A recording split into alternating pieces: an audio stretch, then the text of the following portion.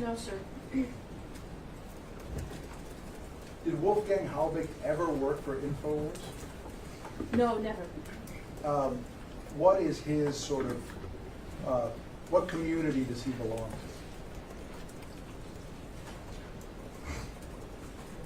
At that time or currently? At that time. He was in, I would say, a truther community.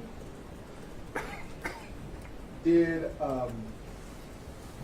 the people at InfoWars believe him when he said that he had all these credentials?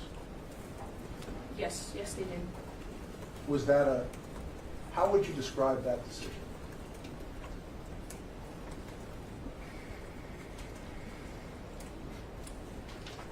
It was the worst decision ever made by the company.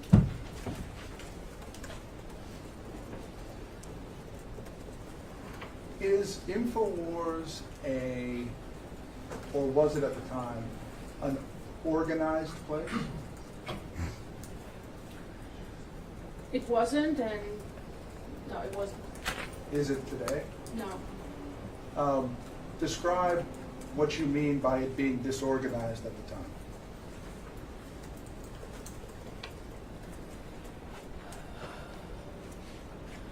Well, firstly, we have very limited personnel to take care of a lot of issues. People doing multiple jobs, if there is a separation between departments, they definitely do not talk to each other, they don't have time. A department may constitute 1 or 2 people that are doing the jobs of 10 people. There's just a lack of communication in general. And also, everybody just tries to cater to Alex's needs and orders, stuff that just anything he asks for, people try to satisfy that.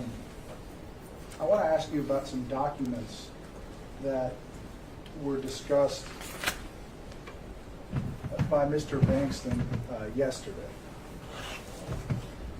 And I won't put them up for the jury, not to waste time, but the first one I want to ask you about is we saw Plaintiff's Exhibit 43 was a picture of the Sandy Hook school children at, well, the Sandy Hook school choir performing at the Super Bowl, and superimposed on the kids were the names of different victims of the Sandy Hook shooting. Correct. You recall that document? Yes. Did InfoWars produce that document? Withdrawn. Did InfoWars make that document up? I don't mean produce it in the litigation, I mean make it up. Absolutely not. Do you know where it came from? I noticed the stamp on the picture which says ODD TV, and just from my browsing YouTube, I know that's a YouTube channel. As far as you know, as you sit here today as corporate representative, was that picture ever broadcast by InfoWars to the world? I did my best to try to figure that out, and I've come to the conclusion that we most likely did not air that photo. The person who that photo was sent to, what's his name? Nico. Okay, and he's a producer as well? He used to be the producer, yes. And based on your knowledge of Nico, do you think he would have aired a picture like that? I knew Nico pretty well. We worked together, and he tended to be a cautious person who would err on the side on not showing images of children.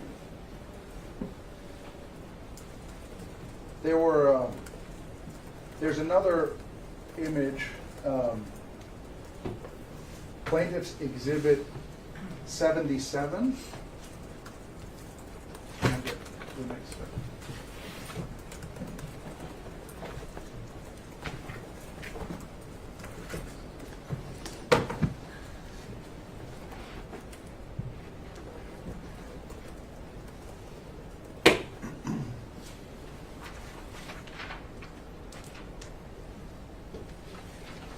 you recall being shown this email chain? Yes. Now, where did you, where in the United States did you grow up? New York City. Did you ever have occasion to watch or listen to the Howard Stern show? I used to be a big fan in my high school days, Has Alex ever appeared on the Howard Stern show? multiple times. And can you tell us the photograph here of the gentleman missing the teeth with the white T-shirt on, the meme? Who is that? Yeah, so that has become a prominent meme, and that was also a real person, a comedian, a guest named Beetlejuice, who would be a frequent contributor and guest with Howard Stern. And does Beetlejuice really look that way? Yes, and implying that picture is racist is projecting your own racism on this picture, because as people we tend to project our own decency and lack thereof, and I think that's what happened here earlier, because this is the comedian that works with Howard Stern, and he's doing a meme here.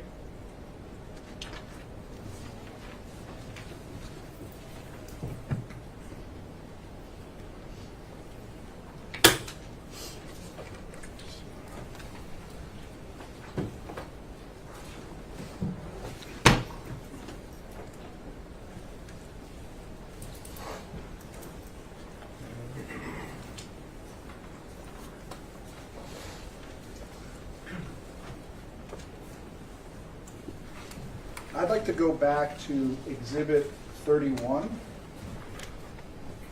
and we're going to talk a little bit about this 2014 to 2015 period.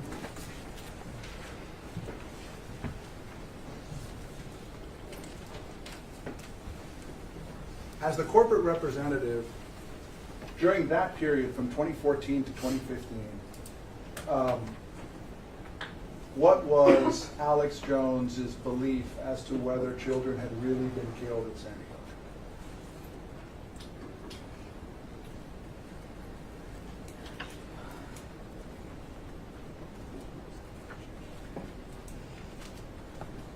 I believe he was believing that there were children killed at Sandy Hook. No.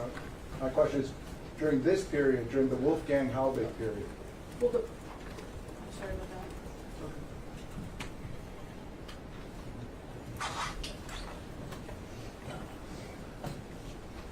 During that period, Alex, I think, was heavily influenced by Wolfgang Halbig, as well as Steve Kuchenik, and he did consider the possibility that there were no children killed. is he proud of that? No, he's not, and it's still, it weighs very heavily on his heart still.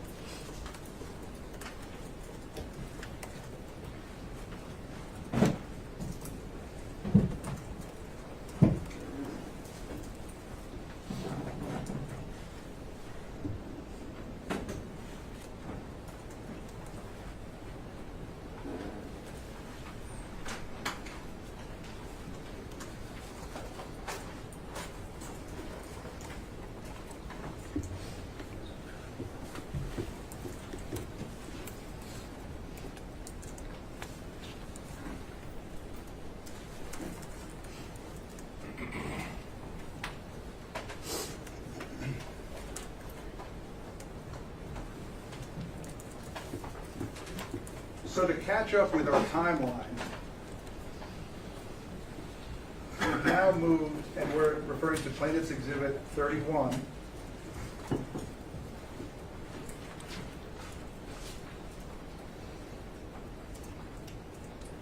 We've now moved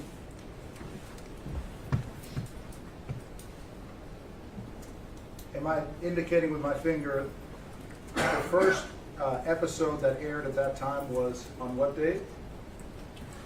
February 20th, 2014.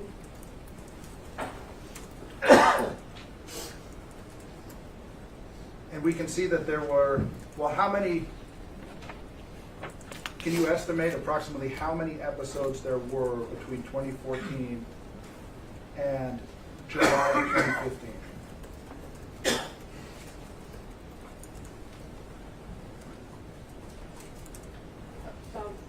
15, 20 maybe. Now, on July 8th of 2015, we have the fight for freedom of information in Sandy Hook. And then there's a gap in time. About how long is that gap?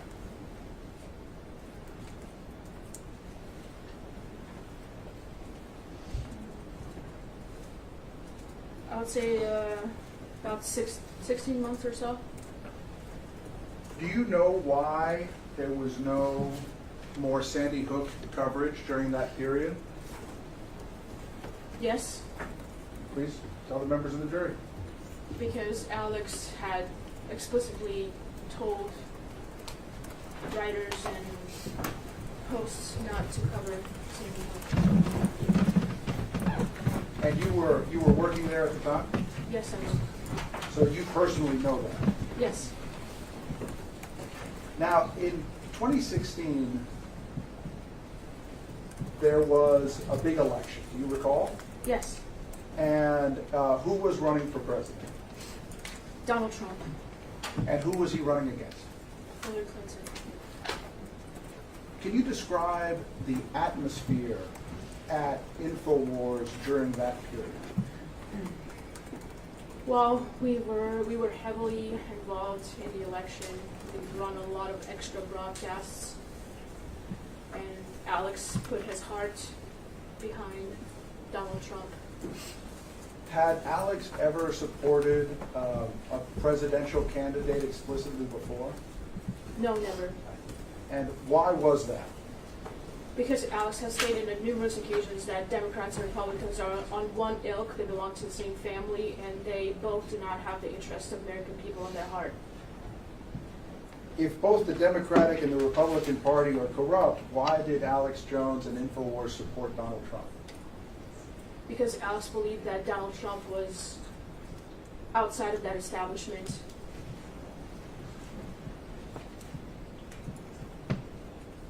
That he was a self-made man who made his money, by hard work with his own business.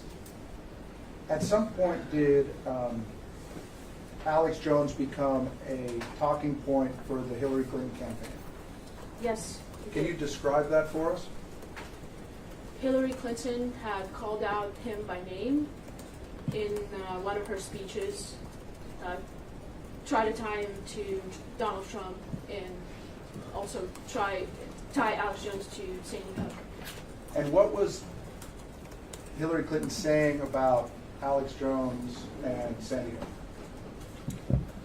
I don't remember the exact quote, but how he's saying nobody says that nobody died at Sandy Hook, things like that, how callous he was to the parents, something along those lines. Now, did this cause there to be another segment produced on the Sandy Hook saga? Yes. At this time, we'll play Plaintiff's Video Exhibit 18, which is in evidence.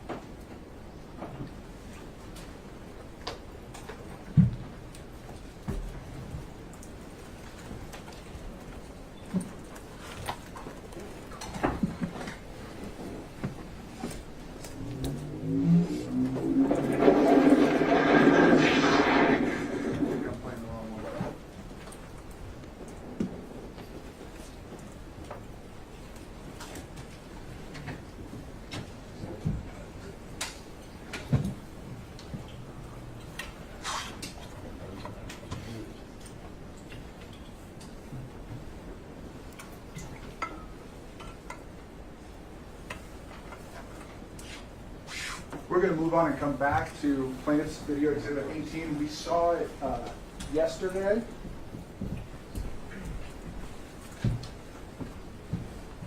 After Alex published that statement, was there once more silence from InfoWars regarding Sandy Hook? Yes. And what, if anything, caused that to change in 2017? I believe that was when Megyn Kelly had reached out to Alex Jones asking him to appear on her show. And how did Alex respond to that invitation by Megyn Kelly? At first, he knows it's they lie, but she convinced him that it's not going to be about Sandy Hook because he explicitly did not want to continue to bring up Sandy Hook and aggravate parents in any way. And she convinced him that this was going to be a friendly interview, that Sandy Hook was not going to come up, and that she just wanted to get to know him as a personality, as a man. Did she come to Austin? Yes. Did she meet with him in person? Yes, she did. How much time did she spend with him? A few days. Do you know if at some point Alex became aware that that's not at all what the segment was going to be? Do you mean before? After meeting? He didn't. I believe that he didn't realize it until it was already time for the interview and it was already taped. And what happened during the taping of the interview? Well, she made it all to be about Sandy Hook, and she set a trap for him that he fell into. How did that go over at InfoWars? Could you be more specific? What was the reaction at InfoWars and by Alex to having been entrapped into this interview to discuss something that he wanted to put behind him? I mean, everyone was very upset about it. There were people who did not want him to do the interview in the first place, but you really cannot tell Alex what to do. He's going to do what he wants to do. And people were just realizing that it was a really, really bad mistake that he had done. And do you recall when the interview was set to air on national television with Megyn Kelly and Alex? Yeah, I think it was close to Father's Day, around there. And how did Alex feel about the idea of this video airing on Father's Day? He was absolutely horrified by it. And did he come to a decision to reach out to the parents? Yes, he did. At this point, we'd offer defense exhibit 67. No objection, Your Honor. Defense 67 is admitted.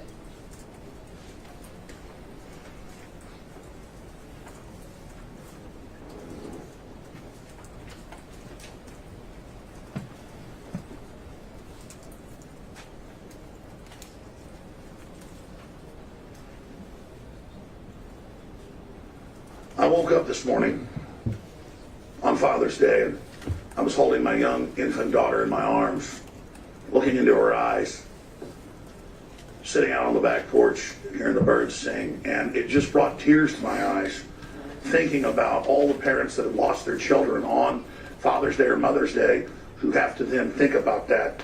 Parents should never have to bury their own children. And that's why on Father's Day, I want to reach out to the parents of the slain children at the horrible tragedy in Newtown, Connecticut, and give you my sincere condolences.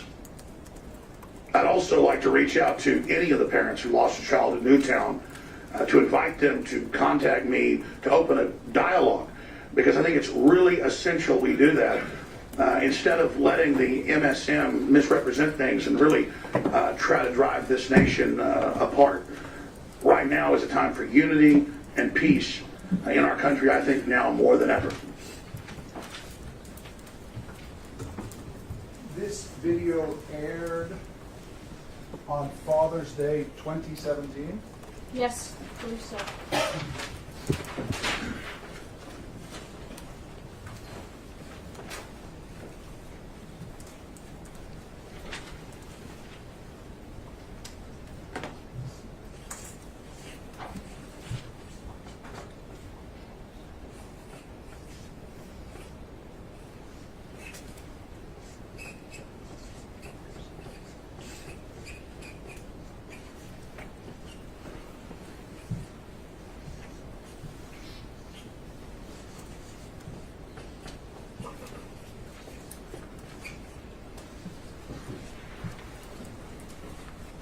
How long before this litigation was filed is that?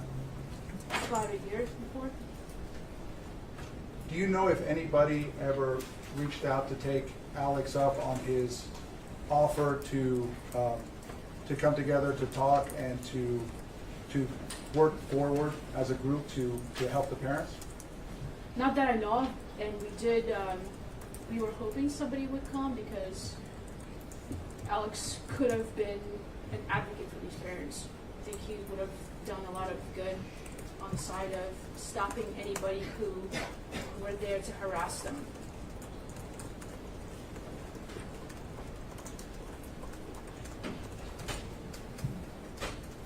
And I don't believe the parents ever saw that video, to be fair. After that video aired, did the attacks on Alex intensify? Yes. And I'd like to ask you a couple questions sort of about how they developed.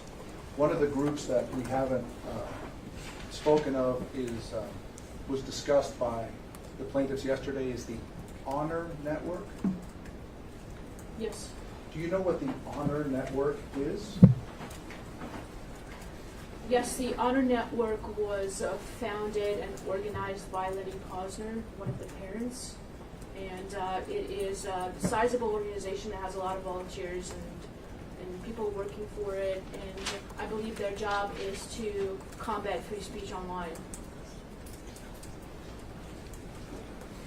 Did, instead of finding peace, did that result in people being further pushed apart between Alex and the Honor Network? Yes. What is deplatforming? Deplatforming is when you are, no judge and a jury, just kicked off a platform, a big platform such as YouTube, Facebook, Twitter. Was InfoWars deplatformed? Yes. And when you say deplatformed, what do you mean? What happened? Your profile, your account is just deleted. All the content of the channel page are deleted. Videos, articles, posts. Your followers are deleted. Basically, as if it never existed. And off of what platforms was InfoWars deleted? Let's see. YouTube, Facebook, Twitter, Spotify, Airbnb, a bunch of others I can't think of right now. What portion of internet traffic is, in terms of social media, is represented by the platforms that canceled Alex Jones? Say 80-90%.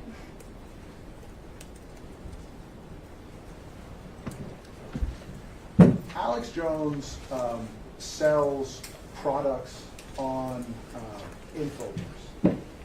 InfoWars store. Now, why is it important for an organization, a dissident organization like InfoWars to be self-funded? Well, that's the very difference that InfoWars has compared to the corporate media like Fox, CNN, MSNBC. They have corporate sponsors that provide salaries to their employees, studio equipment, maintenance fees, rent, all of that. We have to do it on our own. Alex has to get that money by selling supplements that are good for you. It's not junk stuff that he's selling. That he's sourcing very good quality vitamins and tries to do right by the public because he knows karma is going to get back to him if he sells something bad and makes money off of it. So in his heart of hearts, he's trying to come up with the best products to sell, and it's that's why he always says it's a win-win. You benefit, he benefits with the money, and he can sustain about 50, 80 employees at the company who have families and are being paid for the job, and we can have good equipment. We can keep our studios clean, and do whatever maintenance we need to do, and just keep everyone happy. What happens to a dissident network that is reliant on corporate sponsorship and advertising and big business? Well, they're beholden to their advertisers. What advertisers want those people to say, their opinions, their narratives, and because Alex's advantage and InfoWars' advantage, and the reason why people listen to us is because he isn't beholden to those entities, and the opinions that he projects on air are completely his own, and he cannot be influenced. Let me ask you, as a producer, are the topics that Alex Jones covers on his show in any way linked to the number of sales that are happening of any given product? Say that again, please. Perhaps it's easier if I give an example. Have you ever observed, or is there any way that Alex Jones tracks how much of a specific product is being sold when he's discussing a specific topic, so that he can discuss it more and sell more products? No, absolutely not. I mean, even if he wanted to, he wouldn't be able to do that because his mind is racing on the show. He wouldn't be able to keep track of that in his head. Do you think, as corporate representative and as an employee of InfoWars who's been there for the last 7 years, that Alex Jones made money or lost money by covering his questions about Sandy Hook? Your Honor, objection. That not only violates MILs, but it's irrelevant. There's no foundation. Yeah. So, can you front for just a minute?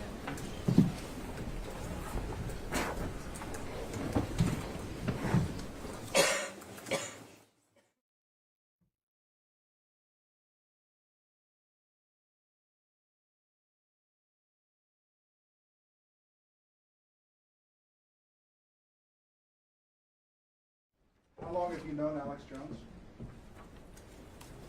Since I started working for him at the end of 2018. And how much time do you spend with him on average on a given day?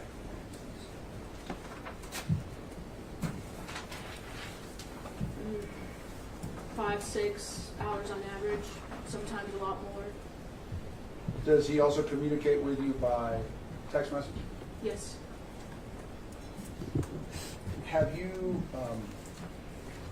observed a personal change in him over the last 4 years? Yes, I have. Can you describe that for the members of the jury?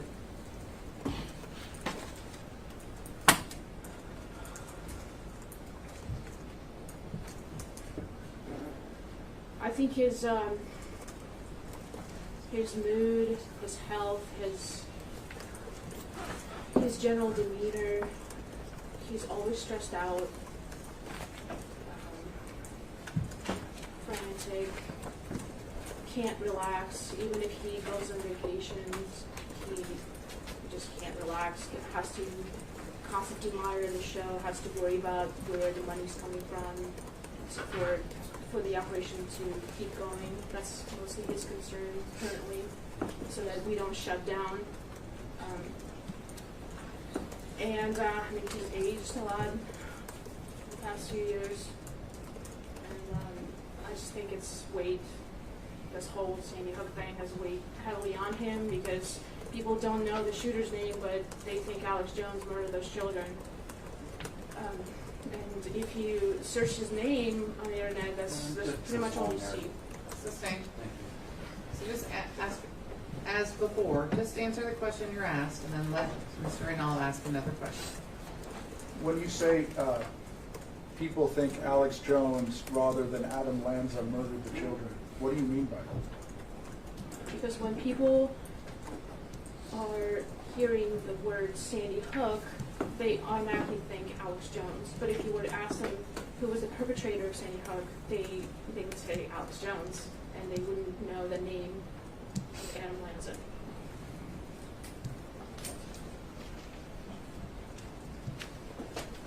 Thank you. That's the witness. I do. All right. Any more questions? Can we approach before I begin? You can.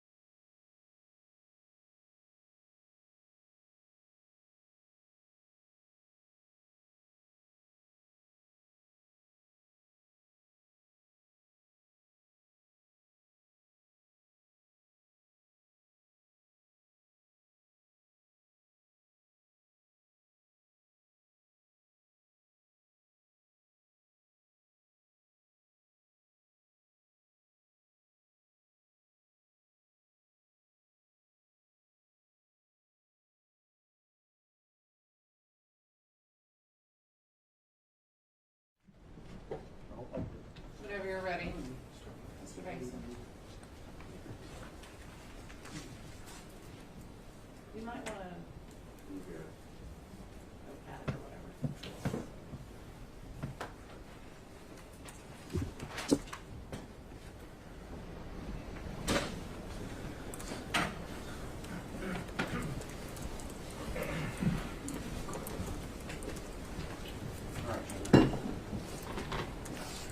I want to ask you about something. I'm going to kind of go backwards from what we heard most recently and work our way back.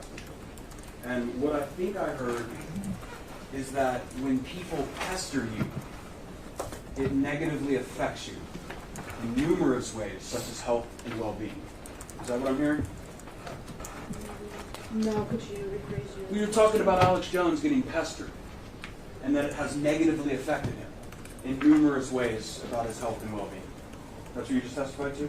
No, I didn't use the word pester. Okay, let's not quibble about the words. What word would you like me to use to describe the people who were bothering Alex Jones? Is bother He's okay? being lied about. When people lie about you, it affects you negatively.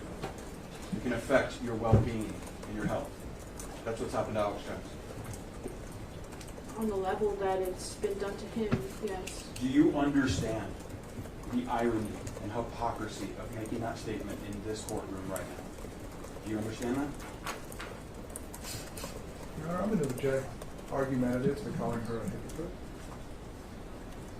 Well, I'm going to overrule it. I wouldn't go past this question. Sure. Okay. Well, let me rephrase it. Let me ask the question again for you. Do you understand that Mr. Jones claiming that he has suffered health effects and negative things in his life from people lying on him on a grand scale? Do you understand how that could be viewed very hypocritically in this courtroom right now because of why my plaintiffs are here? It's just the truth. What am I supposed to say? Let's talk about Honor. The Honor Network, you said it was a sizable organization. You said that under oath? Yes? How many people? Dozens? How do you know that? I saw it in the book, the New York Times writer's book. You saw that there were dozens of people She talks working about for the Honor the... Network. I'm sorry to interrupt you. Is that what your testimony is? There were dozens of people working in the Honor Network. To my recollection, she puts it as a pretty sizable organization. Okay, so right now you're not even doing this off your personal knowledge. You think you read this somewhere. That's what you're saying. No, I'm saying it's in the book about Sandy Hook by the New York Times writer Elizabeth Williamson. That's what I'm saying. You think that's what you read in that book. Yes. Okay. You aren't familiar with the fact that the Honor Network existed before Sandy Hook. Did you know that? The letters HONR? Did you know that existed before Sandy Hook? I'm not sure. Did you know that was, you know that it was started by Mr. Posner, right? Yes. Did you know that was just, he had a web domain business and that was a web domain he had lying around? Did you know that? I'm not sure. Okay. And did you know that, is there any money in the Honor Network? I'm not sure. Okay. In fact, you don't know, do you? And did you know we talked yesterday? Were you aware that it was simply a method for a couple of parents to stay anonymous while making complaints? Haven't you heard that before? That's what you're saying? That is what I'm saying. I'm wondering, do you disagree with me? Do you, sitting here saying under oath that it's a sizable organization, do you disagree with me? I'm not part of that organization, so I cannot tell you for sure. I can tell you what I've read. You can just report hearsay that you've heard somewhere else. You have no personal knowledge of that, right? Let's just make that clear. I'm not part of that organization. Okay. You also said it combats free speech, right? It's my opinion. Do you understand, sitting here today, that what InfoWars is in this courtroom for is not free speech? Respectfully disagree. Okay.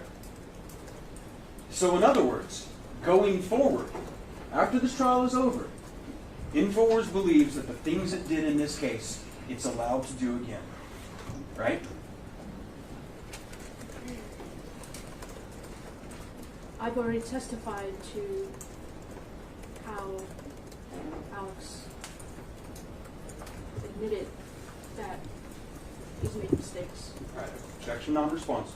Sustained. What I'm asking you is, does InfoWars feel going forward it has the right, under the law, to do this sort of thing? Could you define this sort of thing? Everything you're on trial, this company is on trial for in this courtroom. Can it do it in the future? Does it believe it can legally?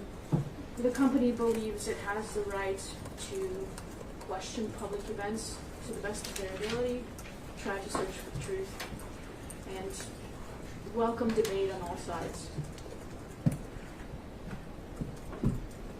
You said in this 2017 apology that he wanted to talk to the parents, right? Yes, Parents had already tried to talk to him, right? Didn't they send him emails? Right? Is that correct, Ms. Karpova? could you remind me the email you're referring to? You read one on the stand yesterday from Mr. Posner, didn't you? I've read a lot of emails. That's not the only people who try to get a hold of Mr. Jones, is it? Objection vague, Your Honor. It's not the only parents of Sandy Hook who brought their complaints to Mr. Jones' attention. Could you remind me the specific thing you're referring I to? want to know if you know. My testimony is the same. We get a lot of emails. Most of them are unopened. You said Mr. Jones would be a great advocate for the parents, right? Correct. Didn't he tell him he's not somebody to mess with? Didn't we see that? Out of context. Okay. You said that you were talking about the Megyn Kelly piece, right? In 2017? Yes. She did a profile on Jones, right? Yes. She said it was going to be about the scope of his career, but what I believe you testified to is that the entire piece was about Sandy Hook. The vast majority of the piece was about Sandy Hook, and the interview had become known for her asking him about Sandy Hook. And that's a profile. You've watched the Megyn Kelly profile. You know what it's about, Yes. right? Okay.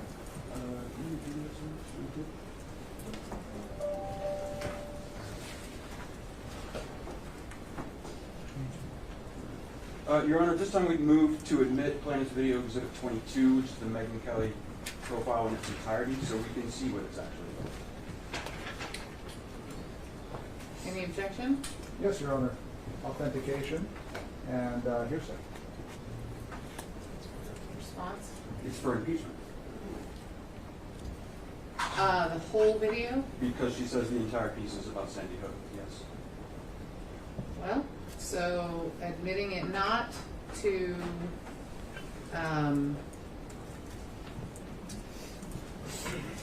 okay, so it's going to be admitted for that limited purpose to impeach the testimony that you just heard, not to take the content of it as truth.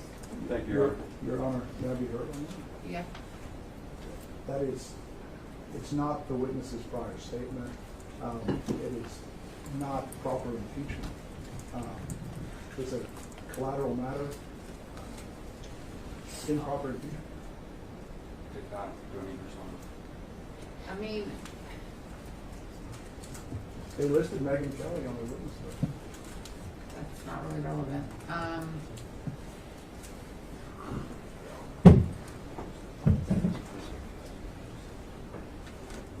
How long is it? It's about 17 minutes, I think.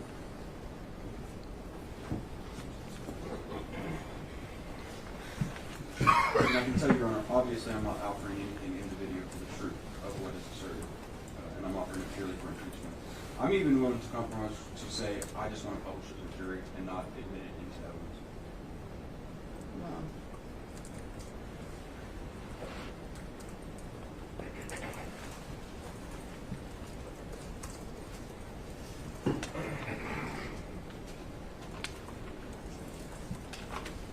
Your Honor, by jury. I can't read and listen at the same time.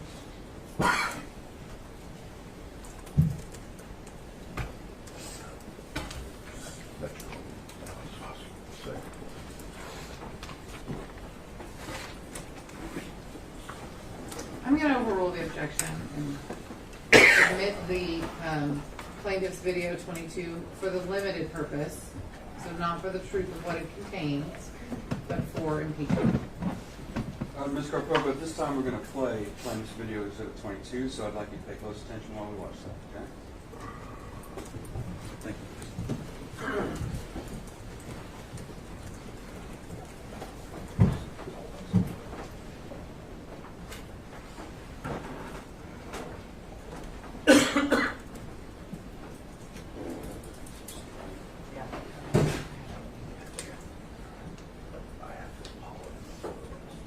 Thanks for checking out our YouTube channel. Subscribe by clicking on that button down here and click on any of the videos over here to watch the latest interviews, show highlights, and digital exclusives. Thanks for watching. Ms. Karpova, we just watched a 17.5-minute video, correct? Correct. By my count, 4 minutes of that was about Sandy Hook. Does that sound about right to you?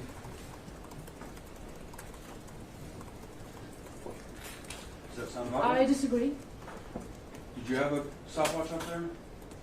No, but I can tell you if you knew behind the scenes, the stuff before the Sandy Hook was an introduction. That was the Sandy Hook reason for the interview, and then there was a cherry on top afterwards. All right. Well, what I'm trying to get at, Ms. Karpova, is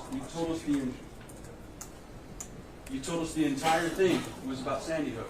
Yes, And that's not. and Hold on, Ms. Karpova. You told us the entire thing was about Sandy Hook, but in fact, we saw statement after statement after statement of false things Mr. Jones has apologized for that have nothing to do with Sandy Hook. You agree with that? I stand by my statement when I said the interview had become about Sandy Hook almost entirely because the clips that got reposted to Twitter and YouTube were exclusively on the Sandy Hook segment. So the interview got famous for the Sandy Hook, so it became about Sandy Hook, and that's what I said. Okay, so I'm going to show you right now a document I know you and I have looked at before. You recognize what this is, don't you? Could you remind me, please? Yeah. You know, see these dates right here? And you can Yes. see it has totals, right? For invoice, refund, sales tax, shipping, sales discount. Now do you remember what this is? I'm not sure this doesn't have a title on it as to what it's referring to. Didn't you testify to me that this is the daily sales revenue of the InfoWars store? Remember we went through all through this chart, right? Again, we had like an 8-hour deposition. I don't believe that's true, Ms. Karpova, but that's okay. We can pull up your deposition if you want to see how long you were in it. We can do that. but what I'm asking you right now is you clearly remember testifying about InfoWars sales data during your deposition, right? That was one of the things you were supposed to prepare on, right? I wasn't specifically told to prepare this today. That's not what I'm asking you, Ms. Karpova, and I think you know that. And I think you also know that you were asked to prepare on this information, correct? I was prepared the best I could. Right. And one of the things you testified about is this document. Do you need me to go pull the exhibit from your deposition to show you?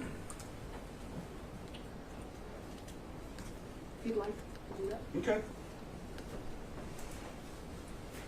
Let me see if I'm going to need to do that. First of all, Your Honor, I would like to offer and see if Mr. O'Donnell has an objection to Ms. Karpova's deposition, Exhibit 35, which is now This is plaintiff's. going to be a new exhibit? Yes, Your Honor, plaintiff's So- 35.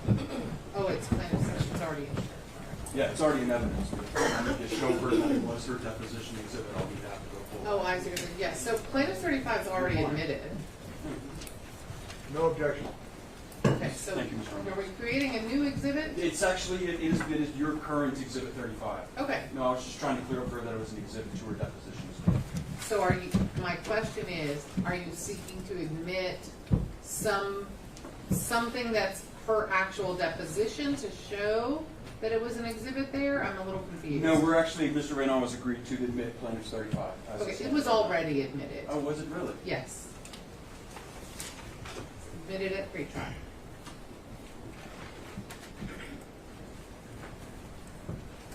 All right, Ms. Karpova. I'm going to show you here. Louis, can you bring up 35 for me?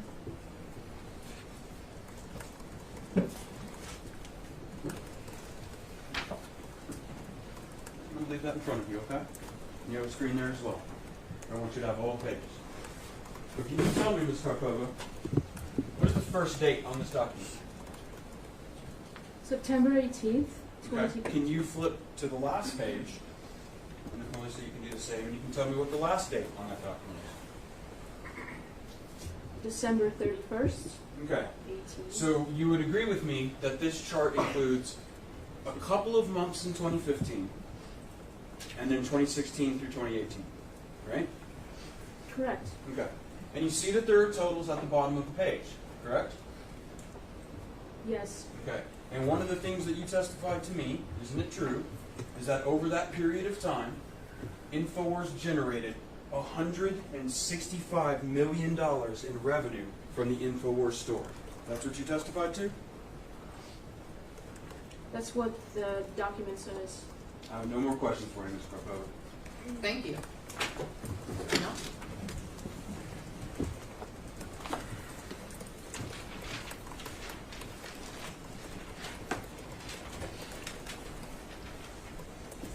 You were at InfoWars when Megyn Kelly was shooting her show, Yes. and you had a chance to watch the clip, the video that we just watched together. Yes. As a producer and somebody who works and who watched it be filmed, has it been heavily edited?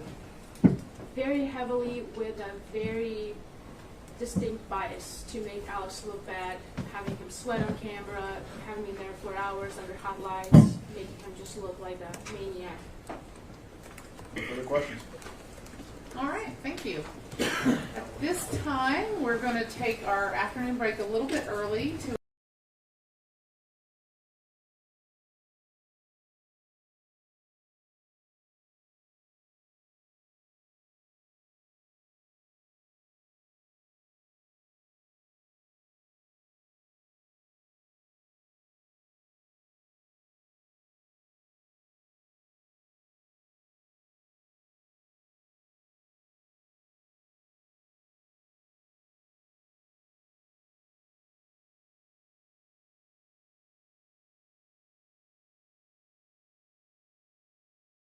working for Alex Jones and his beliefs. So, where is Mr. Reynal? It's not quite 3:15 yet, Your Honor. Right, I said 3:10, I think, Right there. and that was with the jury, and he knows we have to go over the questions before the jury comes back. Oh, lawyer. He was on his way up on the. Well, no, you represent Very everyone. happy to, Your Honor. All right, what have you, okay, so we're not asking that one because it's not a complete sentence. This is the one that I feel like has been asked a million times. But I'll hear what you say. Do you search for true evidence before Mr. Jones starts his topics on the show? I feel like we've asked that a lot, but certainly an allowable question.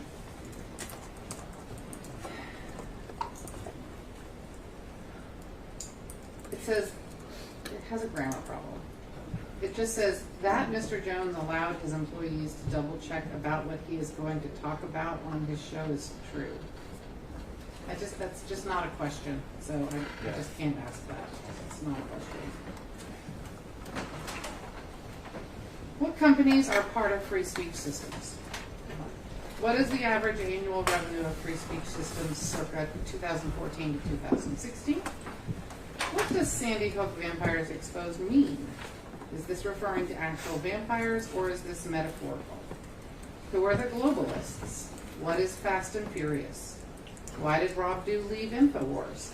What is your annual salary? Is this what most InfoWars employees make? Why do you think you were chosen to represent the company?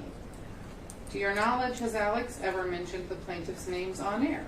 If so, what was the context? The plaintiff showed a profit loss, I think he's talking about the exhibit, for the period of 2015 through 12/31/2018, indicating the InfoWars store generated, okay, I think we can skip the intro. What other revenue streams did InfoWars have during this period? How much revenue was generated via these other revenue streams? So I'll just say during 2015 to 2018.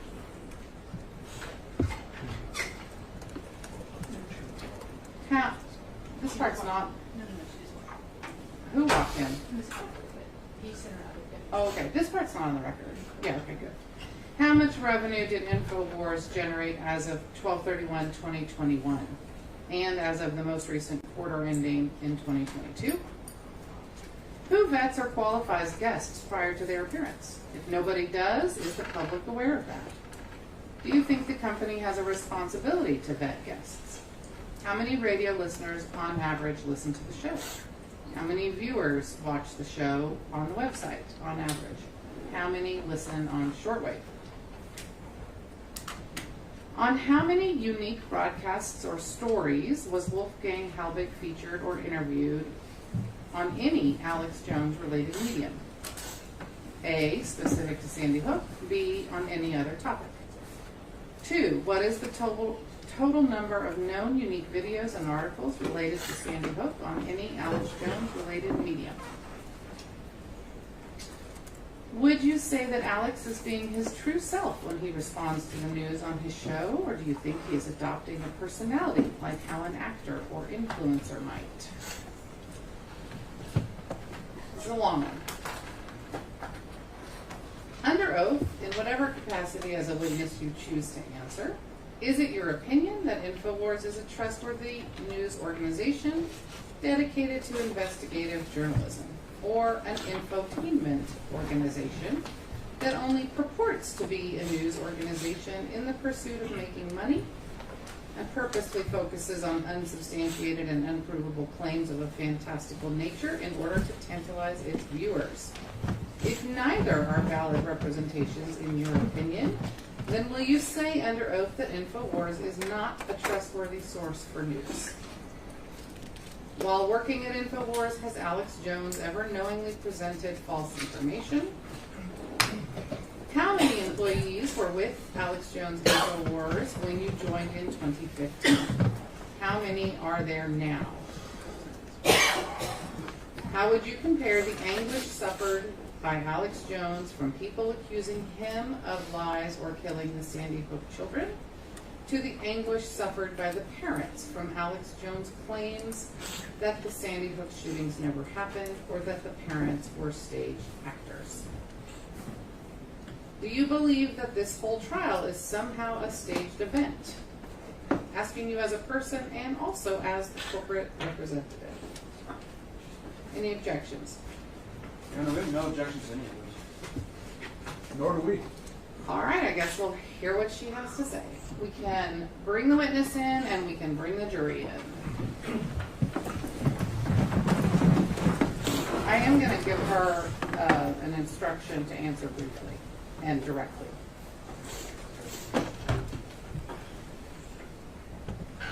Yeah, come back up to the witness stand, please.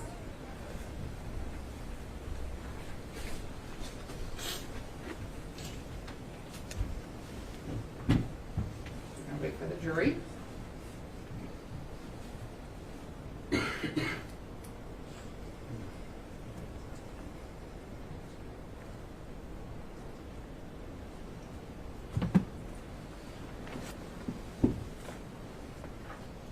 Perhaps, may I say something?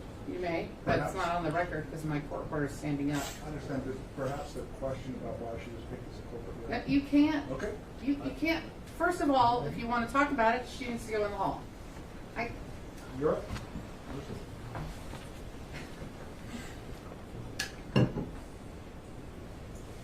So are you asking me to send her back out to the hall so we can talk about it? I don't think it's that big a deal.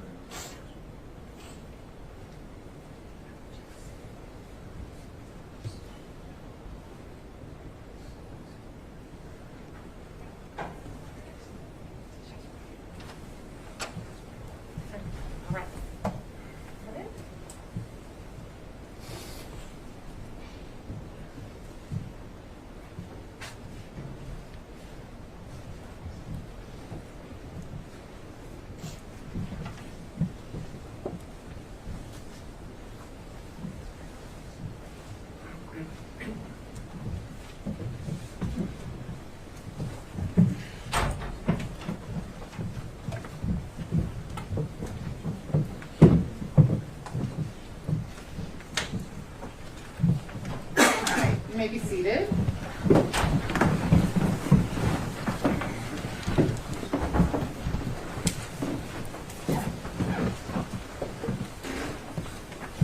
All right, Ms. Karpova, what's going to happen now is I'm going to ask you some questions and you're going to answer them. And I'm going to instruct you to please carefully listen to the question and answer only the question and nothing else. Do you understand? Yes. Great. So it's going to be pretty rapid fire. Just question, answer, question, answer. For my jury, remember, if you don't hear your question or one of your questions or part of your question, that's because I made a decision that it wasn't appropriate for some reason. May I have a question? Sure. Do you search for true evidence before Mr. Jones starts his topics on the show?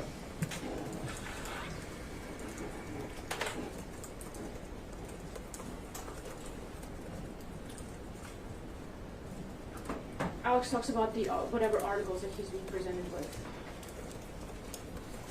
What companies are part of free speech systems?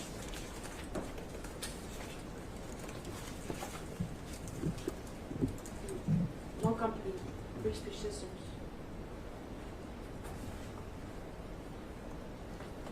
What is the average annual revenue of the free speech systems from 2014 to 2016? I don't have that information right now.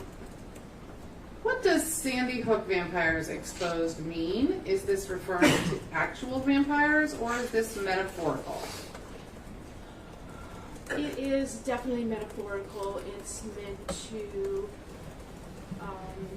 compare those who exploit a tragedy to somebody who would feast on your blood.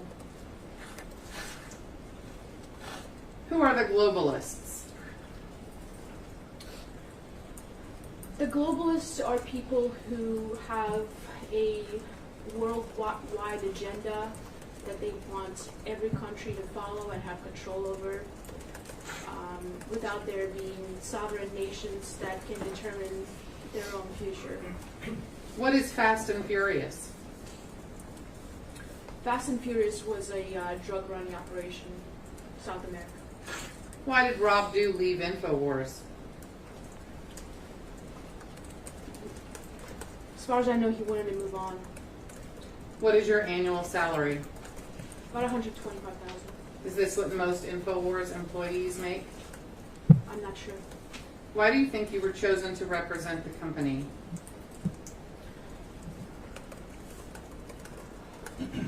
The council at the time thought I'd be the best person for the job. To your knowledge, has Alex ever mentioned the plaintiff's names on air? Not that I recall. What other revenue streams besides the InfoWars store did InfoWars have during the 2015 to 2018 period? I don't know of any other revenue. How much revenue did InfoWars generate as of December 31st, 2021? I don't have that breakdown in front of me right now. How much revenue did InfoWars generate as of the most recent quarter end of 2022? Don't have that information. Who vets or qualifies guests prior to their appearance? Producer? Do you think the company has a responsibility to vet guests? To an extent of our ability. How many radio listeners on average listen to the show?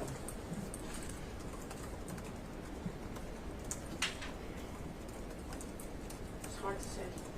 How many viewers of the show view it on the website? Show has a wide reach.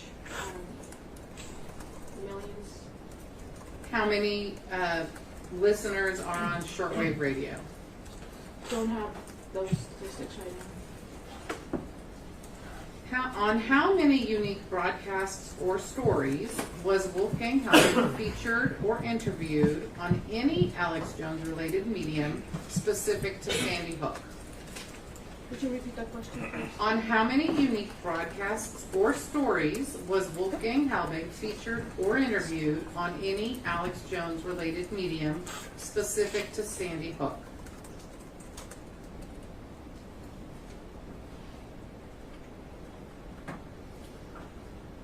The number was calculated to be a fraction of 0.5% of the entirety of the actual Miss show. Karpova, let me read the question so you can answer the question you were asking.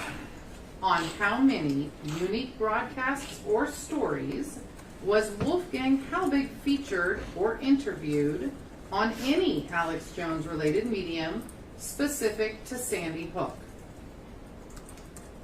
Less than 0.5%. That is not a number. Do you not know the answer? You may say, I do not know. I do not know the number. On how many unique broadcasts or stories was Wolfgang Halbig featured or interviewed on any Alex Jones related medium on any other topic?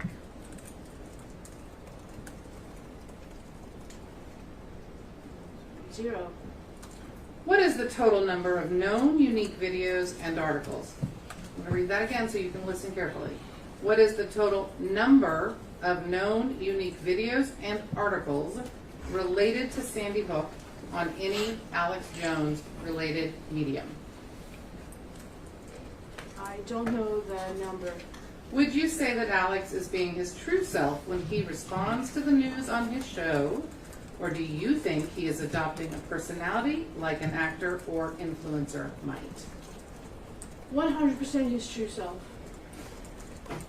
Under oath, in whatever capacity as a witness you choose to answer, is it your opinion that InfoWars is a trustworthy news organization dedicated to investigative journalism, or an infotainment organization that only purports to be a news organization in the pursuit of making money and purposefully focuses on unsubstantiated and unprovable claims of a fantastical nature in order to tantalize its viewers? Neither. If neither are valid representations in your opinion, then will you say under oath that InfoWars is not a trustworthy source for news?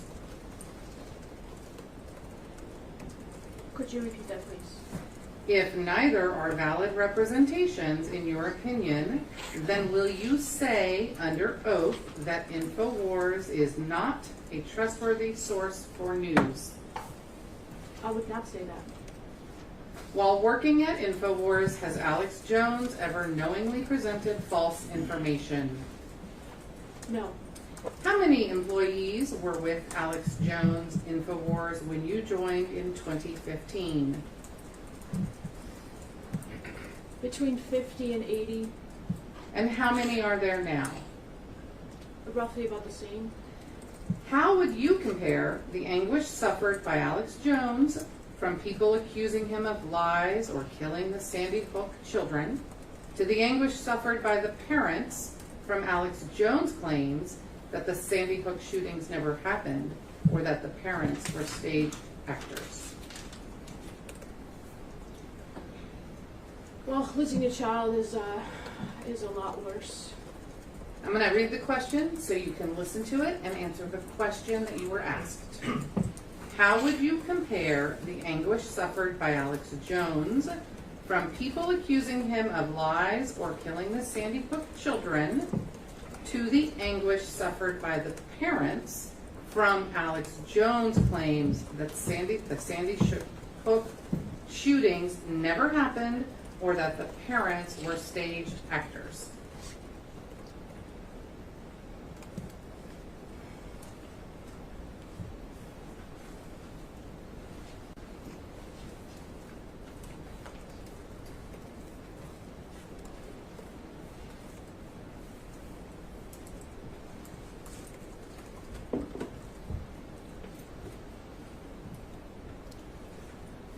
The grief of the parents could not be compared to the effect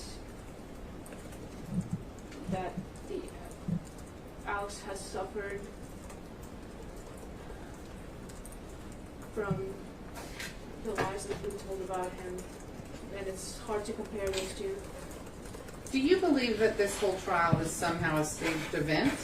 Asking you as a person and also as the corporate representative.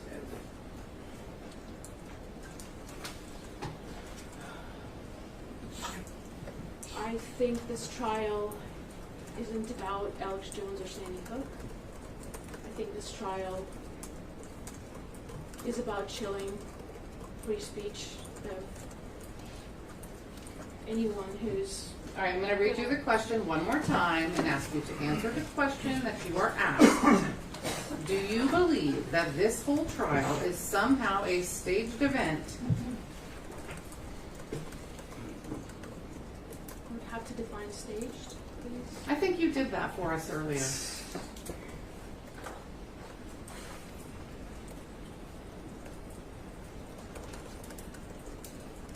Because Alex... No. Listen again. Last chance. Do you believe that this whole trial is somehow a staged event? Yes or no, we'll do it.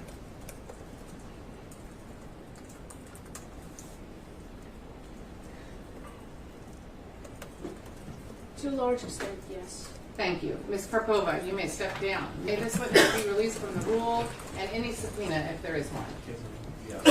Yes, Your Honor, should be released from the subpoena and the rule. Do you also agree to I release do. her? Thank you. All right, Ms. Karpova, you are free to go about your business. Thank you so much for your time and testimony. Your next witness, Mr. Bankston. Mr. Schroyer has not been sworn in yet. Is he here? The deputy will call him.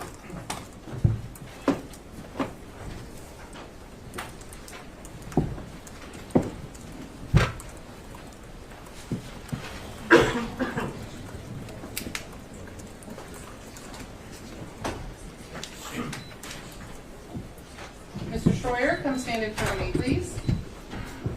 Your Honor, Yes? may I review my motion under 4111? Motion for 4111. Sure, overruled. Mistrial. Yep. Denied. Every time. Raise your right hand to be sworn in, please. Do you solemnly swear or affirm under penalty of perjury that the testimony you are about to give shall be the truth, the whole truth, and nothing but the truth? Yes. Thank you. Come have a seat here, Mr. Schroyer. Once you do, you'll see there's glass cups, they're not glasses, and water. If you're thirsty, there are microphones. If you have a pretty good projection, you shouldn't need to lean in too much. I'll let you know if you do. Couple of more instructions in case you haven't testified before. It's not a conversation. It's a question and answer. So you have to listen to the question and answer the question that you're asked. Do you understand that? Yes. You also have to let the question be completed before you begin your answer, even if you think you know what you're being asked. So you have to let them completely finish asking, take a beat, and then answer. Do you understand? Yes, sir. I also need you to answer out loud in words, so head shakes and ahums make for a poor record. Do you understand that? Thank you so much. Okay. Thank you. Go ahead, Mr. Ball. Fair enough, Your Honor. I'm sorry, It's okay. Mr. Farah. It's okay. There's so many people. I knew that. I knew that, and I didn't want to check my notes You again, looked but up I and you should saw a have. different face. I'm so sorry. My apologies, Mr. Farah. Mr. Troy, would you introduce yourself to the jury, please? My name is Owen Schroyer. I work for InfoWars. I'm 33 years old. When you say you work for InfoWars, your actual employer is Free Speech Systems LLC, correct? Correct. So we're going to kind of use InfoWars as slang because it's InfoWars.com and that's sort of the name out in the community. But just to be clear, the broadcasts that go up, the one that you did today or yesterday, those are Free Speech System LLC's broadcasts, correct? Yes. You work for InfoWars or Free Speech Systems. I'm just going to call it InfoWars. Can we make that agreement? Yes. And know that we really mean free speech, okay? Yes. You've worked for them since 2016, correct? Correct. What is your current title? Show host and reporter. Okay. Show host means you're on the air, right? Correct. All right, we're going to get to that in a minute. I hate to ask you this in a public forum, but I need to. Can you tell us what your salary is? I don't know the exact number, but I believe it's about $120,000 a year before taxes. Ms. Karpova just testified there's around 50 to 80 employees at Free Speech Systems or InfoWars, correct? I don't know the exact number, but I would say at least 50, yes. Okay, and that's been the same since you've been there since 2016, roughly? Yes. All right. Alex Jones is the sole owner of Free Speech Systems LLC, correct? Yes, I believe so, yes. Infowars.com is obviously on the internet, right? Correct. If somebody said that InfoWars lost all access to the internet, that would be an incorrect statement. Fair? Yes. Have you ever heard the saying, lawyers that lie should lose? I don't believe I've heard that. I didn't either until Tuesday. I thought it was interesting though. InfoWars is on right now, right? And we can pull it up and there's a video. Somebody's probably on live right now, right? Yes. Your Honor, I'd like to pull up InfoWars and put it on Just just to for demonstrative. Okay. I'm pulling He up wants to Infowars.com. show InfoWars gonna on be on mute. mute. And this is a direct connection to the internet, I take it? It is. Okay.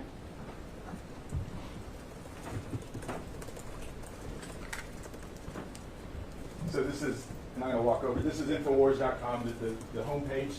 It's active, it's up, it's live, it has been since, as far as you've worked, as long as you've worked for the company, right? I'm sorry, I was distracted looking at the screen. Can you repeat that? Yeah, it's my fault. It has been active and live for as long as you've been working for the company, right? Infowars.com? Yes. Okay. And you create content. If you click on banned video, this is the content that's created and uploaded to banned.com every day, correct? Yes, band.video. Banned.video. And it's hard to see, but if Melissa, if you'll scroll down just a little bit,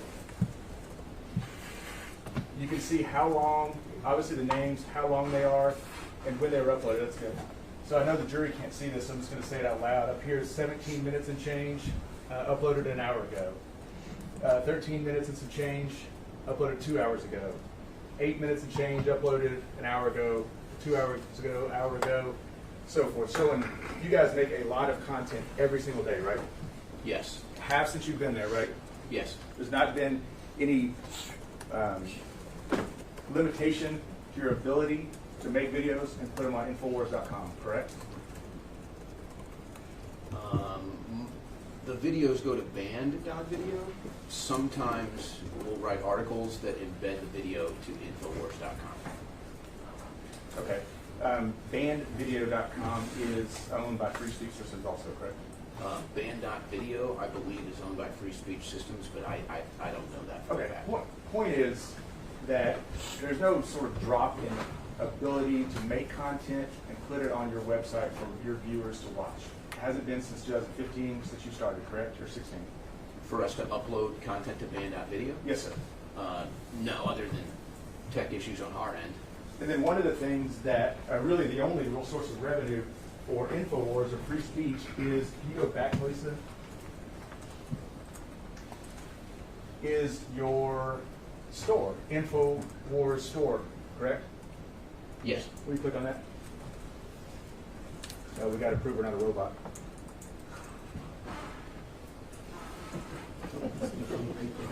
Put me on the spot, Lisa. Robots deciding whether we're robots or not. Mr. Perry, you talk pretty fast. I'll If you'll slow just down. try to be careful, Thank please.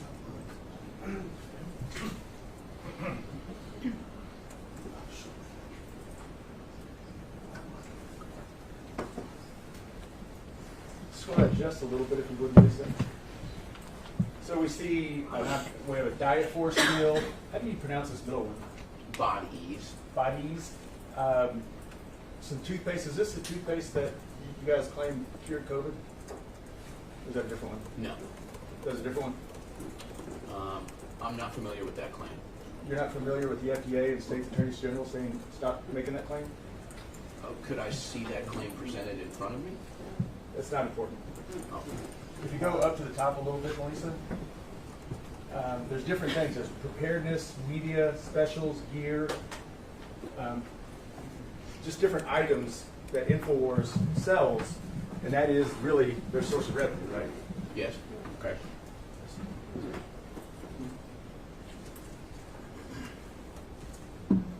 During the broadcast, sometimes there will be breaks to promote different items, right? Different things that you sell in your store, correct? Yeah, we have breaks where we run commercials that feature our products. Sometimes it's just live, kind of as you're going. Mr. Jones will just say, also buy this pill or supplement or whatever it may be, right? Sure, that's referred to as a live read.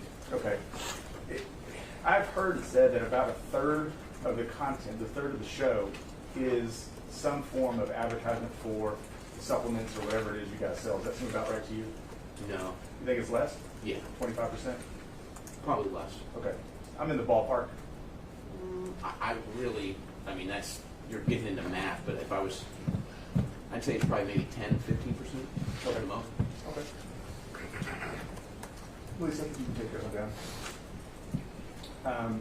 How long have you been hosting shows live on InfoWars? The show that I host is called The War Room. That launched in September of 2017. I would fill in as a guest host on other InfoWars live shows previously to that, but that was not a regular thing. You co-host with Mr. Jones often, correct? I've been a guest on Alex's show, yes. You would call it a guest whenever, let's take, for example, Tuesday afternoon, while we were here in court, you and Mr. Jones were live for 3 hours, right? I don't remember the exact amount of time. Aren't your segments 3 hours? No, the segments are about 10 minutes. Okay. You were live for 3 hours, and that's uploaded to bandvideo.com, right? Which day are we speaking of?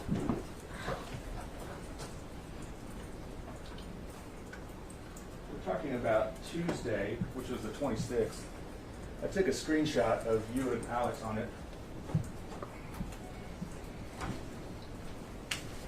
I've marked this as plaintiff's exhibit 124. It's not on the exhibit list, Your Honor, because it obviously just happened Tuesday. Right. Thank you.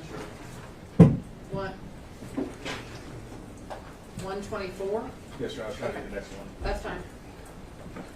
Does this look like a screenshot of you and Alex, or Mr. Jones, I'm sorry, from Tuesday? Yes. And we're going to move to, yeah, it's 124, that is. Any objection? No. Put that up for me. Plaintiff's 124 is admitted. Do you remember the show? Yes. Okay, so for 3 hours, you were on for 3 hours. Is that see right? I don't want to misrepresent it. I think Tuesday I was on for 7 hours. Sure. This show was 3 hours, and then you did another 30-minute special with just you and Mr. Jones, really about this trial, right? I don't recall the exact content of the discussion. Okay. You remember yesterday having my website up and talking bad about me and my partners? Yesterday? The day before, I guess it was. Again, I don't recall. Like I said, I was on there for 7 hours, so there was a lot discussed. That day. Okay. So this is the studio with the TVs Ms. Carbova talked about and the fancy graphics, right? Yes. Because you guys are a media company, you can do fancy graphics, right? Yes. Oh, and then there's links to things you sell. InstaHard, that's a pill you guys sell? I'm not too familiar with the product. It's a new one, but I guess it's a pill. Okay. Oh, well, I'm sorry. It is a product, though, that we sell, yes. Fair enough. Diet Force, something you sell? Yes. Do you have any idea where that stuff's sourced from? InfoWars Life? The pills.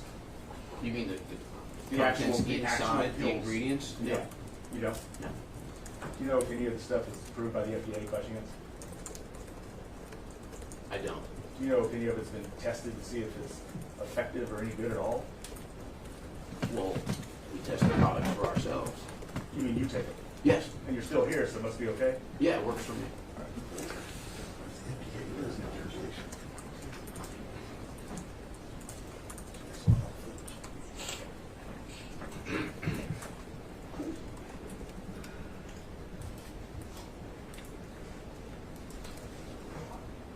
Pretty much every day, well, since this trial started on Tuesday, Wednesday, and even this morning, Alex Jones has been on live broadcast, right? I'm not sure. Which day are you not sure about? Yesterday. Let me show or you what I maybe marked as plaintiffs. Monday. Let me show you what I marked as plaintiffs 126.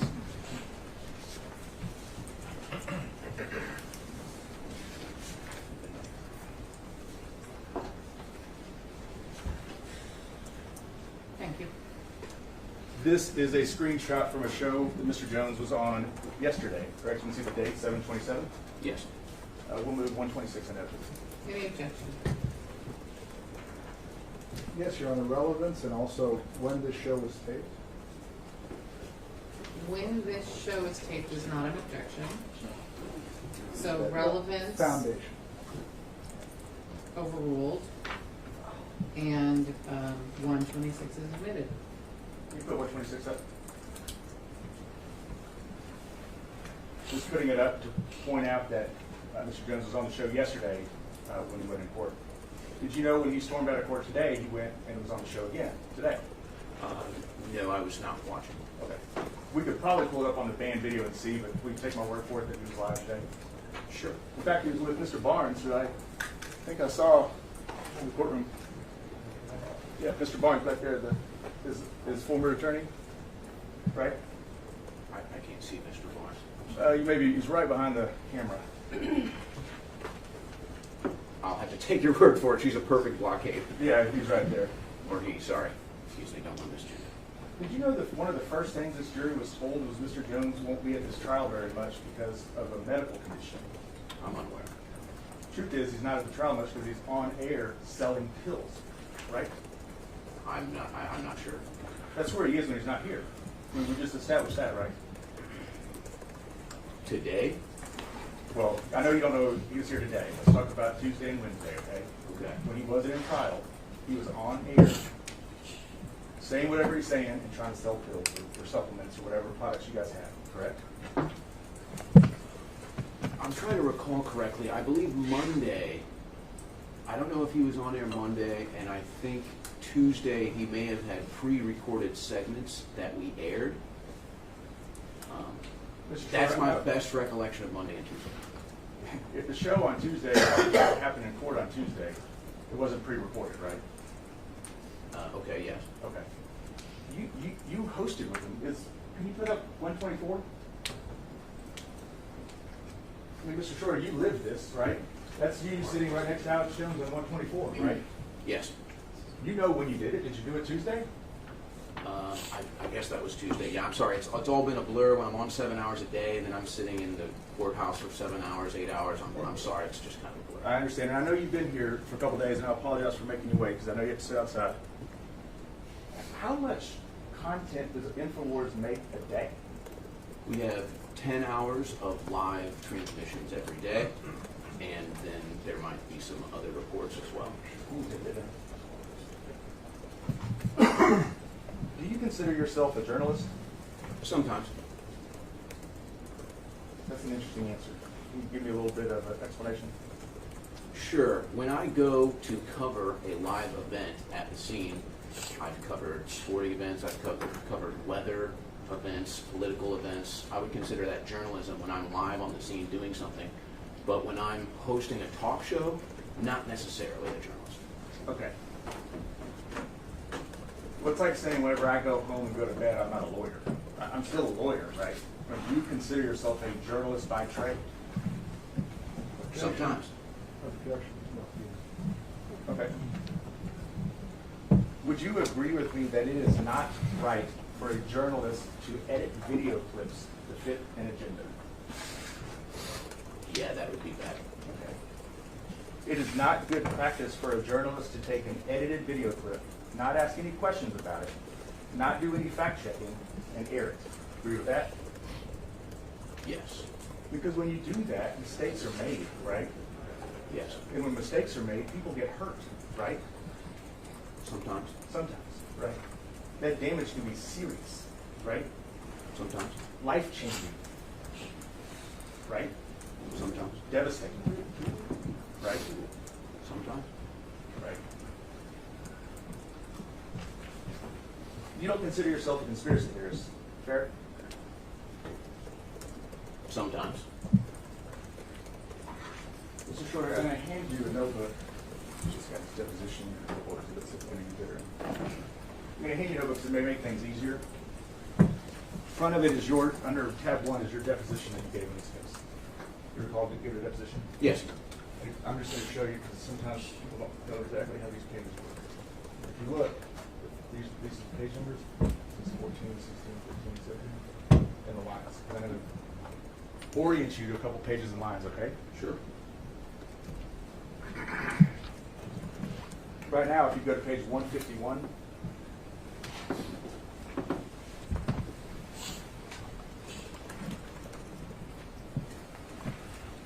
Did you say line or page? I'm sorry, that's the wrong page anyway. Oh yeah, page 151, line 14. And you were asked, this is December 2nd, 2021, you were asked, do you think you're a conspiracy theorist? Your answer. No. That's what you said under oath, December of last year, right? Yes. Are you changing that? Have you become a conspiracy theorist in that last 7 months? No. You're gonna stick with no. Yes. That's a little bit difficult. Let's try this again. Everyone, please remember, put every device off or on silent before you walk in the courtroom. I'm gonna ask the question again. Or leave it somewhere else. That's what I do. I'll ask the question again from the start. Do you consider yourself a conspiracy theorist? No. You do, however, consider CNN a conspiracy theorist, right? Sometimes. You go to page 164. I'm not going to read the question because it's long. You can see the answer on 24-25. You say, well, I would say CNN is a conspiracy theorist. How about that? That's what you said, right? Yep. Still agree with that? Yes. Okay.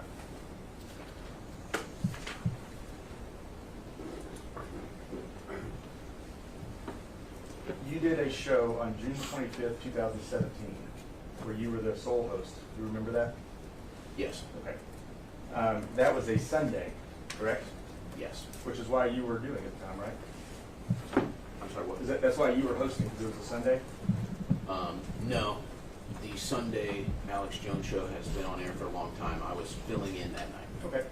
It airs from 4 to 6 Central Time? Yes. This is the one where you challenge whether or not Neil Heslin ever held his son, Jesse, right? No, I challenge that the videos presented didn't add up and that Megyn Kelly had done harm to the story being removed from the public consciousness and just caused it to be brought up again. I'm not going to quibble about you because we're going to watch it. It is the show about Neil Heslin and whether or not he held Jesse in his arms, right? That's what the show's about, or that segment's about. Not the whole At show. least the last 4 minutes, yeah. It was the last 4 minutes I believe so, yes. of the 4 to 6? Yes, Okay. This show was on InfoWars, correct? yes, So Free Speech Systems is the one that's publishing that, correct? yes. Before you did that show, you had no idea who Neil Heslin was, right? Correct. You were, you didn't care who you were talking about, right? No? Yes, what I just said is correct. You didn't care who you're talking about. Can you rephrase the question or repeat it? Did you care who you were talking about?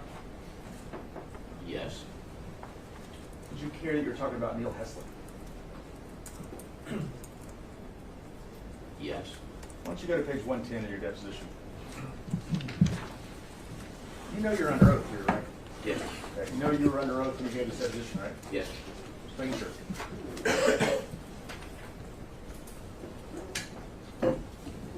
Line 3 through 6, I'll read the question. Okay, so you didn't care who you were talking about. What was your answer? I was just covering a story that was given to me. You didn't care who you were talking about. Didn't matter to you, right? No, I didn't say that. Okay. You were handed the story while you were on air live. You ran with it, right? Yes. You did 0 to determine if it was accurate, right? Correct. You did no vetting of the story at all, correct? Correct. You did nothing to determine if it was a joke or a parody, right? There are video clips in it. You didn't watch them, right? Correct. Or you played them. Correct. How many people do you think were watching that day? Millions? Tens of millions? I don't know. How many people do you think were watching that day? A couple 100,000. You know the reach. You're going to sit there under oath and say a couple 100,000? Well, I'm under oath to tell the truth, and the truth is I don't know. Okay. You don't know. You know it's over 1 million. You know it's closer to 10 million, right? No, I don't know that. Okay. You didn't check the source, right? You referring to Zero Hedge? Right. You didn't check the source. You didn't check the author. Well, I saw it said Zero Hedge on it. Okay. That's the website, right? Yes. That's not where it originated from, though, right? Well, to me it was. Wasn't the question. It's not where it originated from, right? Well, it was published on Zero Hedge. That's where I saw it. But obviously, I understand the author was, I believe, something called 0 Point Now. Right. You think it's his real name? I doubt it. Right. So somebody called 0 Point Now writes something on a website called iBankCoin, which is then picked up by Zero Hedge. You do absolutely nothing to determine if any words in this have any accuracy at all, and you play it on air and make comments about it, right? Yes.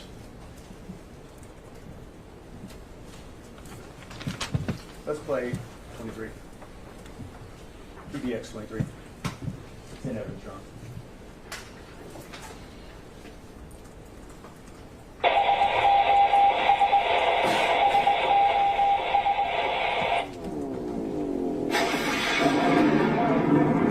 So folks, now here's another story.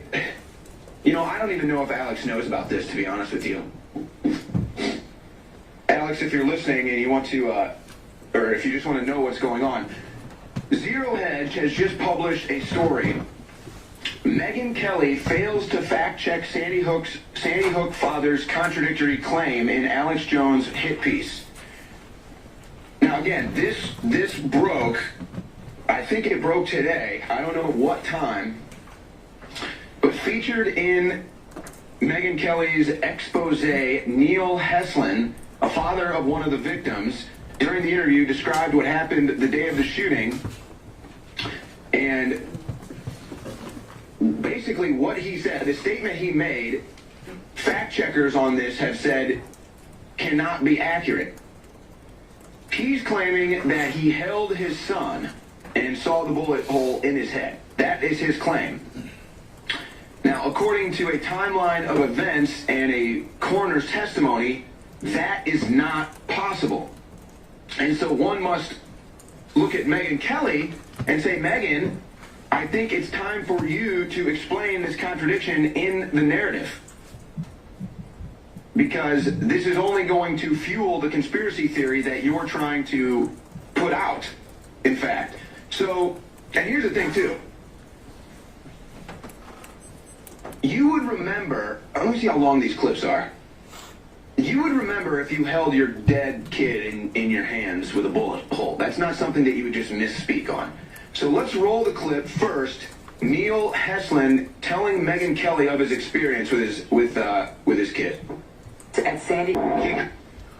Okay, so making a pretty extreme claim that would be a very thing vivid in your memory, holding his dead child. Now here is an account from the coroner that does not corroborate with that narrative.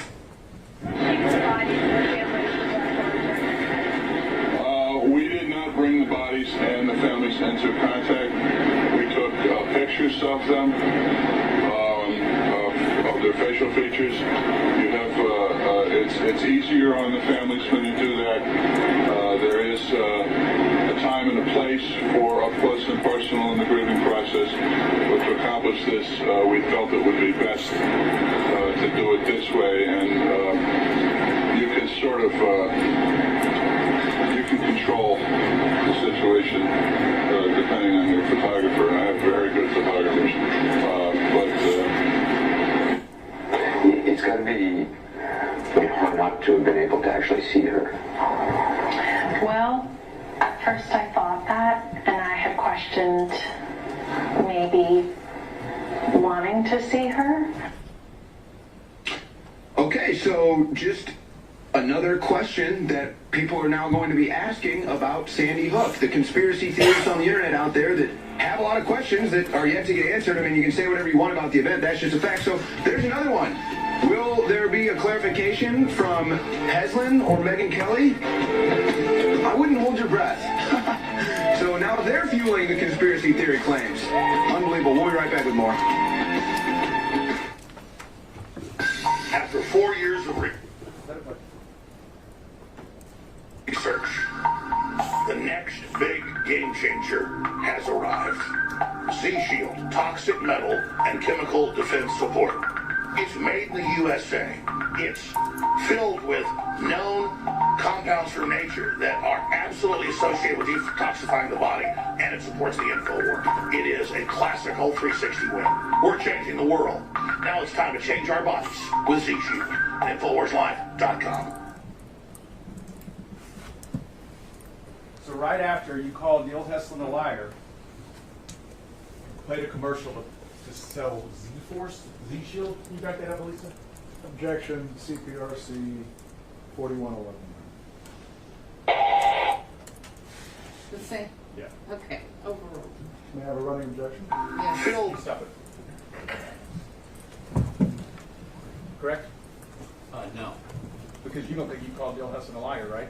I didn't. Right after you ran that piece, and we'll get to that part. Right after we ran that piece, you ran that piece, you ran a commercial trying to sell Z-Shield, toxic metal and chemical defense support, right? I didn't run that. That was probably pre-programmed into our commercial system. Free speech systems, right after they had you say the things that you said about Neil Heslin, right after that, they ran a commercial for a product that they sell on their website called Z-Shield, right? Well, yes. When we go to a break, we run commercials. Right. Because InfoWars is actually an infomercial, right? No. Take that. I want to look at the source. Can you put up PX20, which is in evidence? This is the article. And if it's useful to you, just have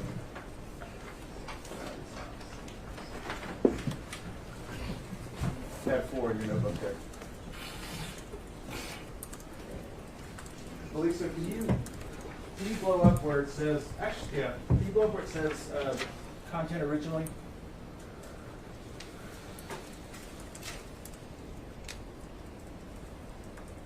Content originally published at ibankcoin.com. You see that? Which page is this one? It's also on your screen. Yes, it's true. Oh, okay. I'm sorry. It may be easier that way. I see that, yes. Okay. That is not a reliable source. You and I can agree on that, right? Yes. Okay. The author we've talked about before, and Willie said it's up on the top. By 0 point now. You have no idea who that is, right? No. You have no idea if they're a reliable source or not, right? No. You've never heard of that person before. I believe so, no. Pseudonym or whatever it may be, right? You definitely never run a story by 0 point now before, correct? I don't believe so. This was republished, as you said, by a website called Zero Hedge, right? Yes. Also, not a reliable source, correct? Sometimes it is. Sometimes it isn't, right? Perhaps. So let me ask you this: if you get something from a source and you look and say, you know, this source sometimes is reliable, sometimes they're way out there and unreliable. Isn't it incumbent on you to check it and do some sort of vetting before you put it on air? Yes, I could have done a better job. You could have done a job, right? You did nothing. You could have done something, right? Well, I was live on air at the time, so it was given to me and I covered it. Is it an excuse to say I didn't have time? Is that an excuse to defamation, to defaming Mr. Heslin? Is that an excuse to you? I just didn't have time? Can you repeat or rephrase the question, please? Is it an excuse to say I didn't have time? Is that a proper excuse to go defame somebody? No. Is it a proper excuse to devastate them? I just didn't have time. I don't agree that that's what happened. Which part? That he was devastated? That even if I had the time, then I wouldn't have run the story. So it would never run. It comes to me, I'm on air. Time is of the essence, is what you're saying. Got to get that news story going now, right? Got to get to the end to sell the metal ions, right? Whether I covered this story or not, that commercial was going to run. Well, the difference is whether you covered it or not is if we're sitting here today. That's the difference, right? Can you repeat the question? The difference is it doesn't destroy these people if you don't run the story, right? I don't know.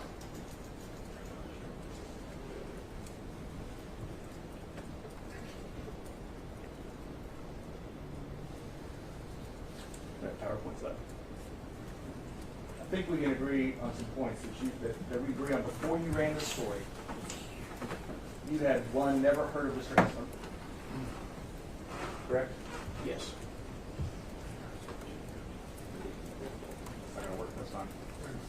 Never heard of Mr. Heslin? Correct? Correct. You did nothing to fact check the accuracy of this report or story, correct? Correct. You didn't watch the video clips, right? Not prior to the segment. Did InfoWars cut those clips? I do not know. So editors InfoWars, as far as you know, could have been the one who cut those clips. You know they were cut, right? It's my understanding that they were cut by whoever published the story. You know they were cut, right? Well, yeah, the video clips. Yeah. You know the interview, and we're going to get to it, with Dr. Carver, the medical examiner, that's 15 and a half minutes long, right? I don't know that. You know it's a lot longer than what was showed on that story, right? Yes. Okay. You know the family, the McDonald family, they lost their daughter Grace. Do you understand that? Okay. You believe that? Do I believe what? That they lost their daughter Grace? Yes. Okay. You know that was a long interview with Anderson Cooper, right? Again, I was not familiar with the interview prior. Do you, sitting on this seat right now, know that interview with Anderson Cooper was significantly longer than what was played? I will take your word for it. Do you know that her answer, Ms. McDonald's answer, is actually cut off in mid-answer? There's a lot more to that answer that explains what she's saying. No. Did you know that what she's saying is she didn't want to open the casket at the funeral home to bring all the toys that she brought for Grace to put them in there because she wanted to remember the way she looked when she went to school that day? You know that? No, I'm not aware. Because you didn't do anything to find out, right? Yes. You may not have even actually read the article before you put it up, right? Started just kind of reading as you're going. I don't recall for sure, but yeah, could be the case. You'd never heard of I Bank Point, right? Yes. And you'd never heard of the author 0 Point Now, correct? Yes. Despite that, you had no problem putting that on the air, right? Yes. You have testified, I think you just tried to say it again earlier, you don't believe you called Neil Heslin a liar, right? Yes. I want to play a couple of clips out of this. Let's be clear. That piece and what you say in it is Neil Heslin did not hold his son, right? I don't believe I said that. That's what the message is. Let's take the full message, whether it comes from the article, the clips, or you. The message is Neil Heslin never held Jesse, right? No. What's the message? The message is that the intention of Megyn Kelly to bury these conspiracy theorists failed miserably, and it's going to make it worse. So we know this, right? This we can agree on. Alex Jones was angry at Megyn Kelly for that piece that ran, right, on him? I don't know. I'm sure that Alex Jones was unhappy that he was lied to by Megyn Kelly. He was pissed. I mean, yeah, he was lied to. Right. So he wanted to give retaliation to Megyn Kelly, right? No. If he had to stomp on Neil Heslin on the way to do it, so be it, right? That's what happened. No. What you had to try to say, because what you're not saying is that Neil Heslin lost his son and he just didn't hold him, that's a lie. What you're saying is he's a crisis actor who forgot his lines. That's what you're saying. I never said that. That's the message. No, it's not. Because to say it's a hoax, you have to say all these people are actors. And when you find a glitch in the matrix, when somebody says something just a little bit wrong that you think is out of character or out of line, they forgot their lines, that's the attack. That he's an actor, right? No, I never said he was an actor. I never said it was a hoax. Hey, video clip one, please.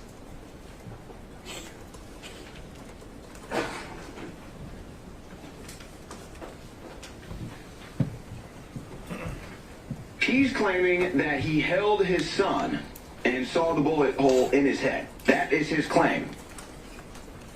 Okay, so making a pretty extreme claim that would be a very thing vivid in your memory, holding his dead child. So those are two parts that are spliced together, but the point is both times you say he's claiming, right? Yes. Right. So that's like you're saying maybe it happened, maybe it didn't. That's his claim. Not that it happened. He's claiming it happened, right? Well, yeah, that's what he claimed. I'm not doubting that. I never said that he was a liar. To be clear, I just want to make sure I understand this perfectly. When you 3 times say he's claiming it, and then show evidence that you say refutes it, you're saying you're not doubting. I didn't show evidence that refuted his claim. I showed evidence that was presented to me that says this doesn't add up. You don't think an edited clip of the coroner saying the parents were never united with the kids, and a clip of a mom saying I didn't get to see the child, is evidence to refute his claims that he held Jesse? That's what your testimony is under oath to these 14 folks, 16 folks. Can you repeat the question? I'll try.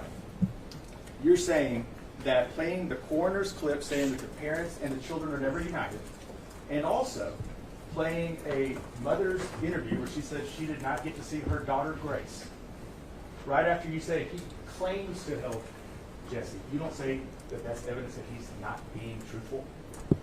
No. And what was in my head that day was never that. The only thing that was in my head that day was questioning Megyn Kelly because she lied to Alex about what she was doing there. And then here, the conspiracy theory that she was trying to bury is rearing its ugly head again. I could have done a much better job that day. Absolutely. I probably should have known more about those videos and that story before I ran it. But I never called Mr. Heslin a liar. I never said Sandy Hook didn't happen. I never said that they were crisis actors. That's your response to John. Sustained. You just said it was to get back at Megyn Kelly because she lied to Alex Jones. That's what you just said, right? Okay. That's what this was about, is to get back at Megyn Kelly, and if you stomp on some people on the way, who cares? You didn't even know who he was, right? I wasn't trying to stomp on anybody.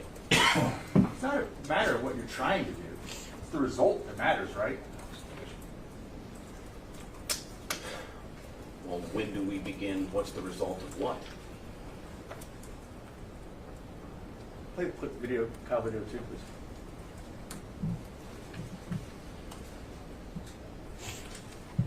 So, and here's the thing too. You would remember, let me see how long these clips are.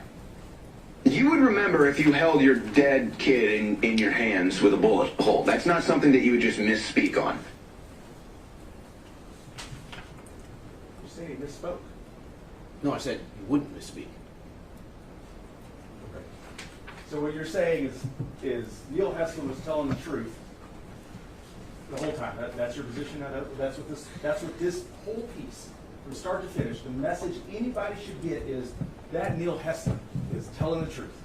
I am taking a neutral approach to this, and I'm simply saying that is a serious memory in your head that you would not forget. And then you challenge that it ever happened. Because you say the parents weren't allowed to see their kids, right? You put on evidence that the parents weren't allowed to see the kids, right? I played a clip of the coroner saying that the kids weren't released or that the bodies weren't released, so just as easily you can infer that the coroner was lying. And then you played a family, a grieving mother who said that she wanted to see her child and decided not to, right? Yes, that clip follows. And you cut it off whenever you explained what it was actually talking about, right? I did not edit that clip. Somebody did, you played it. Yes. You don't know who edited it, right? I mean, No. Could have been somebody at Free Speech, could have been somebody else. I don't know. Okay. A couple more clips I want to play. Can you go to the full one and just stop it at 43 seconds? Can you just tell me which exhibit we're Sure, I'm playing? sorry. Yeah, it's the same. Just the same 23. 23, okay. PX 23. That's fine.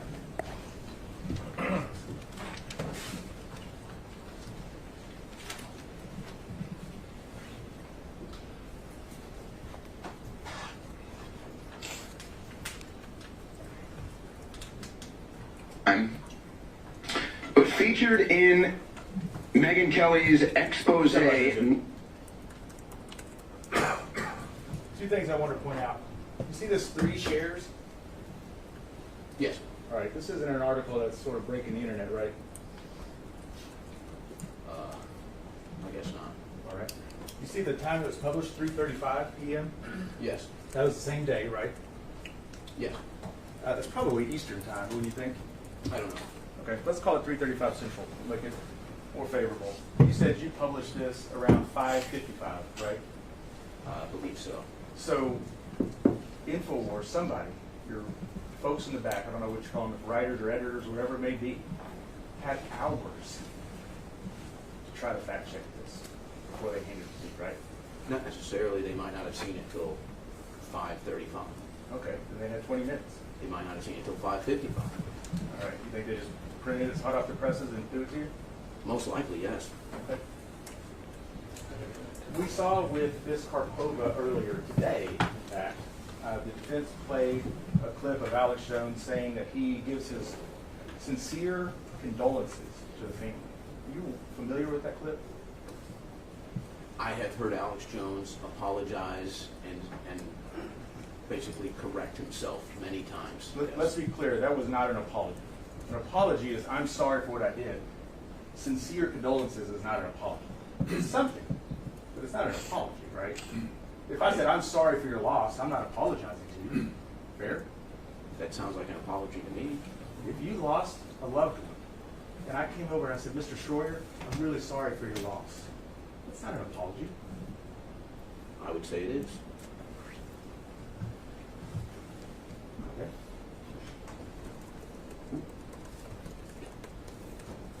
What am I apologizing for? If your loved one died and I said, Mr. Schroyer, I'm sorry for your loss, what am I apologizing for? You were sympathetic that I'm grieving. Sure. It's different than an apology. An apology is if I knock over your bag and I say, Ryan, I'm sorry I knocked over your bag. I feel bad about that. gonna get mixed up in this.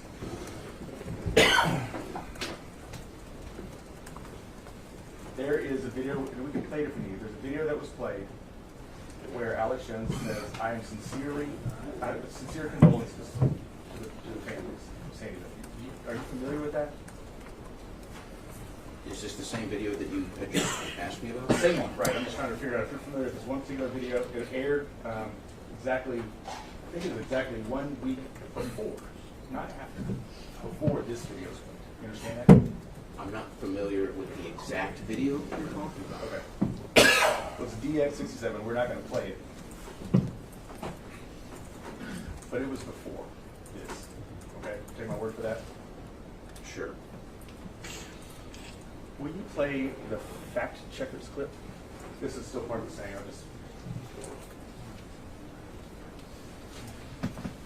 Basically, what he said, the statement he made, fact checkers on this have said cannot be accurate. Who are the fact checkers? I'm not sure. I'm looking over this right now. It may have been, that text may have been in the story, that phrase fact checkers. Take a look. But, Mr. Troy, we got time. The article's not long. If you want to read it and find out, I'm happy for you, or I can point you to where I think you want to look. okay, would you? Yeah, if you look at page 2, would you put this up, Melissa? This is PX20.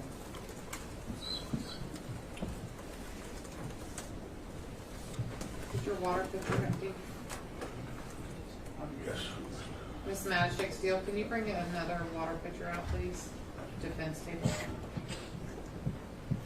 Page 2, Melissa. Take this one if you'd like. This one's full. Let my staff handle it.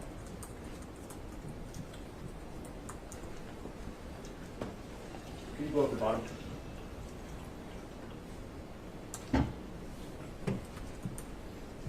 Standing in the word. You see at the bottom of page 2 of the story, it says Jim Fetzer, Professor Emeritus at the University of Minnesota, who wrote a book claiming Sandy Hook was staged, and it goes on to kind of spew whatever that is. That's the fact checker, right? That's most likely what I was referring to, yes. Okay.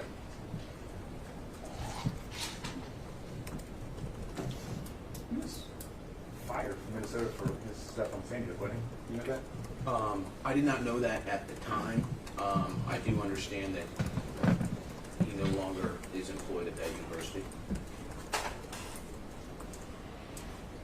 The book, Sandy Hook, I'm sorry, this book's not called Sandy Hook was staged, it's called Nobody Died in Sandy Hook. You know that, right? No, I'm unfamiliar. Wasn't it on the InfoWars website as a PDF? I'm not sure. Okay. Thank you. So, just to orient the jury, this is June 25th, 2017, you ran the story, right? Yes. Okay. Lisa, you put up PX 73. You blow up the whole email if you could. You know who Paul Watson is, right? Yes. Remember what his title was in 2015 or 2016? What do you mean by title? What was his job? He worked for InfoWars. What was his job? I believe he was the editor-in-chief. Okay. Let's see what he says in an email on December 17, 2015. So about 6 months before you run that story. I'm going to read this along and see if I read it right. This Sandy Hook stuff is killing us. It's promoted by the most batshit crazy people like Rentz and Fetzer, who all hate us anyway. Plus, it makes us look really bad to align with people who harass the parents of dead kids. It's going to hurt us with Drudge and bringing bigger names into the show. Plus, the event happened 3 years ago. Why even risk our reputation for it? I read that right? Yes. And you see up top there, it said, send this to Alex, right? Yes. You understand that to mean this is the message he sent to Alex, and he's now sending to Buckley, Anthony, and Anthony at InfoWars, right? Yes. 6 months before you ran your story, InfoWars knew that Fetzer was not a well man, right? Sorry, can you repeat that? 6 months before you ran your story, who the fact checker in the story was Fetzer. 6 months before you did that, InfoWars knew that he was not a well man, right? Your Honor. Oh, I looked at it wrong, my bad. So, I'm sorry. A year and a half, my fault, not 6 months. A year and a half before you ran your story. InfoWars News at Fetzer was not well, right? Yeah, I mean, clearly via this email, Paul Joseph Watson did not trust Fetzer and called him batshit crazy. And there was an email that went out that said, stop this. Let's stop with this interview stuff, right? Yes. But you didn't, right? I never saw this email. I didn't say you saw this email. You clearly saw the one that said stop with the San Diego stuff, right? No, I just told you I've never seen this email. Not this email. Was there a message, email, smoke signal, memo, whatever it may be, that said stop it at InfoWars with the San Diego stuff? I believe those memos may have gone around. I don't exactly recall, though. That didn't happen, no. There was more videos, and then there was yours in 2017, right? Yes. Can you play the Carver video? So, before you play it, this is the clip from Dr. Carver, the medical examiner. And you can hear his answer well. I'm going to turn this as loud as I can. I want you to try to hear the question that he's answering. Okay? Have you ever thought about that? Have you ever considered it? I'm not sure. You don't know if you've ever heard the question that he's actually answering? I don't recall.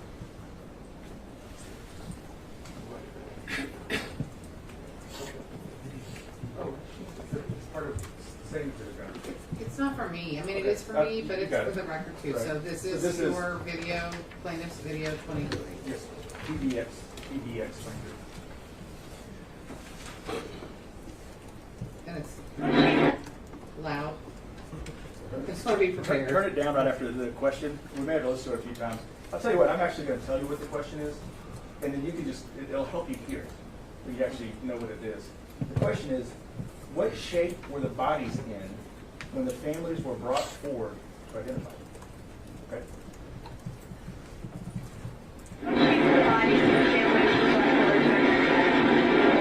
We did not bring the bodies and the families into contact. We took pictures of them, of their facial features. You have, it's easier on the families when you do that. There is a time and a place for up close and personal in the grieving process. But to accomplish this, we felt it would be best to do it this way, and you can sort of you can control the situation depending on your photographer. And I have very good photographers, Does it sound like the question that I said? It sounded like it. Okay, it's close. It's something about how were these children's bodies? What condition were they in when the poor family had to come identify them? That was the question being asked, right? It's tough to hear, but it's something like that. Right. Do you think the state of Connecticut just somehow wouldn't allow parents to ever be reunited with their kids after they were murdered? Is that a real thought you have? I'm not sure. You think that's possible? What's possible? That the state of Connecticut just wouldn't give the bodies of murdered children back to their parents for the mourning and grieving process? I'm not sure the process of coroners receiving, retrieving dead bodies, and the process of that getting released. All I had was that clip. And in the clip, what Dr. Carver says is to accomplish this. What is the this he's talking about? I'm not sure. It's the identification of the kids and matching them up with the parents, right? Okay. Do you think it would be wise to have a morgue full of 20 dead first graders and bring parents in and say, go find your child? Or is it a little bit better practice to have photographs and try to do it that way? I have no idea. I've never worked with a coroner. I don't know that process. Which one makes more sense, Mr. Schroeder? Again, I don't know. Maybe it's harder to identify with a picture. Maybe it's harder to identify a body. You're asking me a line of work I have zero experience in. You never listened to the whole video, the whole interview with Dr. Carver, right? I don't believe so. If you look at tab 6 in your book, tab 6. Yes, sir. Oh, you may not have it. My book goes up to 4. I'm not going to introduce this. I'm going to just show it to you. Oh, let's see. I'll orient you to something.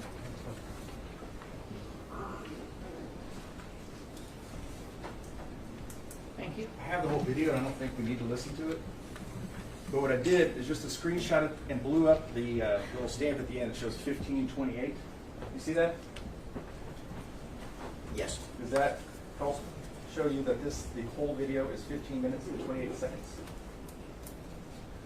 I'll trust your word for it. All right, can I just figure out as a demonstrative, Your Honor? Any objection?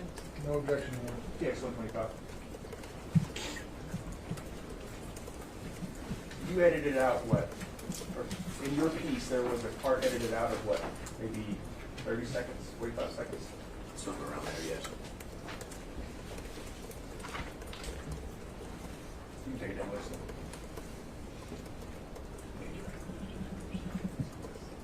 That was available, right? You could have went and found that video, figured out what was being discussed, right? You mean... when do you mean? When you aired it. No. You don't think that video is available when you aired it? It might have been available, but I'm saying I never had access to it, and I had 4 minutes left until break, and that was all the videos I had. 4 minutes left until the ion, metal ion, whatever it feels? Yeah, the break. Right, the commercial, infomercial. Commercial break, yeah. Right, infomercial break. You testified that this was available. You could have found it if you went and looked for it, right? You're not disputing that. The full interview with the coroner was available. Okay. You're agreeing with me, right? Well, again, I don't know that, but I'm taking your word for it. Okay. Well, if you could, look at your deposition on page 110, line 14.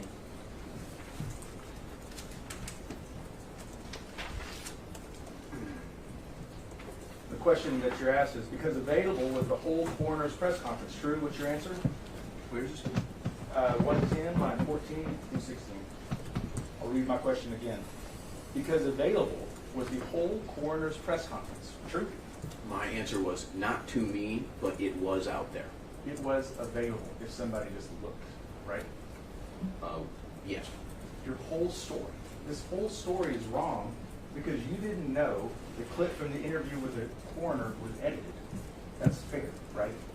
Yet the Zero Hedge story, I had that clipped out. Let me ask you that question again, and that's not responsive. Sustained.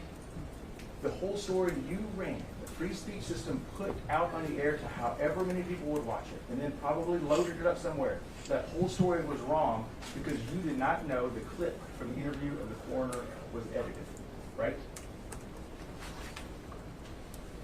I don't understand the question, I'm sorry.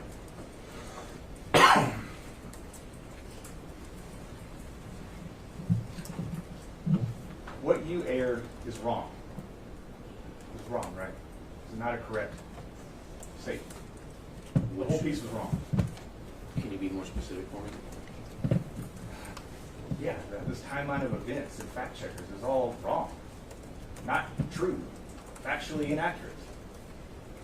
Fair? Yeah, I'd say that it's my recollection that the timeline presented in that story was inaccurate now. And the story was wrong because you didn't know that that interview with the coroner was edited, right? Correct. Okay.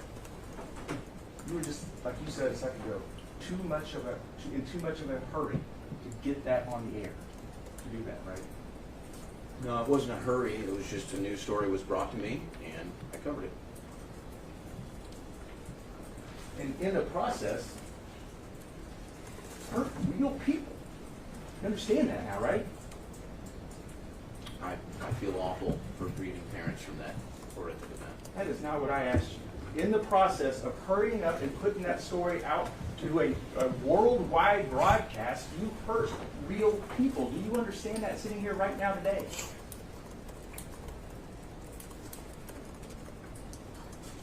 I'm sorry if that hurt anybody, and it's hard for me to accept that as we're continuing to talk about it.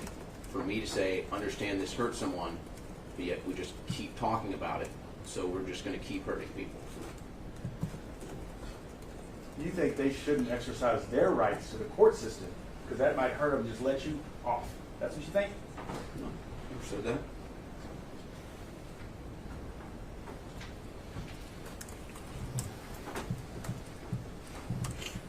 I mean, you still don't care, do you? I do care. You don't care if these folks were hurt by what you did, do you? I'm very upset if I caused any further grievance. I'm very upset that this continues, and I hope that their grieving can end sometime. If, use the word if in there, didn't you? Well, I would imagine going through this process has to still hurt. You signed an affidavit in this case. Do you remember that? Yes. You pull up PX 14, and before you do, Your Honor, I believe it is evidence that I want to confirm. I couldn't hear the number. PX 14, sorry. 14 is in evidence. It's tab 2 in your book. Lisa, let's pull up to the... Oh, I'm sorry. You asked me about y'all's numbering system, not a video. Let me double check. I looked at the wrong thing. Okay, 14 is in evidence, yes. Got it. If you look a couple pages in where your signature line is,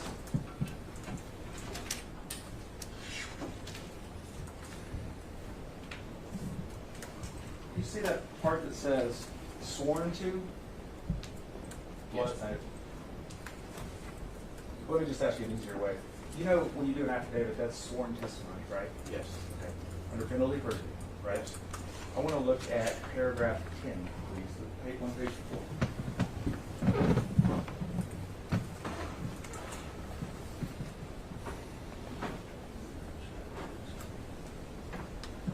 You're discussing the broadcast and what you did.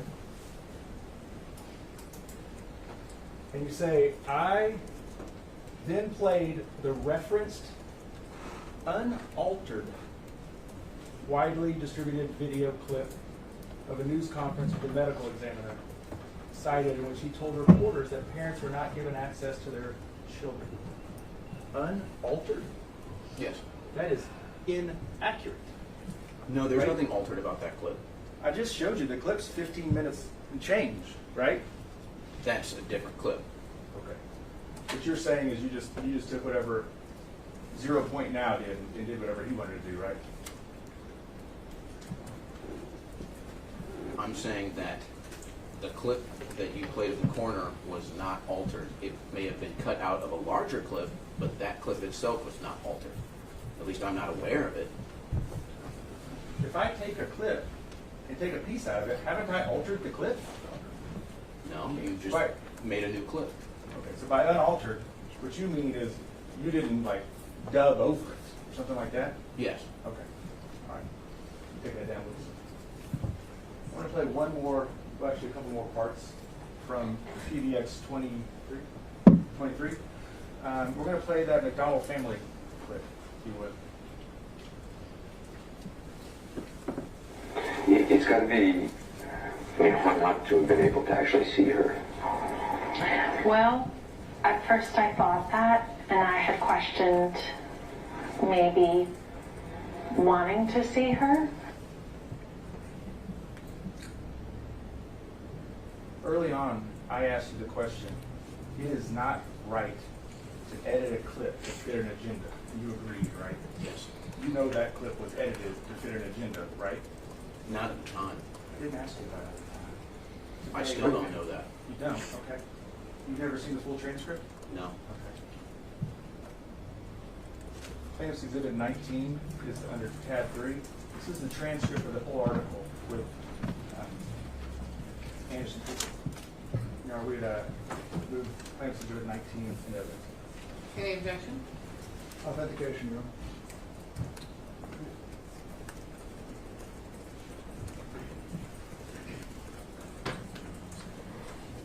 Your Honor, go from the CNN website. We're obviously not offering the truth of the matter, sir. Obviously, we're just showing him that he edited a clip. Right, so he This objection is authentication, not hearsay. So do you have something to show me where it came from? I don't, but we'll use it with our expert. Okay. Can I read the rest of that answer, or have him read the rest of the answer to that question now? Who read the rest of the answer to what question? I'm sorry, Miss McDonald's answer that was cut off in the clip that he played, we have the rest of the answer. Do you have the video? You only have a transcript. We're unable to ever find the video. And, okay, and you got the transcript from the CNN website? Our expert did. Okay. If we need to wait for him. I think we might need to wait for the That's expert fine. and then bring it back up. Sure.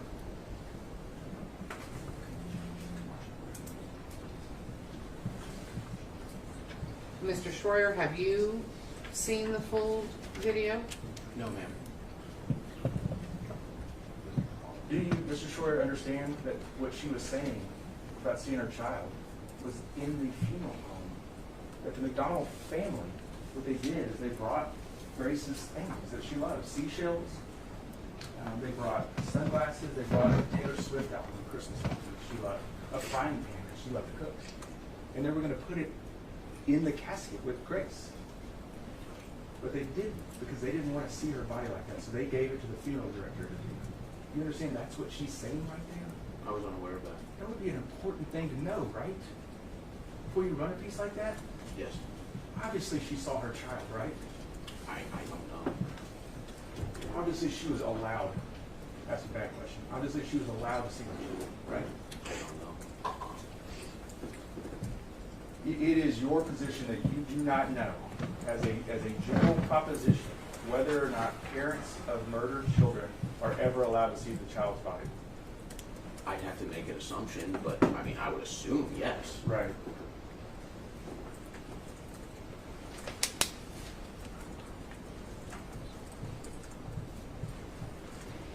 Can you play the ending clip? The ending clip? One more clip from PDX 23.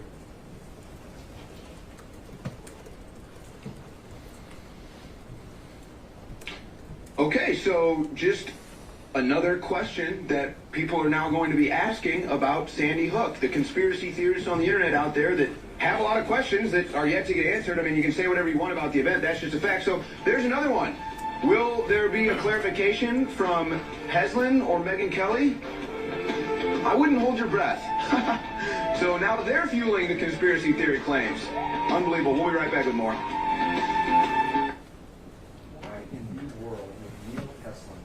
Owe you an explanation? He doesn't. Why in the world would Megyn Kelly owe you an explanation? She doesn't. What about any of that was funny? As I explained earlier, if Megyn Kelly's goal was to stymie conspiracy theories about Sandy Hook being a hoax, it did the exact opposite of its effect.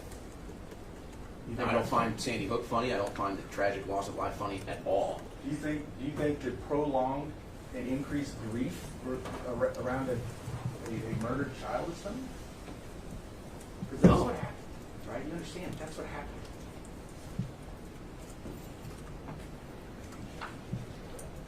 You prolonged and you compounded grief. You understand that? By covering an interview with Megyn Kelly. By saying Neil Heslin never held Jesse after he was murdered at Sandy Hook Elementary School. I never said that.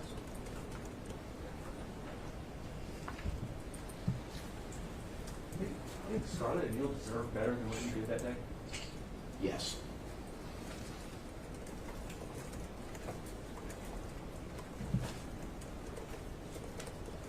In 2016 is when you started at InfoWars, or Free Speech Systems.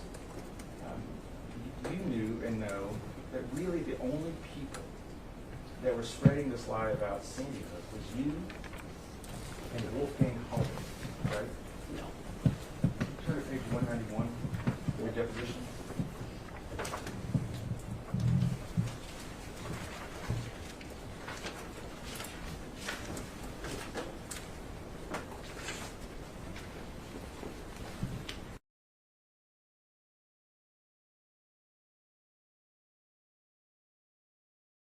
The question is,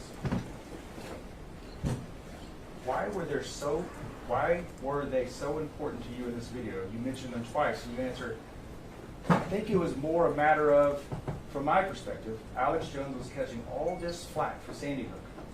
But the other people that were questioning it weren't. To my best knowledge, the question, well, what do you mean by other people? Answer, Wolfgang Halbig. Question, anyone else? Answer, not that I'm aware of. That's what you said under oath, what, 8 months ago, right? Yes. Have you learned something different now? Can you rephrase that? Have you learned something different? I mean, the people spreading the lies about Sandy Hook was Alex Jones and Wolfgang Halbig. Those are the two main people, right? Well, I guess Zero Hedge as well. With his 3 shares? Well, that was at the time. I don't know how many times it's been shared now. So, I want to make sure you got, what is it, 0 point, or zero hedge, which one? The author? I said Zero Hedge. Zero Hedge, okay. Wolfgang Halbig and Alex Jones and InfoWars, right? Right what? Those are the folks that were spreading lies about Sandy Hook. I feel like you're asking a Objection separate calls for question. speculation. Let me go back to the deposition. I'll ask you a different question. You say in your deposition on page 191 that the other people catching flack about Sandy Hook was Wolfgang Halbig, and you're not aware of anyone else, correct? That's what you said under oath. No, I said Alex Jones. Alex Jones and Wolfgang Halbig, those are the two, right? Those are the 2 names mentioned in my deposition, yes. And it wasn't like we just moved on. There was another question that said, anyone else? And you said, not that I'm aware of, right? Yes. Okay. But today you want to say Zero Hedge. We'll throw them in the mix. Fair Zero enough? Hedge, 0 point now, and I guess I bank point too. All right. You would agree with me that to spread, whether it be the truth or a lie, you have to have a way to reach the audience, right? Okay, A yes. platform, if you would. Yes. Wolfgang Halbig, InfoWars was his voice. You were his megaphone, right? No. He didn't have a TV show, right? You don't need a TV show to have a voice. I'm going to go through some other items too. So I'll ask that question again. He doesn't have a TV show, right? Not that I'm aware of. He doesn't have a radio show, right? Not that I'm aware He of. doesn't have some big internet presence, right? I don't know. He doesn't have any way to get his brand of crazy out other than through InfoWars, right? That's who he used, right? I don't know. Let's play PBX 15G.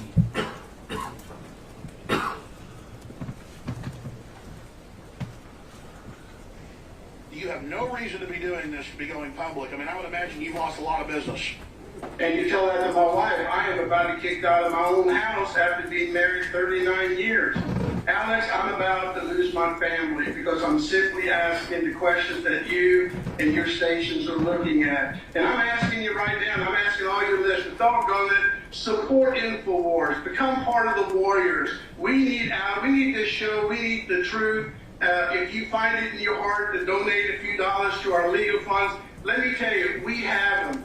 We have the lawsuits filed. We are closed, but we can't do it without people helping me. I'm too old for this, but I do need help. The big thing is support InfoWars, because if we don't have your voice, nobody's going to hear the truth. Well, folks need to donate, and briefly, as we're going to break, tell us the specifics of where it was filed, what's going on with the lawsuit. Well, it's filed here in Seminole County because all my businesses, Children's Safety Institute, the National Institute, this is my home, this is where I live. And so instead of going to Connecticut where everything is crooked, we're going to come in the back door, and therefore we filed it. It's in the Seminole County court system. The judge, the female judge, she saw what we're talking about, and she did not hesitate issuing those 10 subpoenas across the country. And they've been served, and we're not just waiting for all of the responses. Wow, well, this is big national news.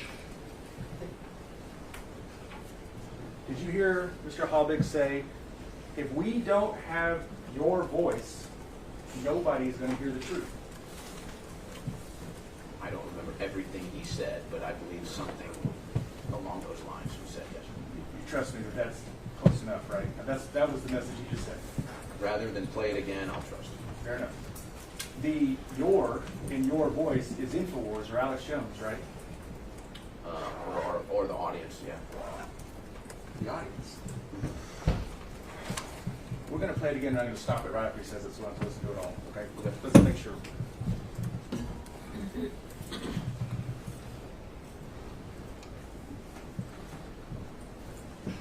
You have no reason to be doing this, to be going public. I mean, I would imagine you've lost a lot of business. And you tell that to my wife. I am about to be kicked out of my own house after being married 39 years. Alex, I'm about to lose my family because I'm simply asking the questions that you and your stations are looking at. And I'm asking you right now, and I'm asking all your listeners, doggone it, support InfoWars. Become part of the Warriors. We need this show. We need the truth. If you find it in your heart to donate a few dollars to our legal funds, let me tell you, we have them. We have the lawsuits filed. We are closed, but we can't do it without people helping me. I'm too old for this, but I do need help. But big thing is support InfoWars, because if we don't have your voice, nobody's going to hear the truth. Support InfoWars, because if we don't have your voice, nobody's going to hear the truth. Mr. Halbig knows he needs InfoWars to get his message out, right? I don't know that. That's what he just said. Not necessarily. Tell me what other interpretation that we all just heard of we need InfoWars. If we don't have, right, say it perfectly, if we don't have your voice, nobody's going to hear the truth. What other interpretation is it than he needs InfoWars to get his message out? He addressed before that, he said something along the lines of, I need your listeners, or I need all your listeners. So that could be viewed as, we're all in this together, we need your voice, like you out there in the audience. Support InfoWars. This is right before it, right? Support InfoWars. If we don't have your voice, nobody's going to hear the truth. Right? Yeah. Support InfoWars by giving money, right? Yeah, I think he mentioned a legal fund campaign too. Yeah. So, because in addition to selling supplements, I mean, that's what he's saying, support InfoWars. He's not saying go buy the supplements. He's saying just give you money, right? No. You have a donate button. Just donate money, right? We do have a donate button, yeah, but I don't think he mentioned that. I didn't hear that. Right. And sometimes you have almost telethons where it's just give me money. If you want to hear the truth, just give us money. Give us some more money, right? Yeah, everybody does that. PBS, everybody does that. Does PBS sell Brain Force? What is it, Brain Force 2? No, they just take our money. Yeah. Without the Brain Force 2 bills? That's the pill, right? Brain Force Plus is a pill, yes. Brain Force Plus. Yeah. Sorry. Yeah, PBS doesn't have to sell anything to get funding. They just get it for free. You know PBS is non-profit, right? Non-profit? Yeah. Oh, okay. Did you not know that? Well, it might be a non-profit, but people are getting paid. Yeah, that's how non-profits work. Mr. Short, I don't have more questions for you. All right, Mr. Reno.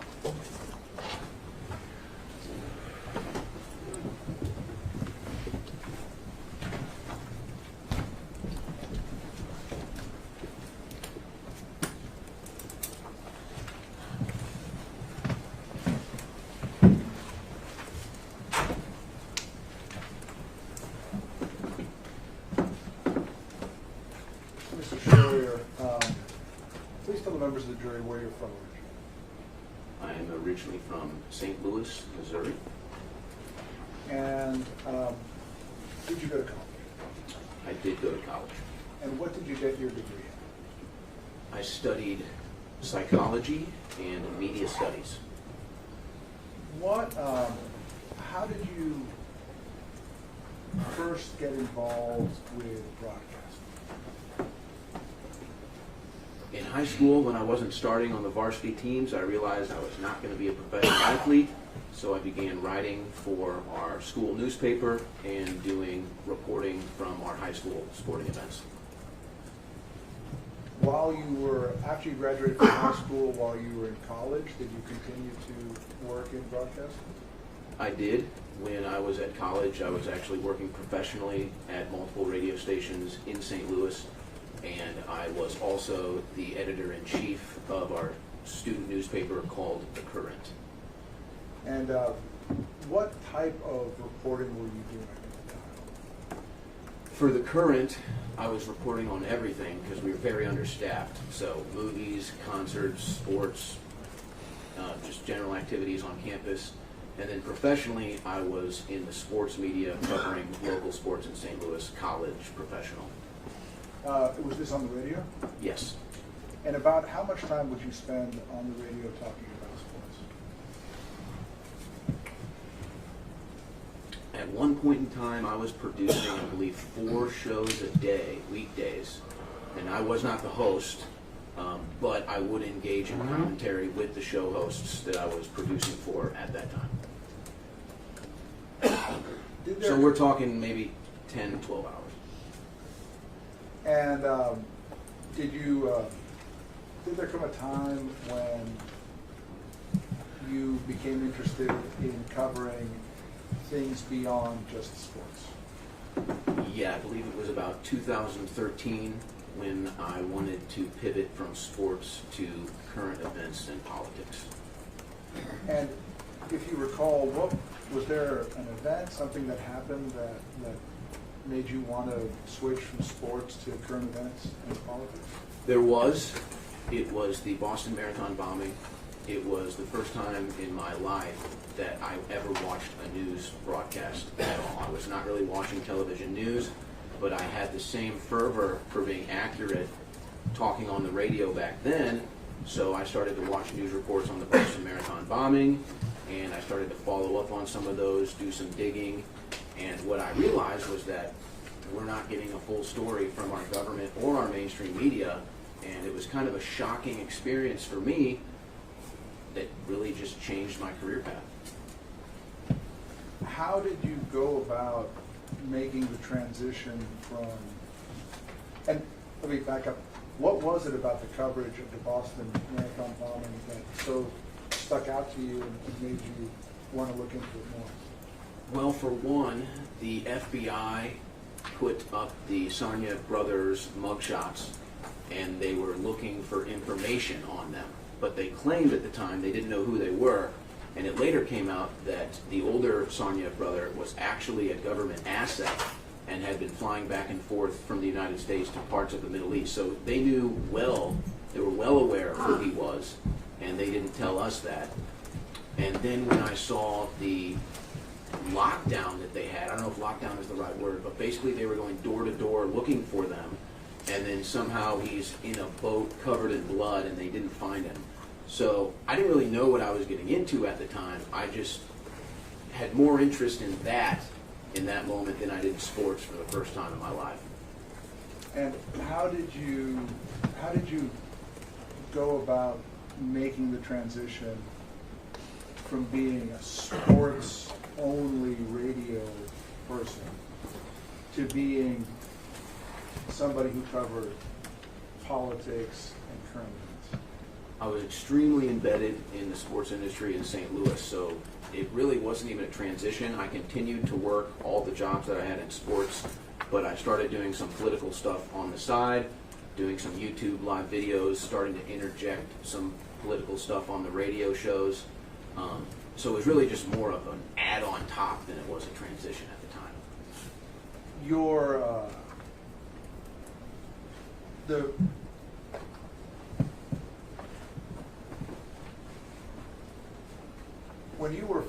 When you got a radio show that allowed you to talk about politics and current events, how old?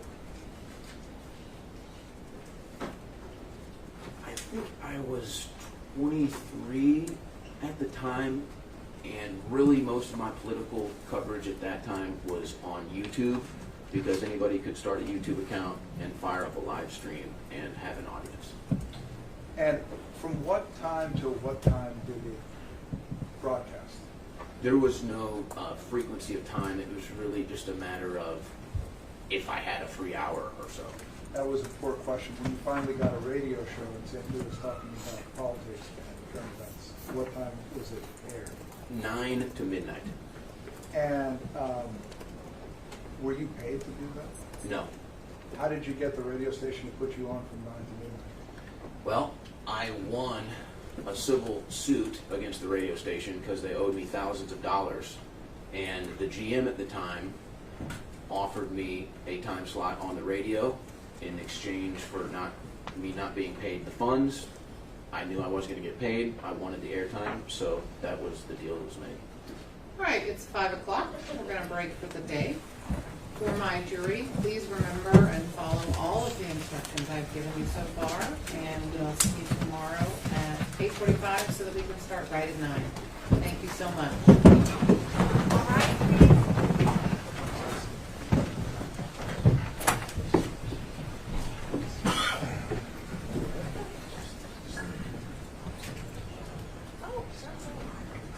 And whoever's out last, just shut that door for me, okay?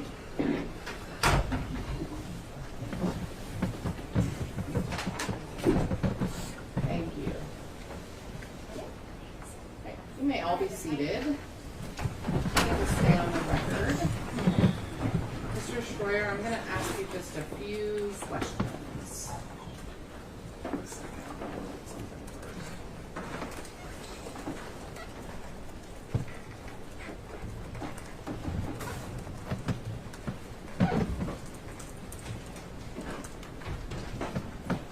One second.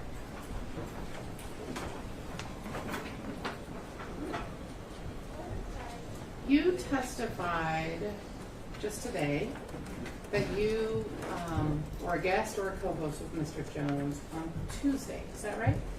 Yes. And you testified that you did a show and then a second show. Is that right? Yes. And what were the topics of those two shows? I mean, were any of the topics of those two shows this trial? Yes. Did you and Mr. Jones talk about anything that happened at the trial? I don't recall exactly what was discussed. Are they still available for viewing? I believe so. So you think you talked about the trial without talking about what happened at the trial? I'm not sure. Well, you just told me that the topic included this trial, didn't you? Yes. Okay. And I'm asking you, did you talk about what happened in this courtroom? And you said, I don't remember. Well, I just don't recall the exact details. I'm not asking you for any details. Did you talk about things that happened in this courtroom? Probably, yes. Didn't Mr. Reynal inform you that you were under the rule? What rule? So is that a no? Did he have a conversation with you about being under the rule? He did. He told me I not to watch any other witness testimony. Did he not tell you you weren't to speak with any other witness? I don't believe so. Did he not tell you you weren't supposed to discuss anything that happened in this courtroom during the trial? No. Okay. Any further questions on this topic only? Any other questions in this topic? And be careful. Mr. Schroyer,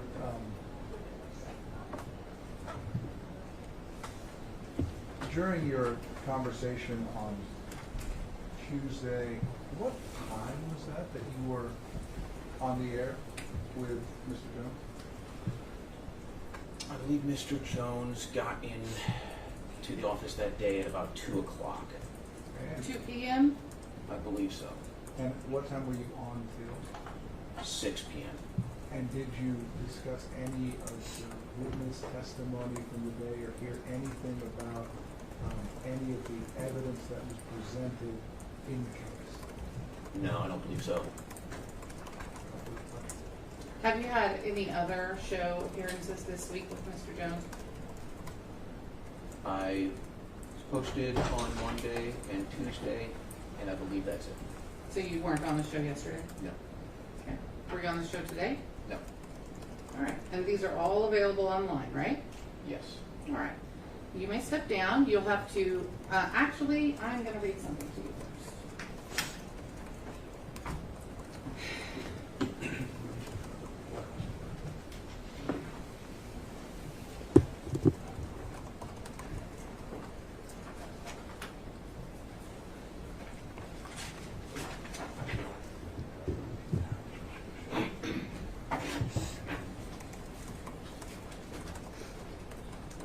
to anyone who is listed as a potential witness.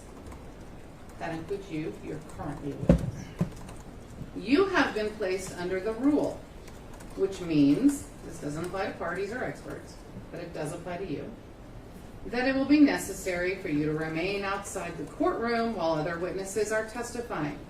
You are not to talk with each other or with any other person, including the parties, about the case, except by permission of the court. You may, however, discuss your testimony with the attorneys in the case. You are not to read any report of or comment upon the testimony in the case while under the rule. Any witness or other person violating these instructions may be punished for contempt of court, and it may result in my striking the witness's testimony.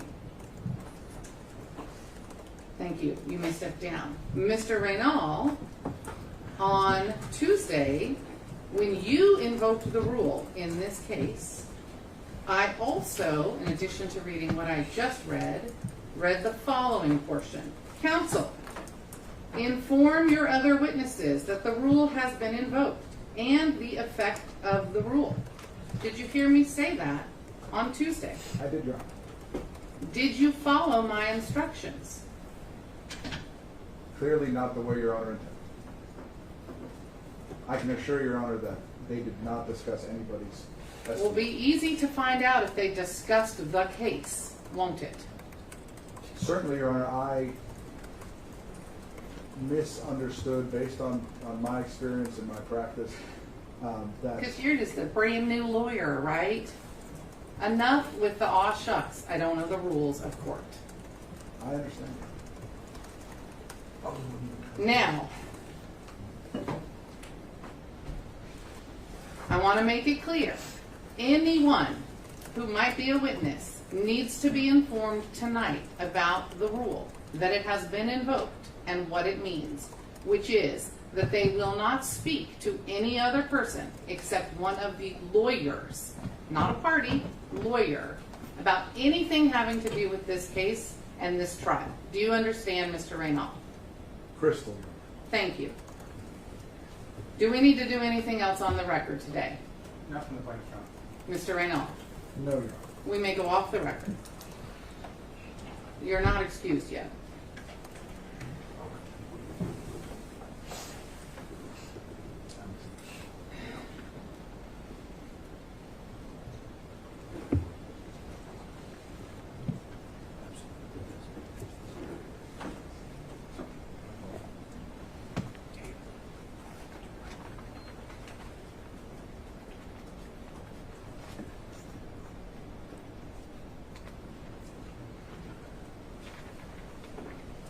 Because I allow the jury to ask questions, we lose a little bit of time from the total 44 hours that's assigned to the parties. I think I mentioned that to you before. We also lost a considerable amount of time this morning dealing with exhibits and the other stuff. So we're running at about 42 hours total. As you know, it's divided unevenly. Rough math is 25 hours, 17 hours. That's not a promise. That's rough math. You've used 9 hours and 24 minutes on the plaintiff's side and 5 hours and 7 minutes on the defendant's side. Who will be our witnesses tomorrow? We'll finish with Mr. Schroyer, and then who will we call? We have some depositions we're going to play. They're relatively short. Fred Zip and Becca Lewis. All right. Then we know our plan for tomorrow. I look forward to seeing everybody ready to start at 9 o'clock. Thank you. All right.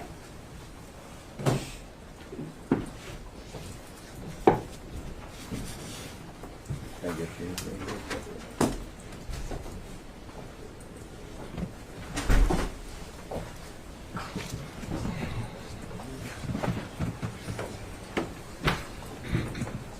Do we want to leave this stuff? Hey, Joe.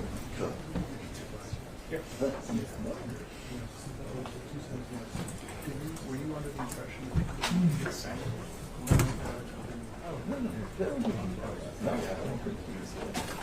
don't know.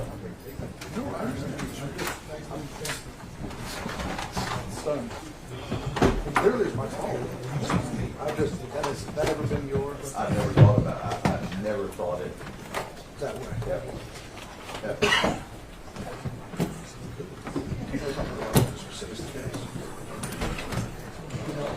You've been doing it for how long?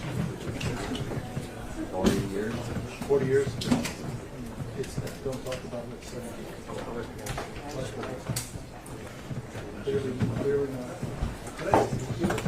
She said what she said, and obviously I I think I'm going to get fast on it.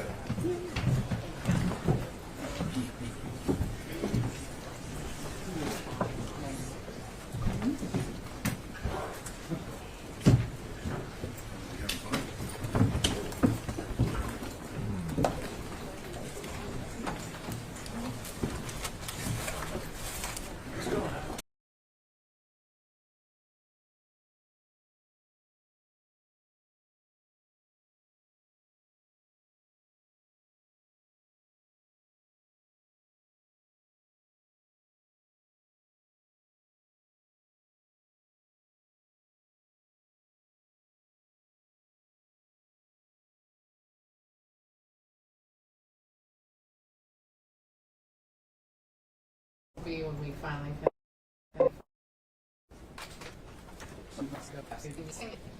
Yes. This weekend.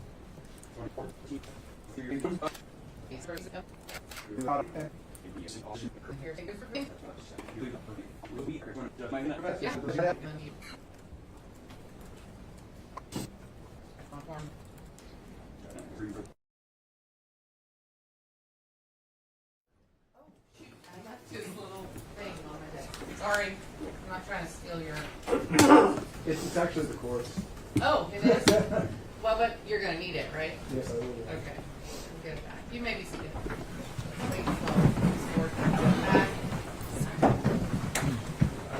We have some time, Your Honor, very briefly. In the heat of the moment yesterday, I forgot to renew my objection under CPRC 4111.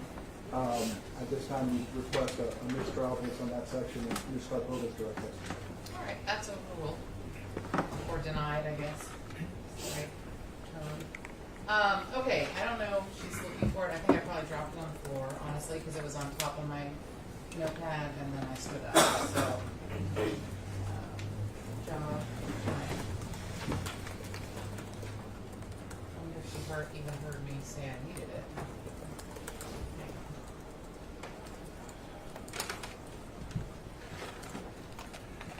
What are those things called? USB drive? USB drive.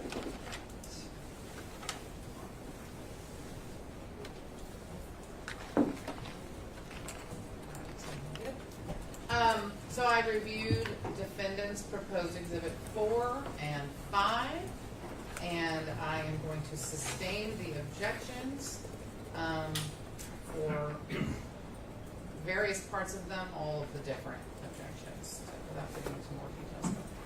So they are not admitted. Happy to make them court exhibits. And that goes for both of you. Any exhibit that doesn't get in, give it to me in a separate form. It's a court exhibit. I have no issues with that. I've made those emails court exhibits. I have no problem with any of them. So now we're waiting to get it back so I can give it to you. And the jury's ready, but I'm not because I dropped your thumb drive.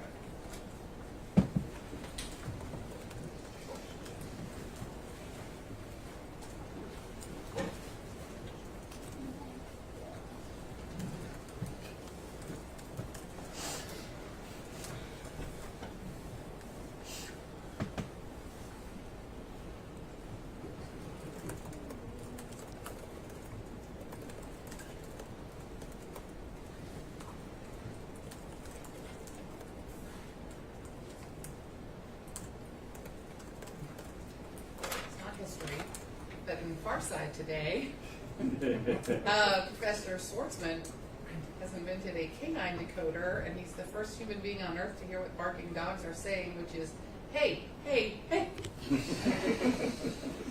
Your Honor, I want to let you know the internet was very upset you did not read your phone. Oh, really? Well, now they've got it. Yeah. That probably is what dog is saying. Okay, I don't know what's going on. Sorry. I don't know where everyone is. When they're not at their desks, I don't know if they can hear me. So they may not know what's going on. Oh, you're good. Oh, good. Oh, good. Very small. Yes, I know. I'm so sorry. Thank you. Mr. Reynal, would you like to come get this, please? And we're ready for the jury. I'll go get them. Shouldn't be damaged by having been dropped. I apologize.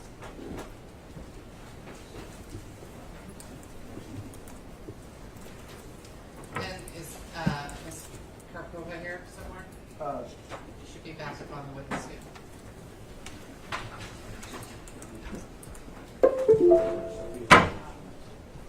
Can I just start set up? Sure. I don't, yeah, whatever.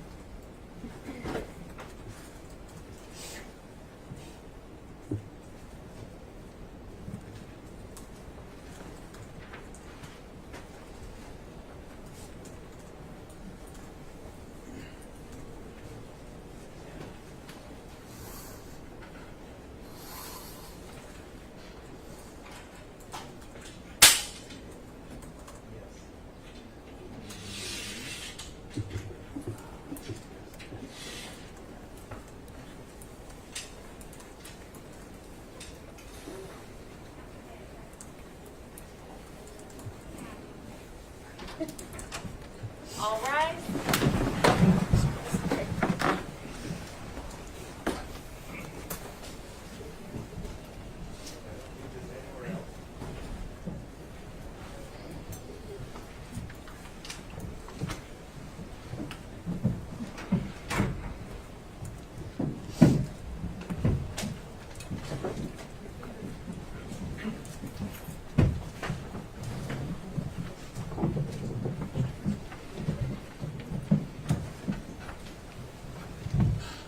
Thank you. Good morning. You may all be seated. We're going to pick up where we were with Mr. Reynal.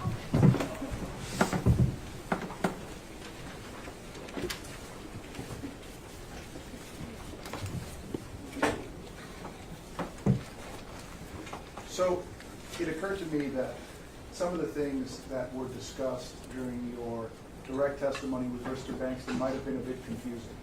So I thought we'd begin today by clearing up some matters and defining some terms. Is that okay? Sure.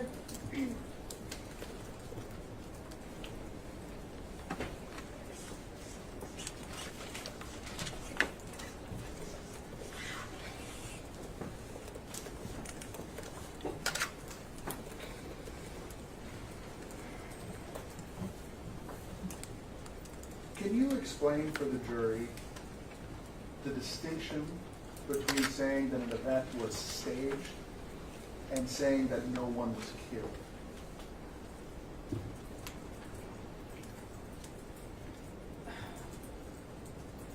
Saying that event was staged implies that it doesn't necessarily imply that no one was killed. It just means that it was interfered with or manipulated somehow by some elements within the government or some other forces. So it wasn't a completely genuine event as it is being presented in the official story. And how about the difference between a false flag and saying that no one was killed? I would say it's the same thing. False flag could be an actual event that happened the way, say, the official narrative does, but say it was allowed to happen in some way or was provocateur to happen. You used the term provocateur. What does that mean?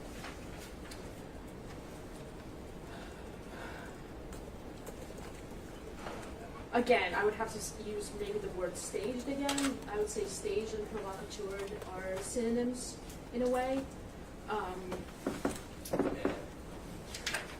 Provocateur implies that there were some actors who perhaps knew what the whole thing was about and were trying to steer it a certain direction. That could be one of the elements of a provocateur. Are there any other definitions you can think of an agent provocateur? Someone who's specifically trained and paid by elements in the government to be part of a particular event. What's a patsy? A patsy is against someone who is being used in a particular event. Somebody who's being used by outside forces, whether it's elements in the government and somebody else, and they are a real person, and they, and a lot of times, may not know what they're part of, what they're being involved in. But they're playing this role, and then they will end up to be either the fall guy or somehow be presented as someone who played a key part in a role, but he may or may not even know that he was playing a key part in that role. And related to that, because I think we heard it in some of the clips, what's a Prozac head? Prozac head refers to someone who is on psychiatric medication that is messing with his head, his ability to think straight, have control over his emotions, and just see reality clearly as it is. And very easily suggestible and manipulatable, again, because he's not in his right state of mind by the particular drugs that he's on. DARPA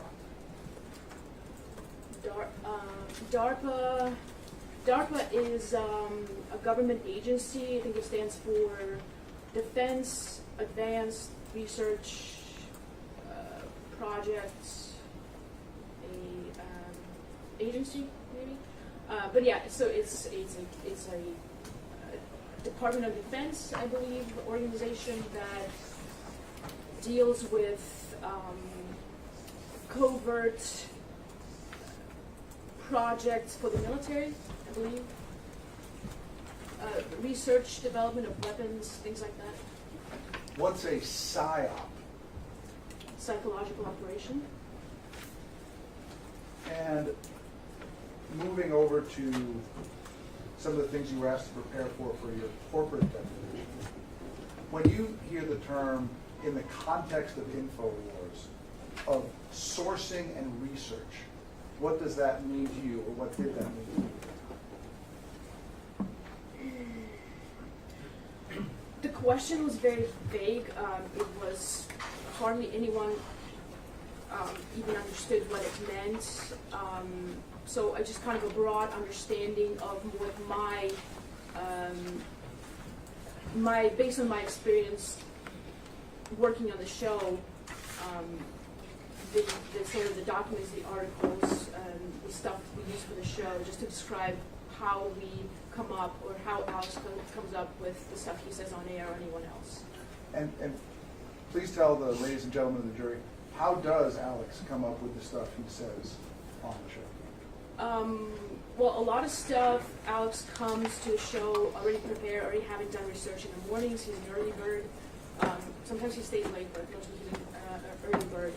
When he comes into the office, we have hundreds of articles on his desk printed.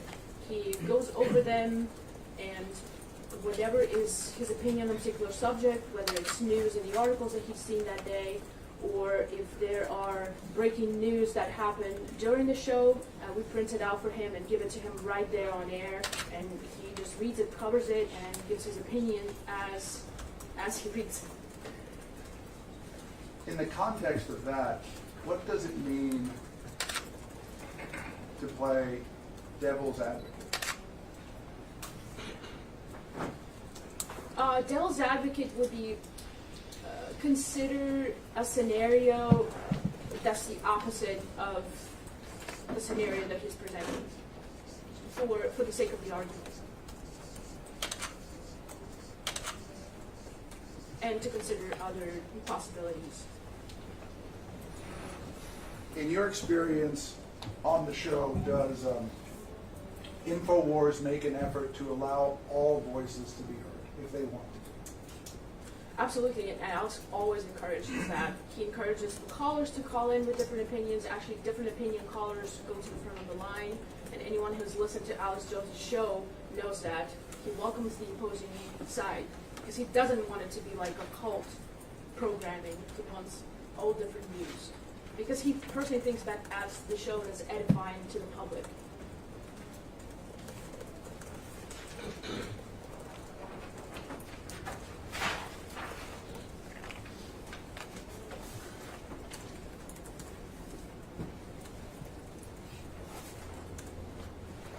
Yesterday, you were asked about Plaintiff's Exhibit 31. Do you recall this document? Yes, sir. And it's a listing of the different videos that were aired. Yes, sir. And I'd like to begin with the December 14th video.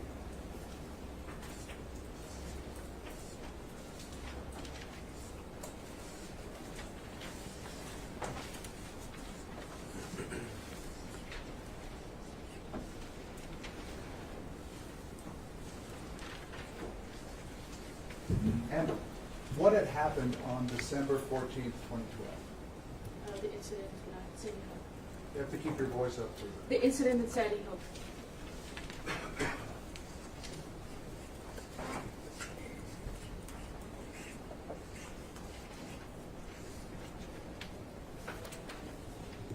And did Alex Jones go on the air that day?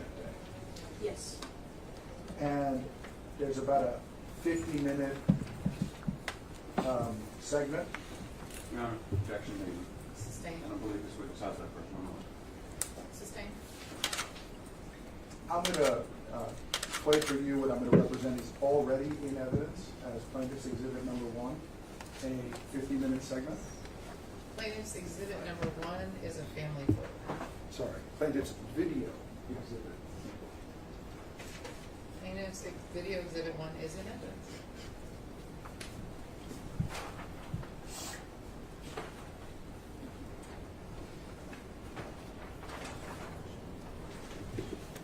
I'm sorry, Your Honor. I was checked. Did you ask me that? No. Oh, okay. Sorry. I try to not look at anyone in particular, but sometimes it might appear like I am. Sure.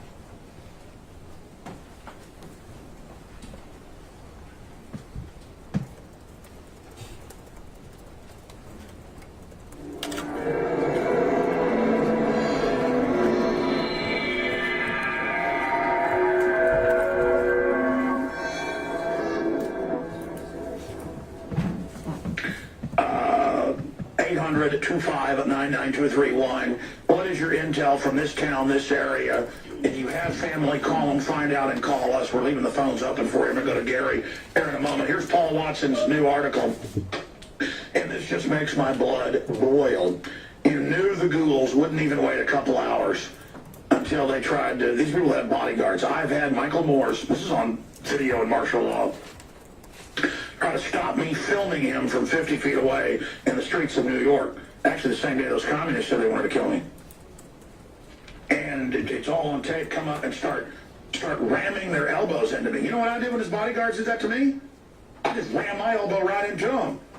You know what? They were big, so-called, tough guys, and you know what? They backed off real quick. Oh, you're gonna hit me with your elbow?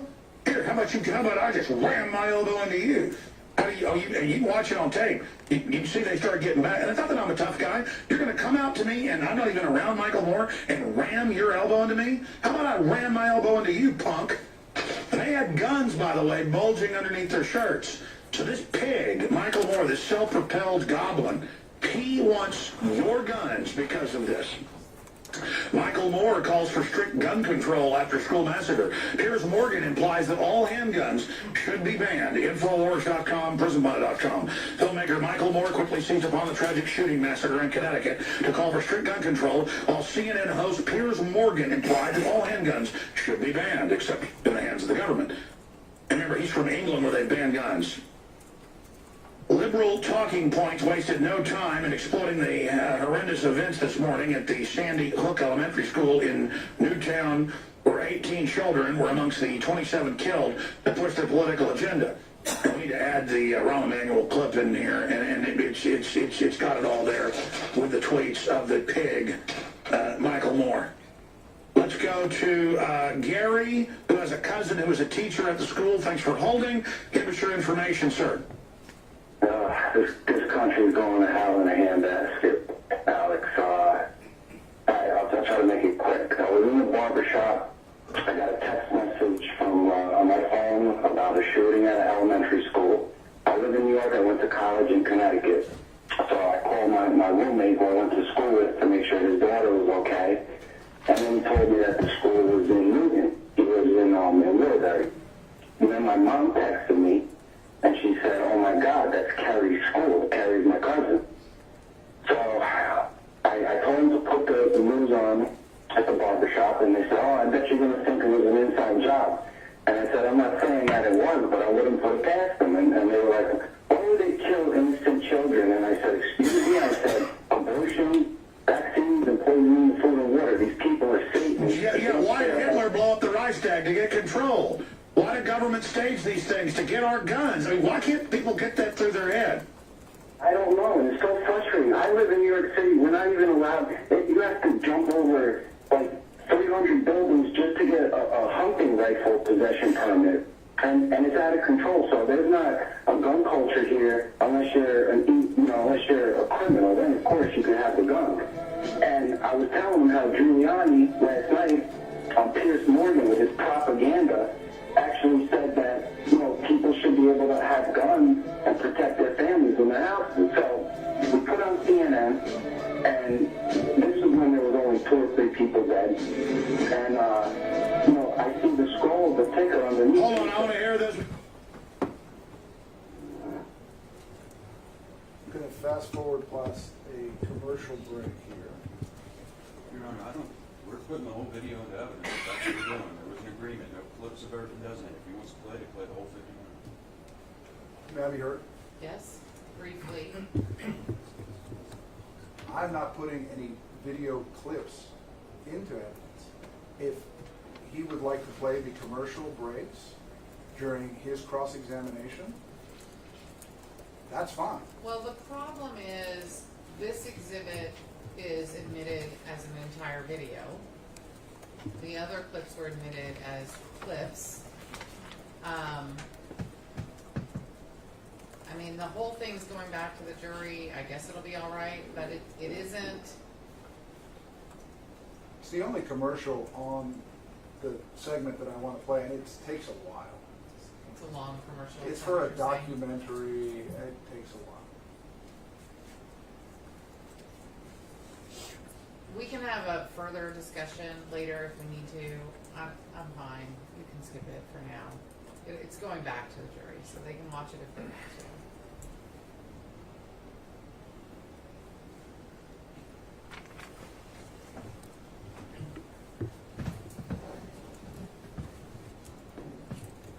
We're back, and I've been monitoring the news. It is a firestorm. They want total bans of all semi-autos, just as we knew they would do. You've heard me say, look for a big mass shooting at schools. You've heard me. We've got to find the clips the last 2 months. I've probably said it 20 times. We've got loaded phone lines. A lot of police officers calling in to give us their take on what's happening. It's more than these dead poor children. You got to go with your gut, man. My gut tells me I've never felt this freaked out. I told my wife that last night and this morning, and I really think they're going to try to come after the guns. It's going to start a civil war. And Lobos don't care a bunch of police get killed trying to do this, by the way. Man, we're in trouble. We got to pray for this country. There's got to be some way to avert this.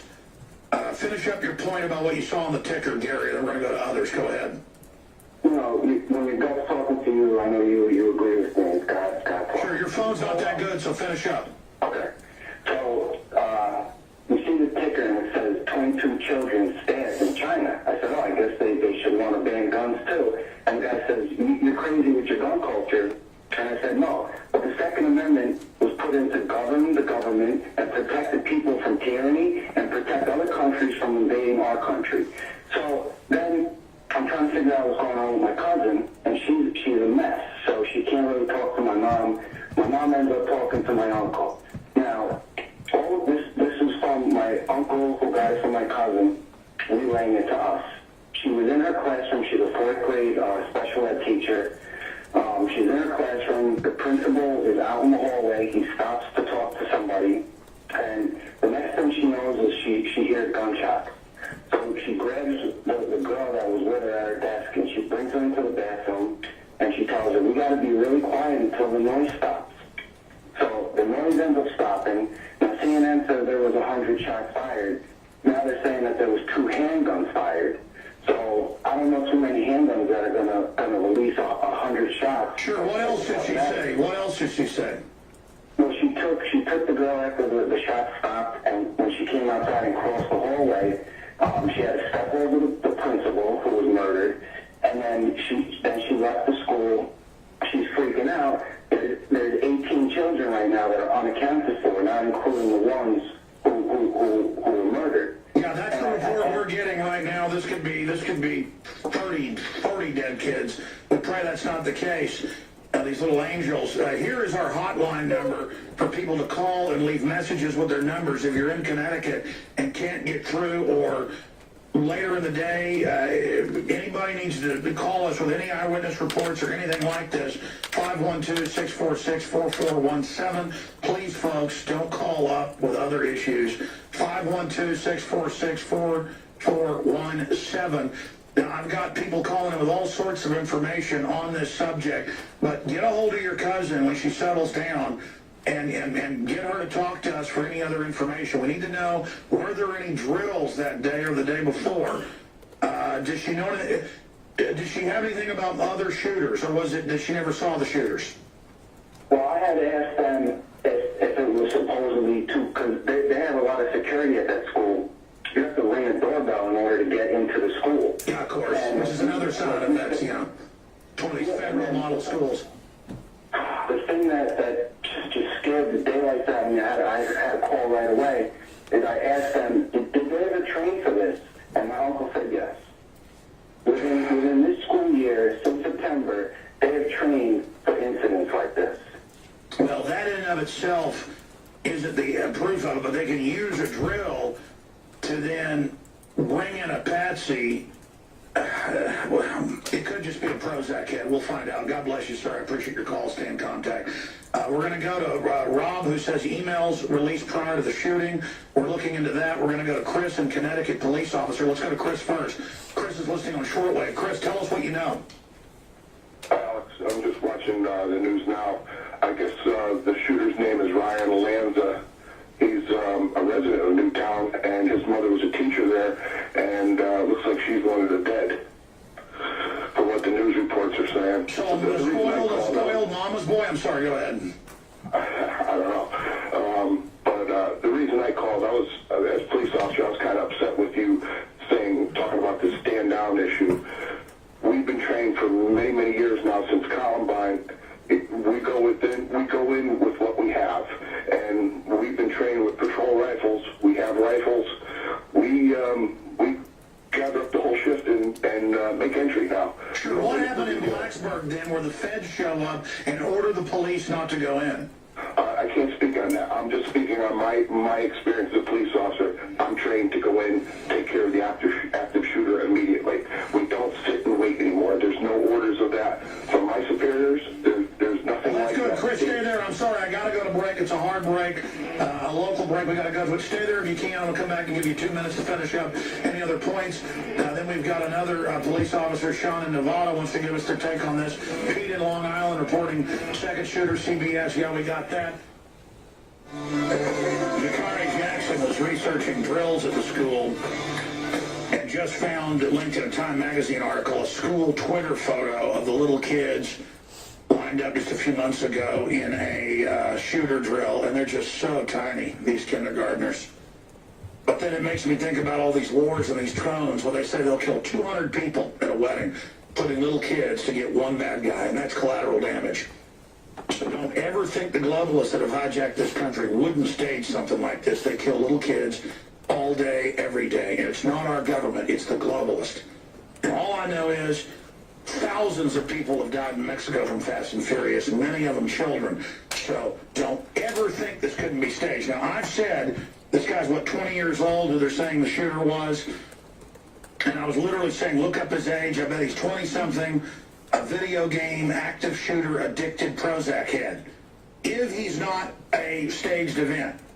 And again, I'm not saying you're evil if you play video games, but I'm giving you the profile of real shooters we've seen are these nihilistic, devil worshiper, mama's boy types who do this type of stuff. If you want to profile somebody, it's generally white or Hispanic male.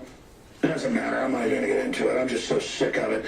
I'm going to shut up and go back to the police officer in Connecticut real quick. Chris, anything else you want to add you think people should know about this?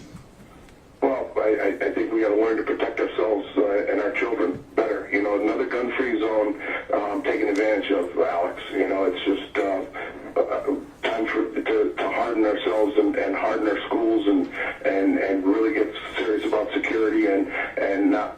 I know the liberal media is going to go after the guns, and it's not the guns issue.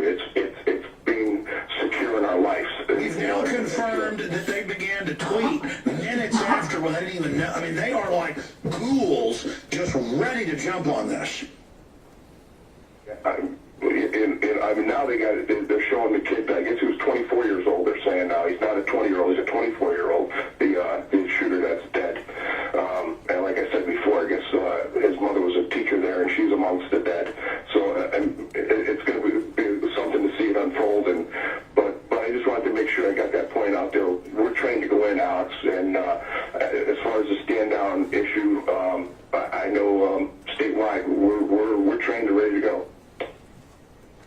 What about the reports of the van with its windows shot out and another guy being SWAT teamed?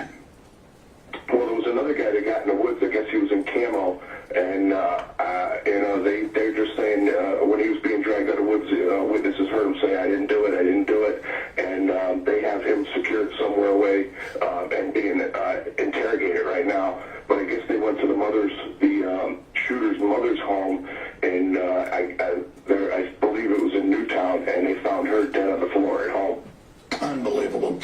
Yeah, and the more the media advertises this, if it isn't staged, they hype it. Everybody knows criminology, that when they hype this enough, other people who will decide to commit suicide, the new way to commit suicide is go out and shoot a bunch of people and have the cops then kill you.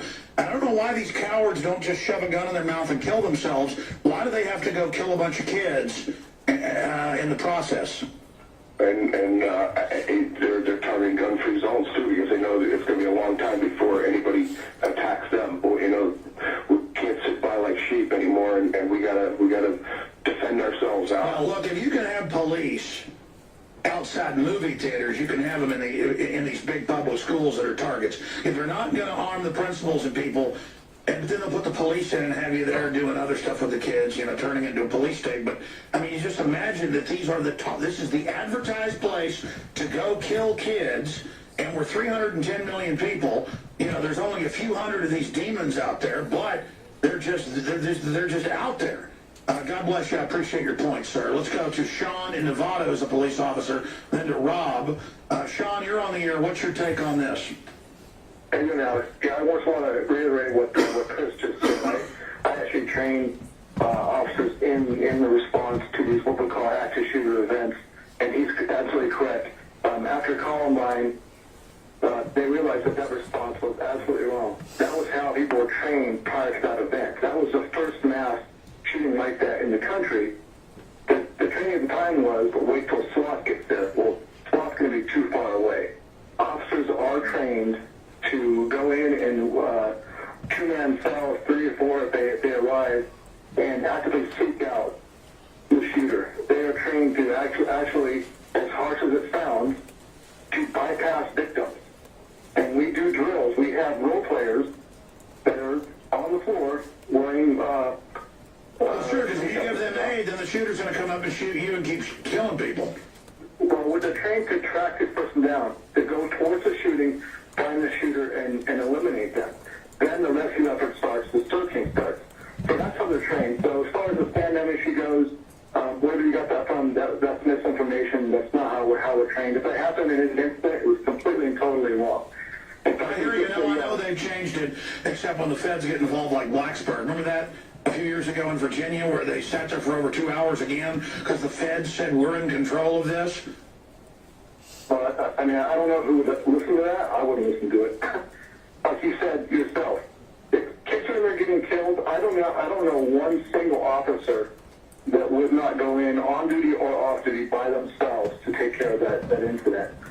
In fact, Sports Science News is an organization out of Canada that analyzes police shootings and that kind of stuff and these kinds of events. They just came out with a report this month in their newsletter that recommends, based upon statistics, they no longer even doing a 2 or 3 officer response, waiting for them to get there, that a single officer response is better because statistically, it's almost like a trained or ingrained response to these people. When they are confronted with police, they either kill themselves or they give up. We see that repeatedly.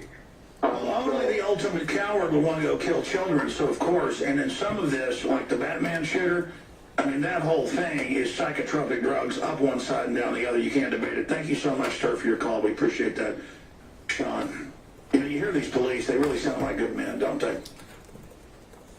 But then you got the government on top of them that's as corrupt as the day is long. And if they try to come for people's guns, folks, it's going to be really bad news. I'm just having so much dread right now. And I just think, it's when you got small children, this really gets to you. That's why the globalists use children's deaths to go after our guns, because they know it gets to us. You know, these liberals would rather have the children aborted immediately, but if they can, you know, if they can use them being killed by these shooters, then that's even better for them. Rob in New York, and I'm going to look this up. We've been looking. I haven't found it yet. Where'd you find this emails released prior to shooting? Tell us what you know about that. Yeah, how's it going, Alex? I was just watching Channel 7 ABC News on Long Island, New York, and I was wondering about the coincidence that they were saying that there were emails sent out to family members just recently. They didn't say an exact date, but it was saying in the email that this is the same exact situation to be on the lookout for. Say that again? That this is the same exact situation to be on the lookout for. These emails. Yeah, I know they announced it, said a few weeks ago, new security procedures, and you had to get through a gate and all this, basically turning it into turning the whole thing into a prison. But we'll continue to look at that. Anything else you'd like to add, sir? Yeah, I was just wondering, it's a coincidence, or what is there a connection or a correlation? Is that the idea that this person got, because of these training drills to go and do that, or is I just, All I know is that, and I appreciate your call, because I've read a lot of criminology books because they're so interesting. When I was younger, I read because they were interesting, but later in life I realized it was important. Criminals love to brag. That's one thing everybody knows. But another big thing is crazy people, every time they had somebody jump off the Empire State Building or jump off the World Trade Center and be on the news, immediately they'd put police up there before they built the big fences because crazies would show up and want to do the same thing. And then it would cause a cascade of, some of the cases, 4 or 5 people in a week would jump off a skyscraper. And it happens in Dallas, Chicago, everywhere. And it's the same thing. A lot of times if you have a bank robber robbing things in a certain mask, if it happens enough, other people will go get masked and do the same thing. And people are highly suggestible. Ryan Lanza, ID'd as Newtown school shooting gunman. He looks like a hipster. Oh, I bet money that guy was on a bunch of serotonin reuptake inhibitors. The alleged gunman appears to possibly point to the wrong man. Ryan Lanza lists his hometown as Newtown, but indicates he mostly recently raised in Hoboken. So who knows if that's even the right guy. What publication is that out of? Inquisitor. All right, we'll continue. Look, you better know this. All day at InfoWars.com and PrisonBlotted.com. Throughout the weekend, I'll be filing reports. We will use this to come after our guns. And it makes me so angry at Michael Moore and Piers Morgan and people like this. Because they know that mass shootings are flat in the last 20 years. They know that overall crime is much higher in areas where they've restricted the Second Amendment. And they're really angry that the gun culture is starting to take hold here. And all I can tell the police is, you better let the feds know. Because, I mean, let me tell you something. People are not turning their guns in. And if they try to get the police to do that, it is going to cause a big problem. And I don't want that to happen. We're going to skip this network break coming up because this news is so important. Plus, we have this report we've worked on for weeks, breaking down the fact that 2012, December 21st is not the end of the world. We've got this that Aaron Dodge put together with myself. We're going to air that in a moment. We've got CBS second shooter reporter. We've confirmed all those reports. We're going to go to you, Bill in Connecticut. It says next count over from resident. We're going to go to him in a moment. I'm going to take a break here and play this special report on 2012 because a lot of you tuned in today to hear it. And I'm going to compose myself here. Because you heard me a few days ago, Mike Adams say this stuff's really starting to get to me. And I'm torn because I end up thinking about this all the time and working all the time till I'm like a zombie. And then I can't take off to recharge my batteries because all I'm doing is thinking about this. And I'm not trying to whine on air. I just...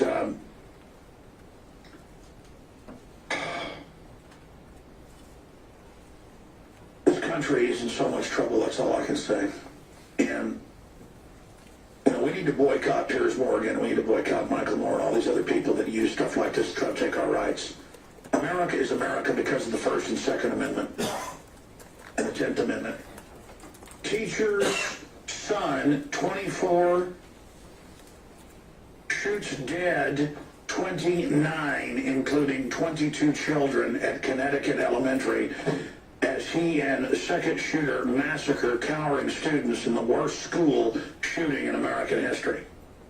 And that is an inside job right there, either way you cut it. I bet money that woman was a super liberal. I bet money. Because that's what I said. I said, I bet he's in his 20s, a big video gamer, a trendy. And I said that to Jakari, Melissa Melton, and David Knight back there in their office. And they're like, yeah, he's 20-something, yeah, and then we found his photo. And, you know, it may just be a nut. Well, maybe staged. So you know they're going to use it, though. Heaven help us. But the media's saying, here's the guy's photo, but then there's other photos of a guy with the same name. Who knows? We'll have to track this. I talked to Bill, who's in Connecticut, next town over, from where this happened. What's your take on this, Bill? Well, I'm watching the local cable news, and they seem to have the most updated and accurate information. And they just indicated moments ago that the police are going door to door looking for a second gunman. And then they have a helicopter shot over another school a mile south called, St. Rose of Lima School. And about 6 policemen were in the parking lot. And then suddenly they just bolted into the school about 5 minutes ago. So right now it's just an overhead shot, and really no one knows why they went into the school. But it gives one pause to wonder what they're doing at that school to begin with. Now, say that again for me. What exactly is happening on the local news? The police were in a parking lot of another school about a mile south of the other school. And the school is St. Rose of Lima School. Sure. And there were about 6 policemen in the parking lot. And suddenly they bolted into the school. What, thinking there may be another shooter? I'm sure there's false alarms. People are probably panicking. Or I didn't see the video of this. I mean, what did it look like to you? It looked like something was going on inside the school. Now, the reporters on the scene, from the local reporters, are saying that the police are going door to door in the area, apparently looking, they're assuming that they're looking for another gunman. Oh, yeah. Listen, even a Prozac head, because, again, they admit it can cause psychotic breaks and make people have no empathy and do this.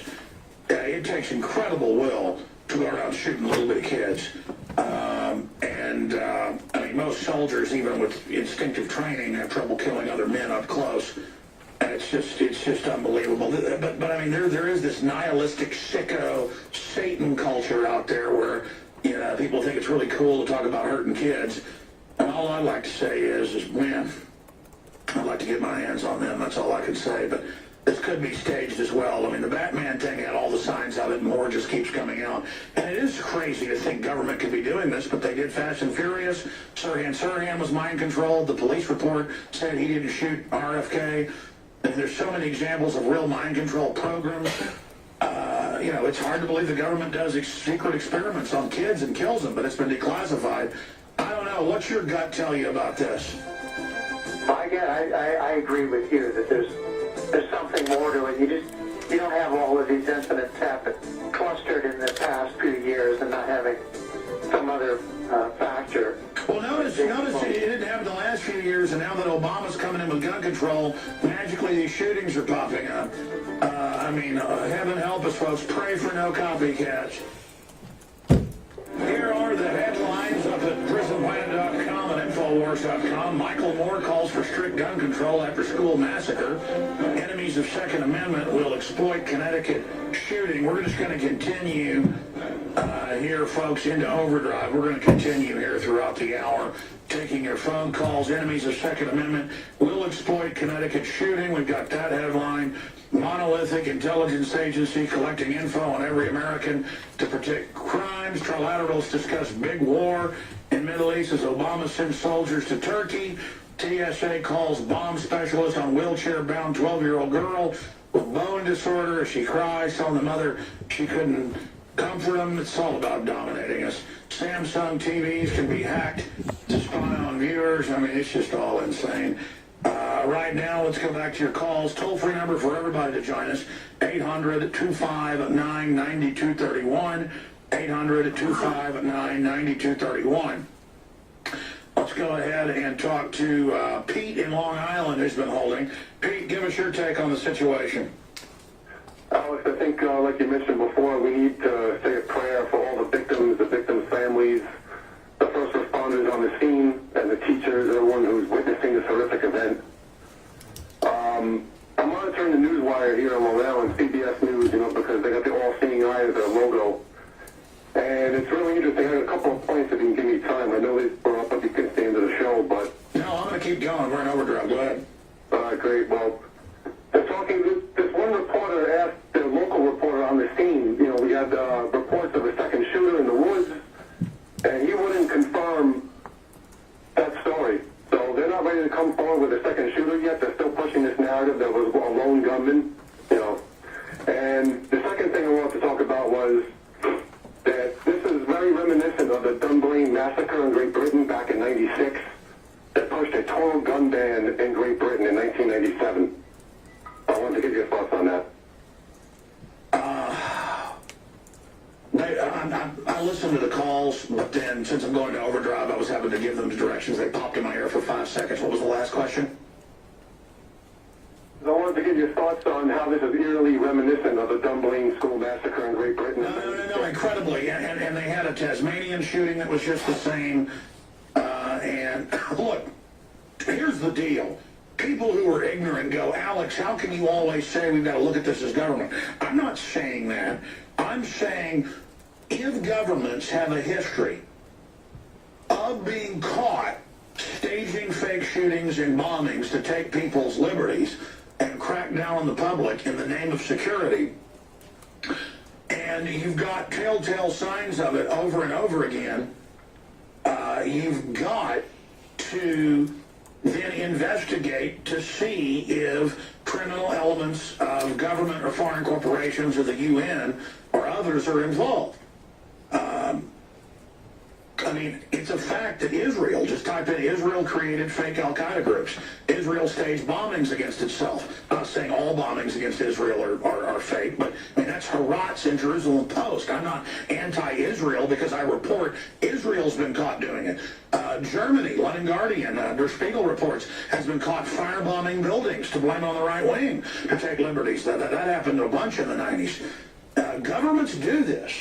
And so being naive about it, I mean, I'm not saying you're saying this, I'm answering your question, really only helps the globalists do this more. Are there real crazies? Yes. Do they hype mass school shootings where unstable people then think about it?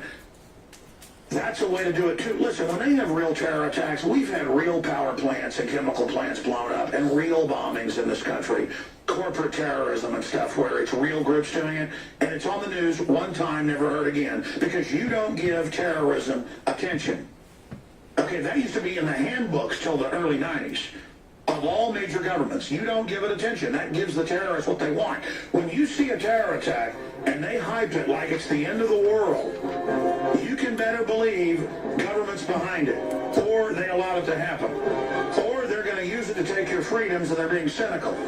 So there's your answer. Yeah, no, I mean, and the left are a bunch of eugenics, death-loving, secret testing on population, collectivists who want control of your children and your life, and who want death education in the schools, and who want to euthanize old people and children and kill babies up to age 3. If you're a new listener, just type in bioethics publication, bioethics medical journal, calls for killing babies up to age 3.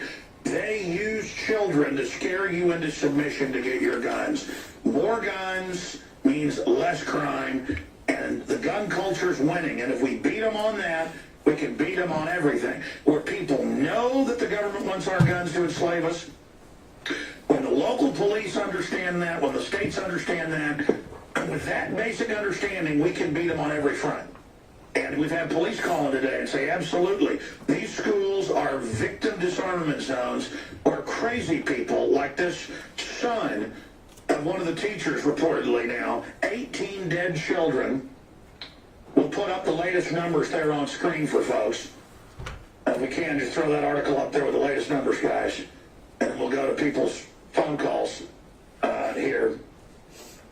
27 dead, including 18 children at Sandy Hook school shooting in Newtown, one of the biggest school shootings in our history. And they used school shootings in England that had government connections that later turned out, and in Australia to take the guns. This is the mode. The government shipped tens of thousands of guns and hand grenades into Mexico to blame the Second Amendment and got caught doing it. The government, that is, the criminals that run Washington, D.C. Our government's using Al-Qaeda, which we forced into mainstream news, New York Times this week.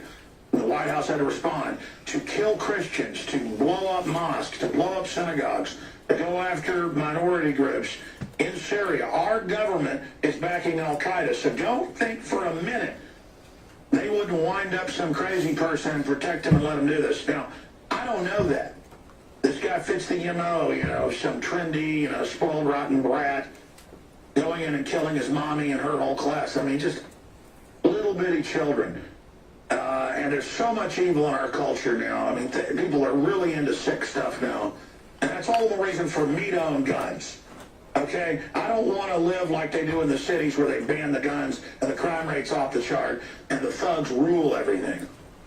And that's what I'm going to say on that subject. We've got articles up at InfoWars.com and PrisonPlanet.com. Michael Moore, that disgusting anti-American authoritarian pig, he's not a liberal. Well, I've seen with bodyguards with guns in New York who manhandled me. It's on video in martial law, my film, when I'm like 15 feet away doing nothing but videotaping him. Michael Moore calls for strict gun control after school massacre. Enemies of Second Amendment will exploit Connecticut shooting. Big article there that's got links to admitted mind control in the previous death. So we're going to be getting to all of that, but right now let's get your take from callers. Eddie in Texas wants to talk about the supposed Facebook page for the reported shooter, and we'll give you more of his name and information here in a moment. Go ahead, you're on the air, sir. Yeah, Alex, I was just watching the Alex Jones show. I'm down here in Robstown, Texas, and we looked up his name because they went ahead and they said his name on one of the local news stations, Ryan Lanza, I believe, and immediately we got on Facebook, and their Facebook page is glorifying basically what he did. The like kind, not the friend kind, the ones you can basically go ahead and like. And I just think that it's ridiculous, and I think it's repulsive that people are going around and just mass glorifying this shooter.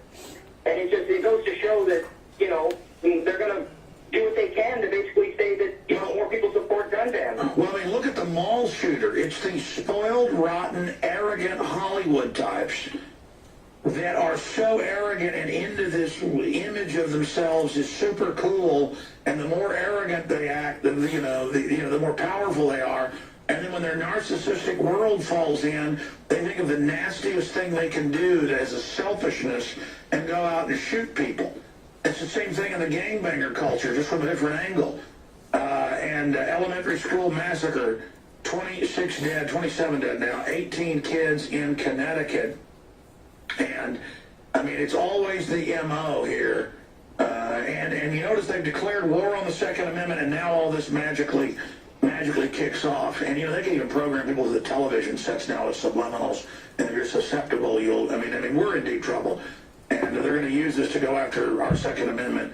Yeah, and I've seen that we should do a report on people glorifying it, because I don't know what you call it or quantify it. Are you aware of the culture that's big on, like, torturing animals now? And the culture that's big on being evil is really cool, and just, you know, and it's spreading with the hopelessness in some of the youth. I mean, is that what you're getting at here, Eddie?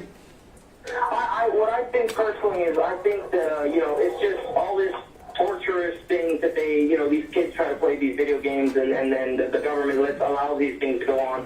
I think it brainwashes people into personally believing that it's cool to go around and, you know, play this Call of Duty-like life and things like that. No, there's no doubt, and great points. There's no doubt. People say, well, I play Call of Duty, I'm not a killer. That's because you weren't already twisted and a little bit mentally ill and on a serotonin reuptake inhibitor that literally programs you. The Pentagon developed video games. Video games were invented because in Vietnam and previous wars, if somebody was like 10 feet away from you, a lot of people wouldn't kill somebody. So it's called instinctive shooting. That's what paper targets were for, was to get you to, you know, bad guy, good guy, woman with a baby, don't shoot, guy with a gun, shoot.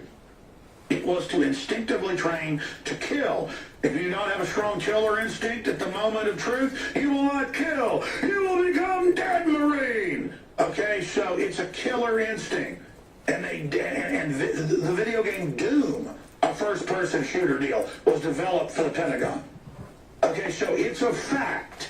People go, I'm not saying get rid of it because of the First Amendment, but many of these shooters, Harrison Kleinbold, the list goes on. The last guy at the mall, it turns out, was a big shooter gamer. They live this whole world, then they get guns, and they just, you know, I've seen cases where somebody gets a gun, these young people, and there's a shootout at their house that night because they weren't brought up in the Second Amendment culture. And just because the culture's falling apart and rotting apart doesn't, you know, it'd be like saying ban having children for everybody because other people might abort their kid. That makes no sense. That'd be like ban, you know, sports because somebody might get hurt. You know, because there's bad people out there, you don't get to take my guns. That's the reason I have my guns. And there is this, if you have to talk about them, it's like a punk, you know, black, white, Hispanic, you name it. A lot of times it's white or Hispanic. I've noticed that trend. Blacks is usually statistically, it's just, I guess, a cultural, the way the media works, things, you know, blacks killing blacks, is, you know, other males.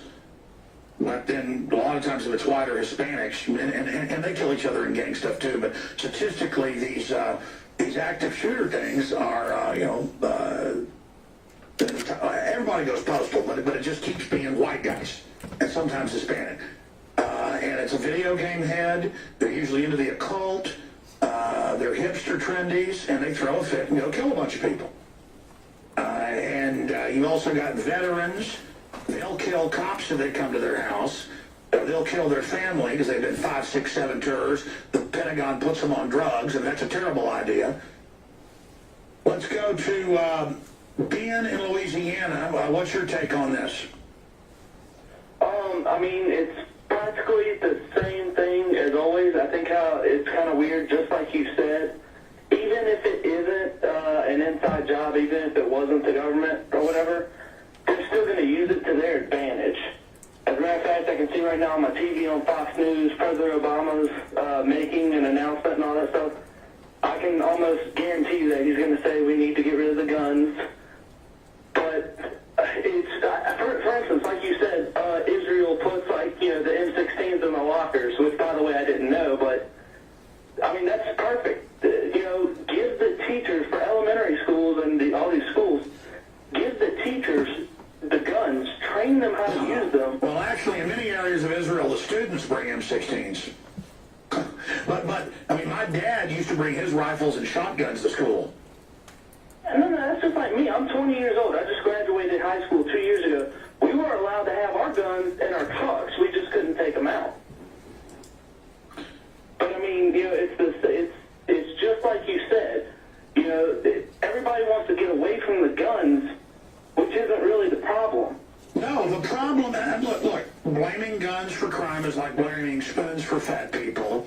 It's like blaming, let's say, you know, Michael Vick was fighting dogs, so let's ban everybody owning dogs because somebody might do something bad with a dog. Do you see what I mean? You're like, well, that doesn't make sense. Well, how does the anti-gun control, I mean, how does the, you know, I'm the anti-gun control crowd. How does the anti-gun crowd sell that? Look, they're authoritarians. Michael Moore, all these people, they have a job. Break the American spirit, get our guns. MTV, all of it pushes the gangster culture, the violent culture, the video games, the nihilism, the Satanism, in the name of scaring all of us and turning our guns in. No, I guarantee you gun sales are going to be all-time record now, and that's good. The answer is, look, I can kill people with a hammer. I can kill you with my car. I can kill you with a nail gun. I can kill you with a hatchet. You know, it's this idea that it's guns that are causing the violence. There's as many stabbings every year as there are shootings. Look it up. Well, CNN, Salon, all of them, I've got the articles right here. They're all blaming the Second Amendment, just saying ban guns, period. Obama has come out and given a speech. I have a transcript of it we're printing off right now. And he said, we've got to come together and take meaningful action to stop this, and that means restrict the Second Amendment. So, you know they're going to exploit this tragedy. You know, Hollywood puts out the most indiscriminate violence, death, murder, you name it, showing people using firearms in an improper way. And then, on top of it, they're anti-gun. So remember that, too. Remember that, too. So, this is the idea. By the way, here's an article. People pointed this out. We need to do a report on this. Maybe I'll get one of the writers to ask the question, will Obama call for banning knives? Here is the article.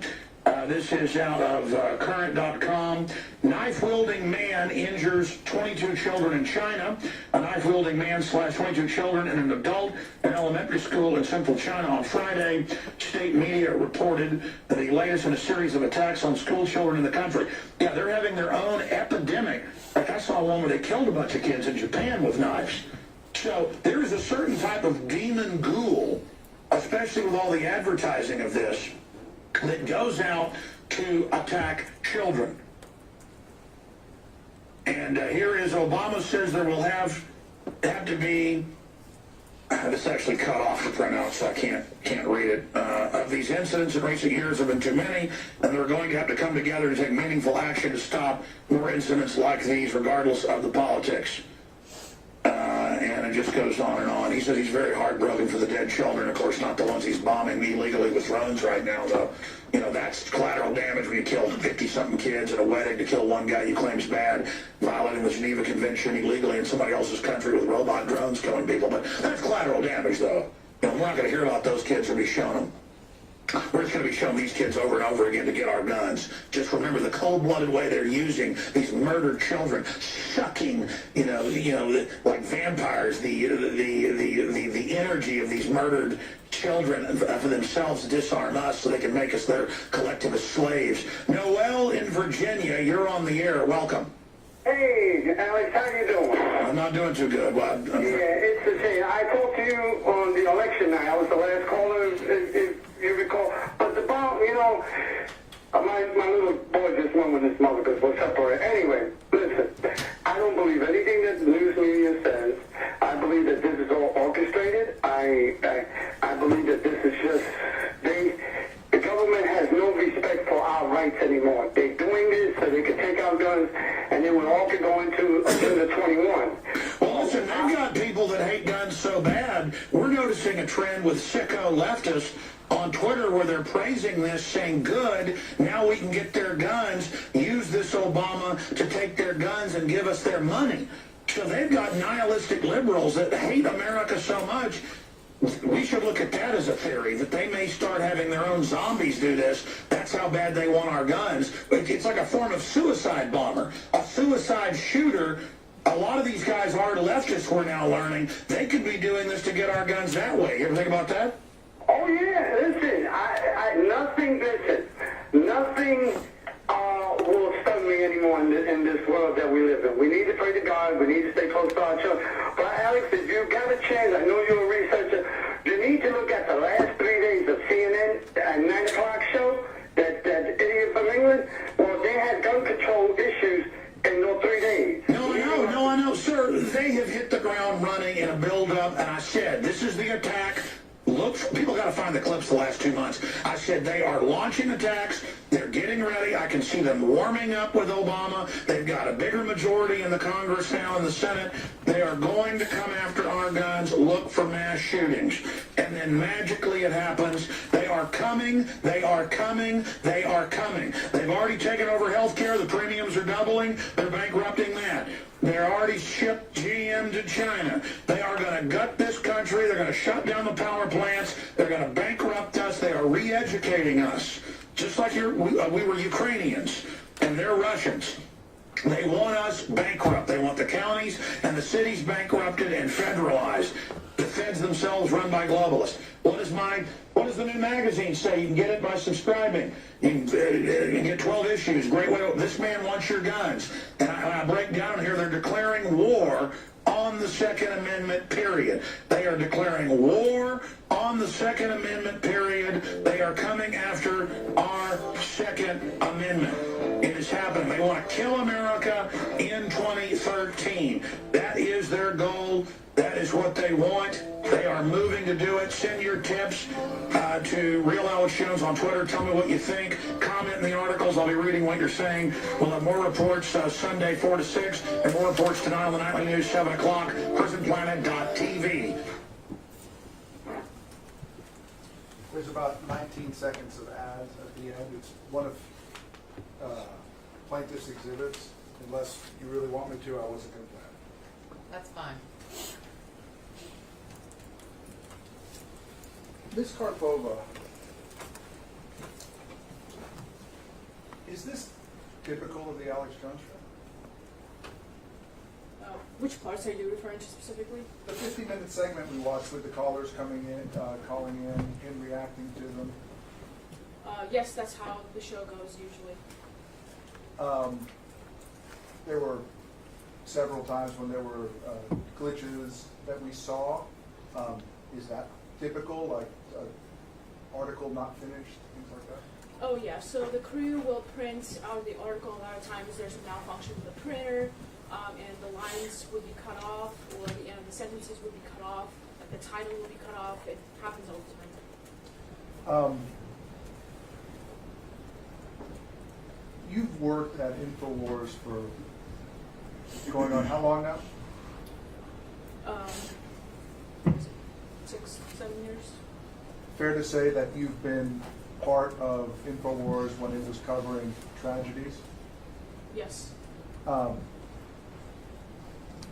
In your experience, is it typical in the aftermath of a tragedy that there be a lot of information that comes out that turns out to be wrong? Yes, absolutely, because just a lot of information comes in, a lot of it is wrong. A lot of the mainstream media runs with wrong information. That's typical, and Alex knows that, so he considers all of it.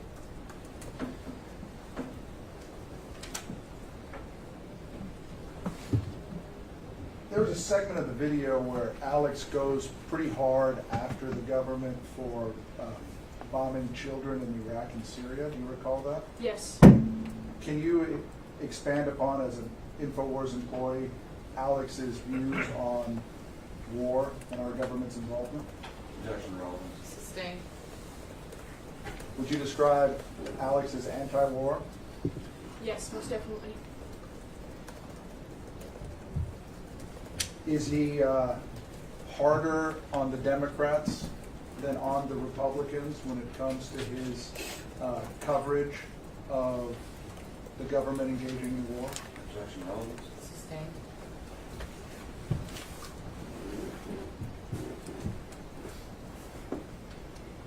Do you recall the reference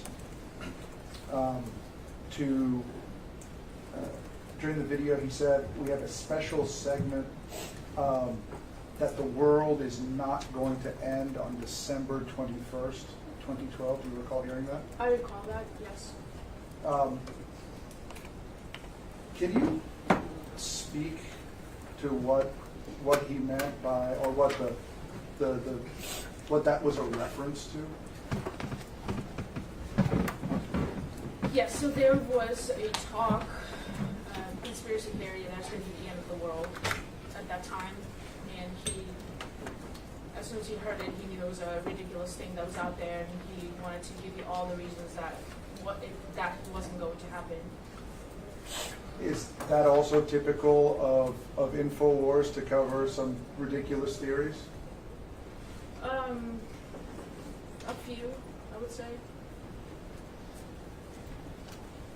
One thing that we didn't define earlier, he makes reference to subliminal programming. Do you know what he's referring to? He's referring to particular images or words that might be shown on screen in films or any other media that kind of prepares your mind. Your mind can see the message, but you cannot consciously identify as the message being there. Does that play into the idea of the patsy? Yes, I think so. Or the Prozac ad? I think so.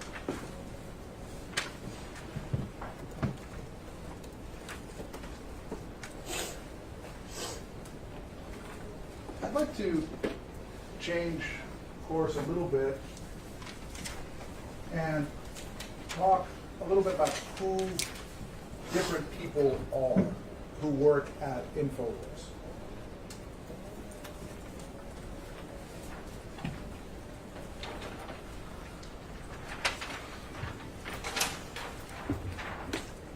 So, briefly, Yeah. Can I have permission to move around the courtroom? I'm not going to be able to see that. I'll put it back. Okay, that's fine. Anyway. Great. Okay. So, what's Alex's role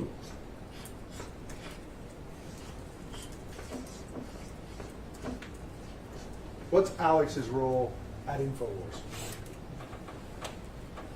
Alex is the founder, the CEO, the main guy, the company,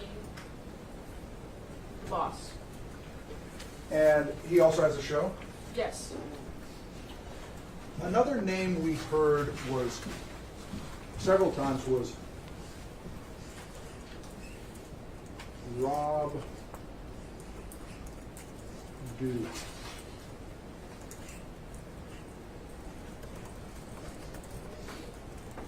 Who is Rob Dew? Rob Dew was someone who was there with Alex in Alex's early days, and he was hired by Alex as a camera guy, and he would go out in the streets with him to other locations, and he would be mostly a video editor and just help Alex with whatever Alex needed. And when you say the early days, is that the sort of late 90s that you're referring to? I'm not sure when exactly he started working with Alex, but it was one of the early years, I would say, yeah. At some point, did he have his own show? Who, Rob Dew? Yeah, or report on the air? He would be a guest occasionally, but no, he did not have his own show. But you would see him on the air occasionally? Occasionally, yes. Does he still work at InfoWars? He does not.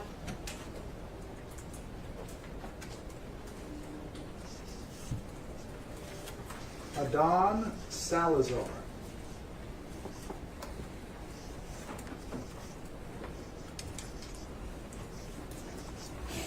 Who is Adon Salazar? Adon is a writer. And what does that mean when somebody's a writer? Writers typically research the news, find interesting stories, repost stories that you think are good and relevant to InfoWars.com. They would also work on their own pieces, original pieces, based on their research from other sources. They would do investigations also to the best they could to back up their articles. Nico Acosta? Nico was a producer. So will you distinguish for me between what a producer does versus what a writer does? Well, producer doesn't write any articles,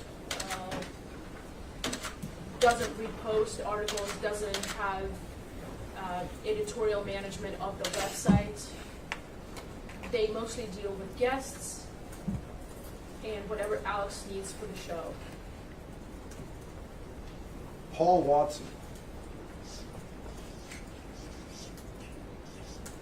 Paul Watson was an editor-at-large, a writer, a personality. What do you mean when you say a personality?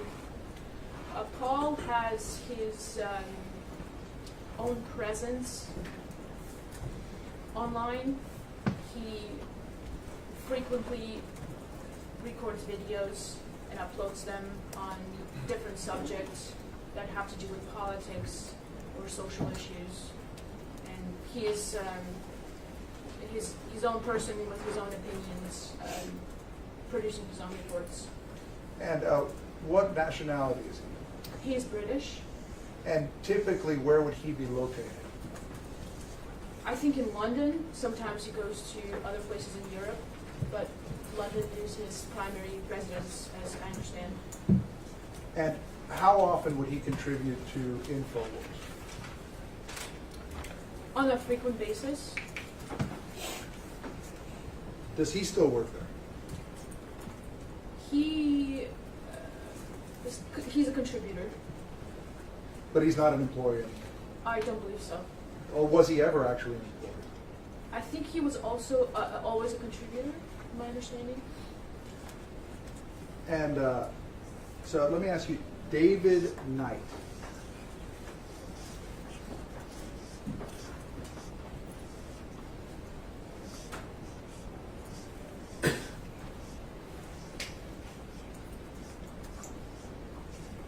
David Knight was another anchor on InfoWars platform, and he did have his own show.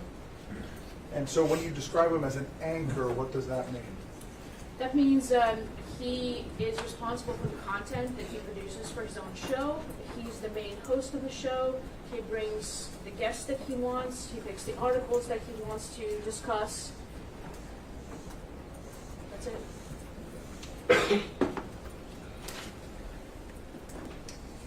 Owen Schroyer.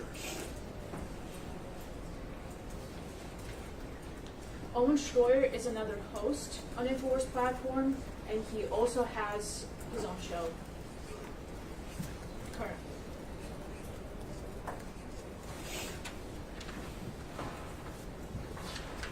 Now, somebody we've heard of as well is a guy named Dan Badandi. You remember talking about that yesterday? Yes. And Mr. Bankston asked you if he was an InfoWars employee, and I think you responded, sort of. Yes. Would you expand upon that? From my understanding, Dan was somebody who was a fan of InfoWars, and he wanted to be a reporter. He would contact Rob Dew as to his potential contributions to the site, to the show, and volunteered his reporting engagements. Was he ever brought on as a W-2 employee for all purposes? I don't believe so. Now, I want to ask you some questions about and identify some players in the truther community. What is the truther community? Truther community is something that has become popular after the events of 9/11. Those were people primarily who thought there was a cover-up. There was a cover-up part of the 9/11 events that happened on that date in New York City, and they were working to expose that, to talk about it, and bring it to the general public's attention.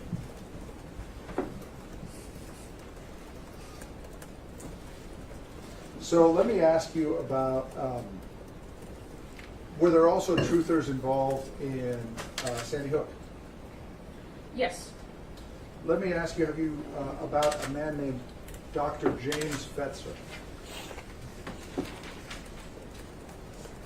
Who is he? My understanding is that James Fetzer was a professor at a university, I believe in Minnesota, at that time. Also an author, a book author. And did he write a book about Sandy Hook that was discussed yesterday? Yes, he did. And what was the name of that book? The book was called Nobody Died at Sandy Hook. And did the book have other contributing authors who submitted articles for it? I believe James Tracy. And is that Dr. James Tracy? Yes. And who, and I'm sorry, you said that Fetzer was at University of Minnesota? Definitely a professor at university, I believe Minnesota, yes.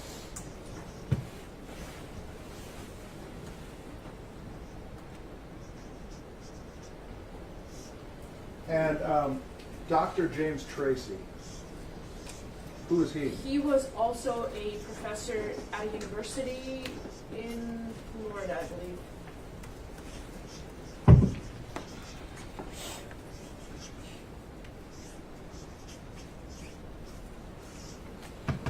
Do you recall what he was a professor of? I don't recall right now, sorry. Were both of them, if you know, tenured professors at these universities? I'm not sure. What was Dr. James Tracy's contribution to the truther community? Well, I believe he was, again, he questioned Sandy Hook, he believed it was staged, and I also believe he was a 9/11 truther.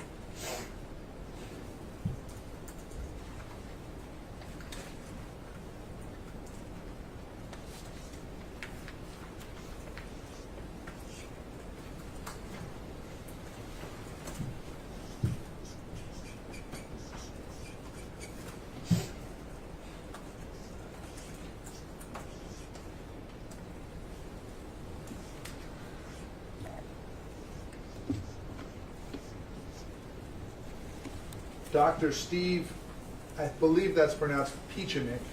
Pechenik. Who is he? Dr. Steve Pechenik is someone who was a very frequent guest with Alex for a very long time, 20 years, I think.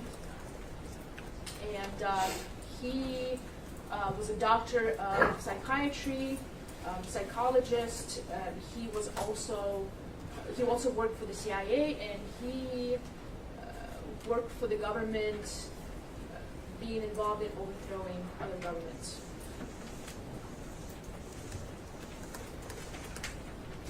Did you have occasion, as part of doing your corporate rep work, to research the origins of the idea that no one died at Sandy Hook? I did make an effort to do so.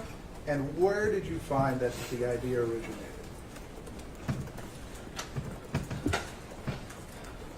Well, I cannot say for sure if there weren't other people, but from my research, there was a talk show, a blogger, documentary filmmaker by the name of Sophia Smallstorm, and she was a big proponent of Sandy Hook being a staged event.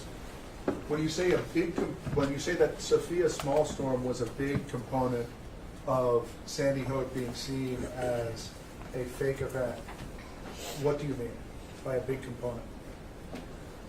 Well, I believe she didn't consider it being, she didn't think it actually happened. She thought it was all actors, that there were no children that died, that the children were actors as well as their parents were actors. Did she have a large following online at the time? I believe she did at that time. She was prominent in that community and with that theory. After 9/11, in the decade between 9/11 and Sandy Hook, can you estimate for the members of the jury how large the truther community was? I'm sorry, could you say that again? Sustained. As part of your research into the origins of the "no one died at Sandy Hook" myth, did you have occasion to see how many truthers were already out there at the time Sophia Smallstorm began covering Sandy Hook? You're on the same objection, that's the same way to pose the same question. You obviously did not see. Sustained.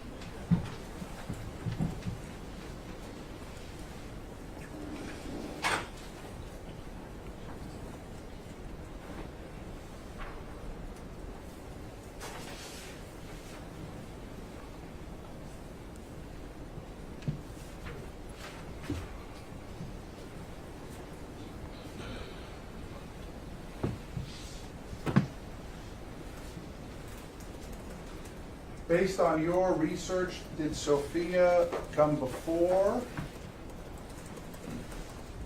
or after Alex? Way before.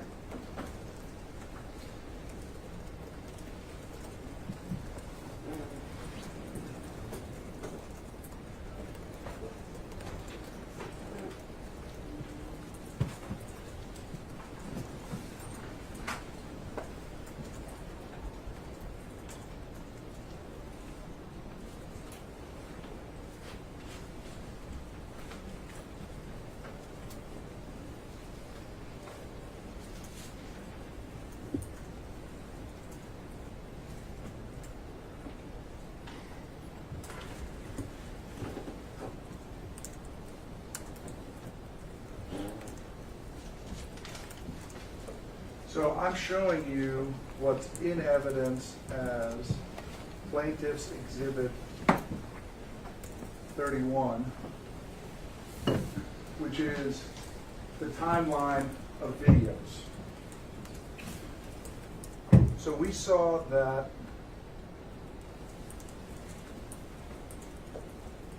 we've seen the first video on December 14th we just watched. It's that 50-minute clip that we just watched, is that correct? Correct. Now, did InfoWars continue to cover Sandy Hook over the following month and a half? Yes. Over that time, did questions begin to arise in the media and online about inconsistencies in the official narrative? Absolutely.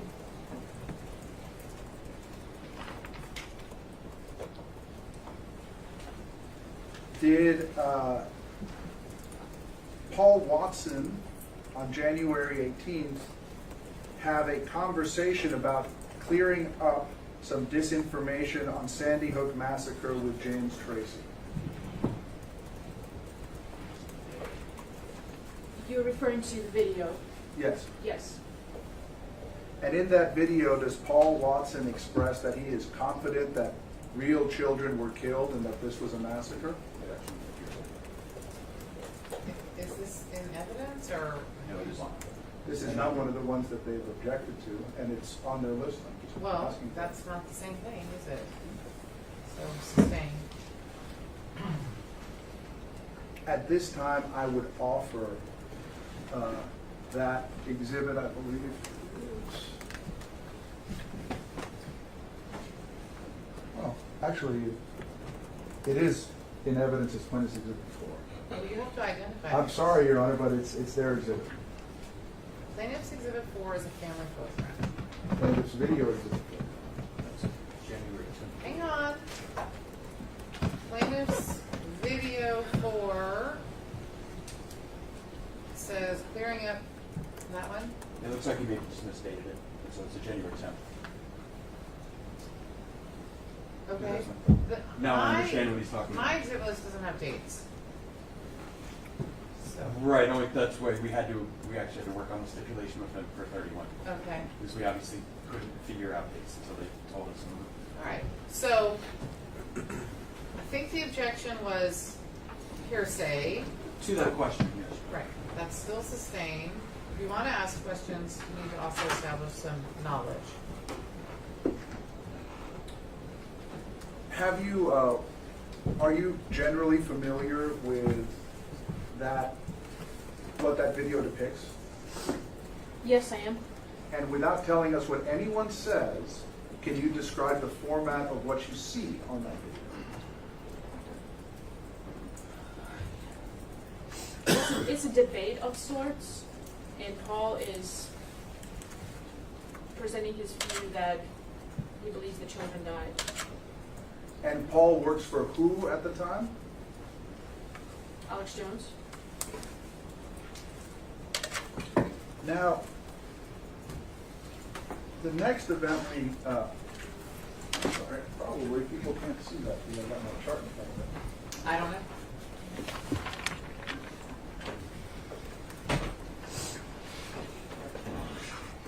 I apologize for this.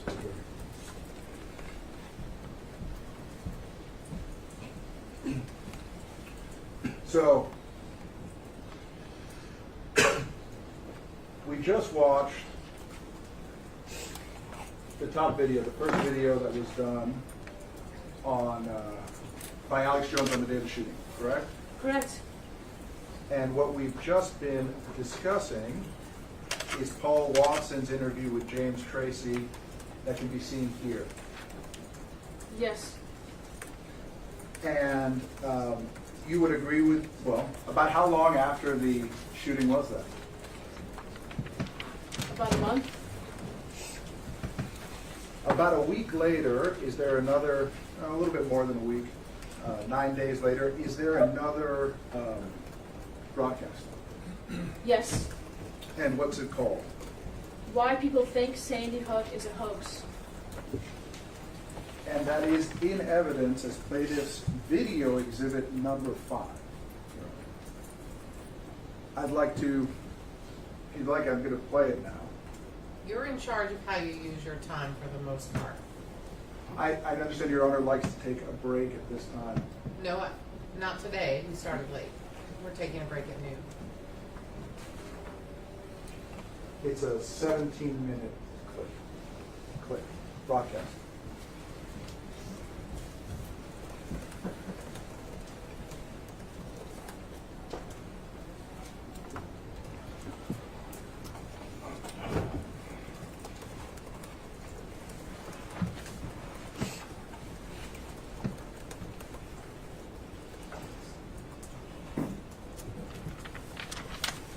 These are aerial pictures here in Harris County, Texas, as we have been watching the better part of this last hour.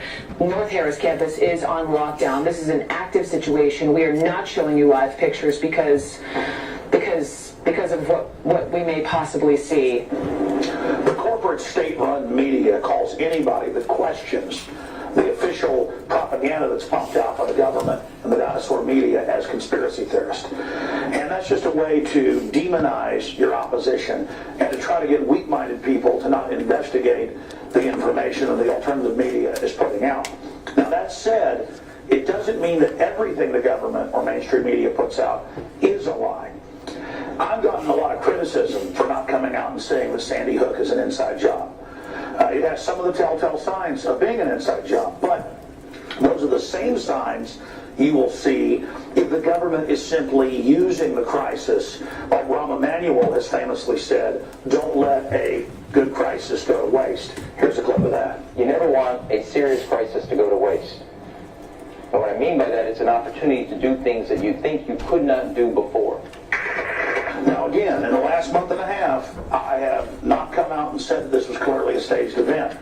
Unfortunately, unfortunately, evidence is beginning to come out that points more and more in that direction. And we're going to show you that information in a moment.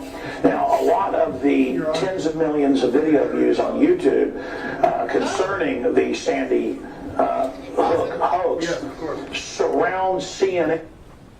I'll inquire with my staff.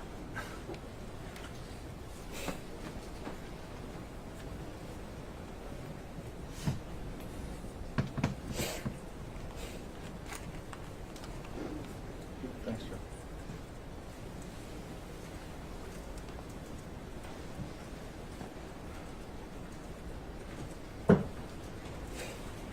We'll just wait for him to come back.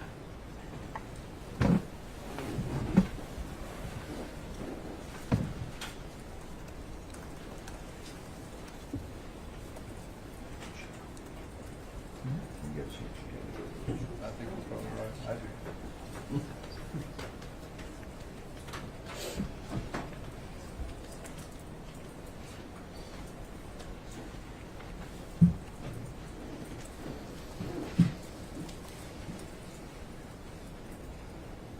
Occasionally it happens.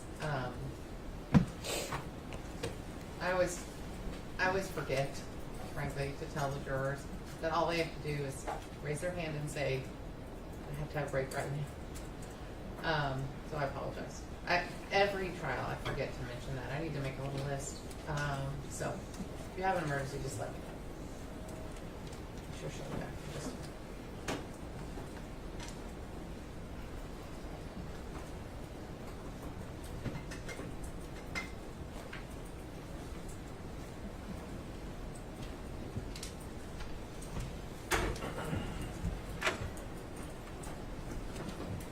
so sorry, I forgot to tell all of you to tell me if you had a reason to need a break immediately. Just let me know.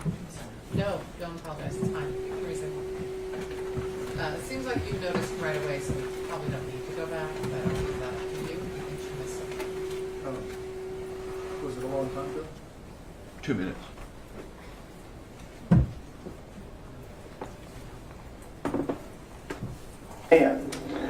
And what appears to be people who've been coached, people who've been given cue cards, people who are behaving like actors. And we see CNN criticizing all the witnesses from the helicopter and the news crews and witnesses, adults that saw multiple people being detained who were in camo. We're told, oh, those are 5-year-olds saying that. It's a conspiracy theory. When it's not 5-year-olds saying that, it's adults.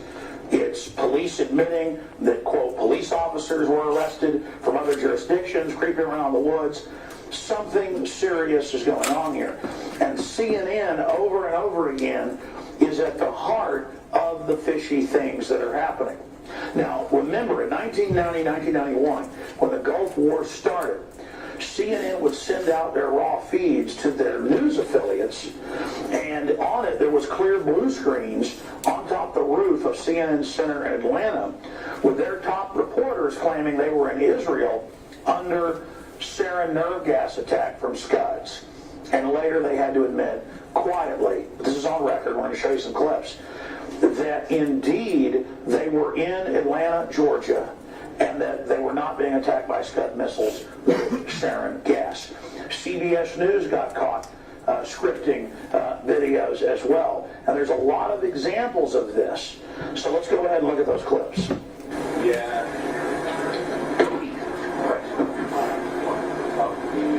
I'm starting to get real bothered by all this.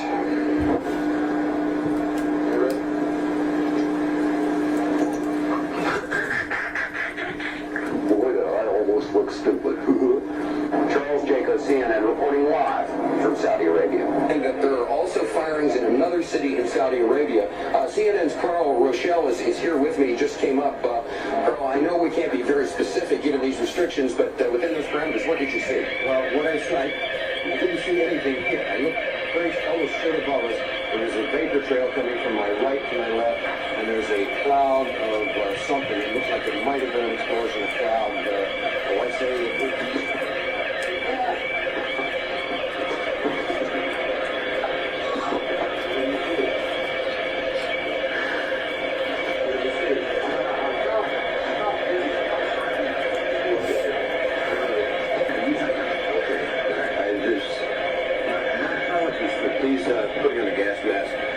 hasn't been any gas dropped here that we could tell. No. You may smell some of the fumes from a missile exhaust going off. And this is using rocket cordite, some sort of burning. We just heard a little thump just then. But I have to apologize for that. I thought I lifted something and felt momentarily dizzy or more experienced. Now remember, that's only a small portion of hours of raw CNN feed. That back in the old days, they didn't scramble the big satellite feeds because they thought most people wouldn't have a 12-foot dish to get it. But people did record that, and that's how they got caught with their pants down. And notice that blue screen in the background, so they could project the Tel Aviv and Jerusalem skylines in the background. Coming up, we've got Anderson Cooper, supposedly at Sandy Hook, and it's clearly blue screen. I've worked with blue screen for 17 years. We've got it right in there. We know what it looks like. We know what the anomalies look like. And we know what happens when you don't tune it properly. It's clearly blue screen. And you can draw from that what you want. That's coming up in a moment. So CNN's done it before.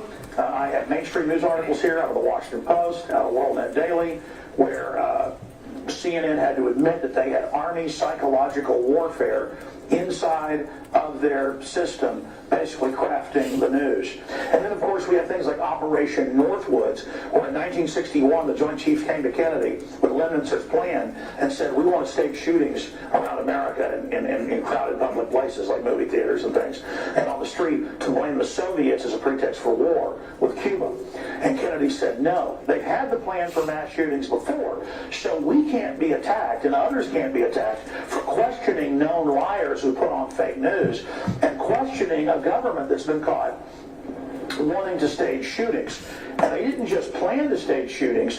In the 60s, 70s, and 80s, this was declassified by the Italian government and their president and the head of their CIA a few years ago, that the U.S. government used terrorists to stage terror attacks, and NATO did this as well to blame their political opposition, be they left or right, similar to what we saw with Oklahoma City. And part of that program was called the NATO Option or Operation Gladio. So look that up for yourself. I've also interviewed police officers that were involved in the rescue at Oklahoma City. Mr. Browning, who's in the award-winning film A Noble Line, who were threatened by the FBI if they talked about what they knew with death. I was told more than once or twice by agents in the area that people like my wife and I would have ended up dead, but not going along with what we knew to be true. Well, so you're a decorated Vietnam veteran, police officer, one of the heroes that responded when there could have been other bombs and was thought there were other bombs, and the FBI agents in the police office are telling you do what you're told or you and your wife are dead. And you're saying this on record here, sir. Yes, sir. What did they know about? Federal agents inside planting the bombs in Oklahoma City. And it was Attorney General Holder, who later ran the false flag of Fast and Furious, who was Deputy Attorney General back in 1995, who ran the cover-up. And those emails have come out in different lawsuits that are available online if you'd like to look those up. Go out and check everything I'm telling you. You're going to find out it's even worse than I'm saying. In fact, that's what I get criticized for is, not covering it all. This piece of evidence, that piece of evidence. There's too many. I clearly believe from the evidence children were really killed in Sandy Hook, and it's a real tragedy. But the fact that they're having people script things and the answers are being scripted is incontrovertible. We're going to get to some of that evidence right now. It's believed at this hour, and it's been confirmed to ABC News by state police there in Connecticut, that 2 shooters were initially believed involved in the mass shooting. One of those shooters now dead. What's not been confirmed is whether or not that gunman took his own life or whether or not there was something that ensued after authorities began arriving at the scene. Now, I'm just going to hit a few of the big unanswered questions of Sandy Hook. Just a few. The mainstream media keeps saying conspiracy theorists say there were multiple shooters. Nobody said that but a few poor 5-year-olds who were traumatized. So we go and look, and there's countless adult witnesses. There's helicopter footage. There's police reports. There's video. There's local news accounts saying, oh, it was a tactical officer from a nearby jurisdiction who happened to be hanging out in the woods and wearing the same thing as what people said the shooters were wearing. No big deal. Let's just go ahead and ignore that. And that's in the Newtown Bee and other publications. And then again, we have the newscast saying other shooters and showing people being grabbed in the woods. But we're told we never saw that. Here's a clip. They did walk a guy out of the woods. I saw him walk a guy out earlier with handcuffs. He walked by us and said he didn't do it. It was a grown man. A grown man, yeah. He's sitting in the front of the police car over there now. So, I mean, he didn't have a gun? No. I didn't see any gun. Just had him handcuffed. And he walked by us and looked into parents' eyes and said, I didn't do it. How was he dressed? Camo pants with a dark jacket. Roger. Reports that the teacher saw two shadows running past the building, past the gym, which would be rear eye base. They're shooting. Yeah, we got them. They're coming at me, Doc. Go this way. Come up the door on the left side. This is it. One of the big issues out there that has people asking questions is Robbie Parker, who reportedly lost one of his daughters. And people see the photos out there where it looks like Obama's meeting with all three of his children and things like that. And when you watch the footage, I know grieving parents do strange things, but it looks like he's saying, okay, do I read off the card? He's laughing, and then he goes over and starts basically breaking down and crying. So let's show that clip. I was there, getting ready to come to the microphone, so we'll listen to it.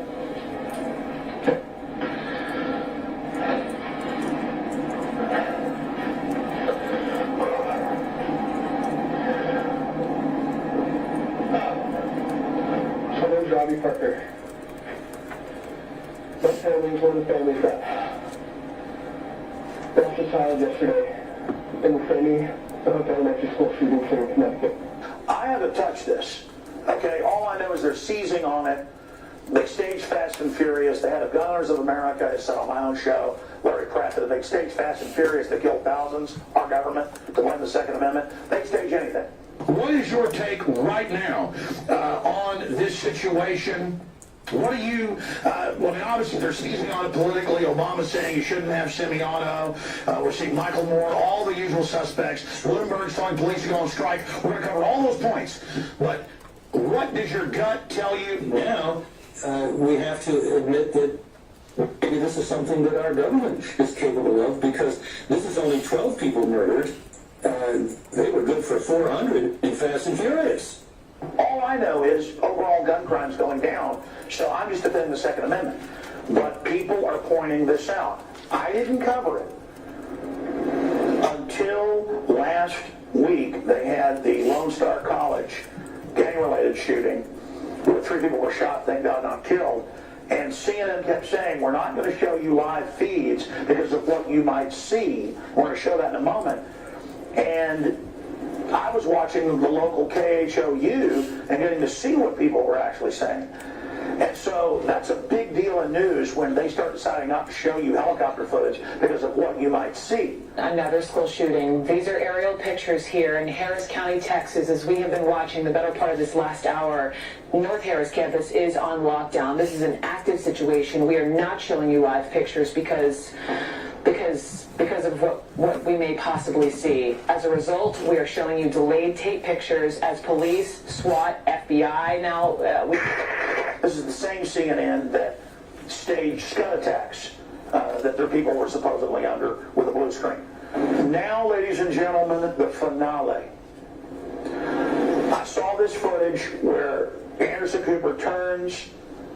He's supposedly there at Sandy Hook in front of the memorial, and his whole forehead and nose blurs out. I've been working with blue screen again for 17 years. I know what it looks like. It's clearly blue screen. And I thought, that's got to be somebody's Dr. YouTube. There's no way. We went to CNN, found a link where the whole interview had been posted. It's been removed. Oh, by the way, just like some of the earlier clips, like Robbie Parker, have been removed. I forgot that. So I'm thinking, okay, they took it down. Let me go to archive.org, which is a respected group that puts the archives up. And I found it all unedited right there, exact same footage in high def. So I'm going to show you a clip of that right now, full size, and then we'll enhance it and blow it up. All right, folks, again, when we see these anomalous clips, we actually do our best to go to the source. And the best we can tell, they did post the entire interview after they did it on CNN.com, but it's been removed. But we went to Internet Archive, highly respected archive.org. This is not some, quote, conspiracy site.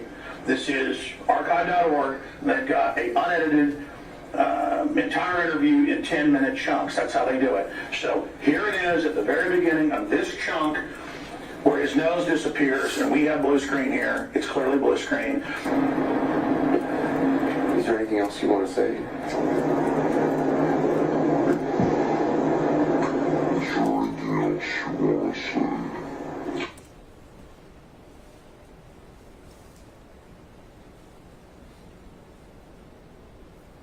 And Anderson Cooper has got some explaining to do, because I know blue screen when I see it. I believe children died at Sandy Hook.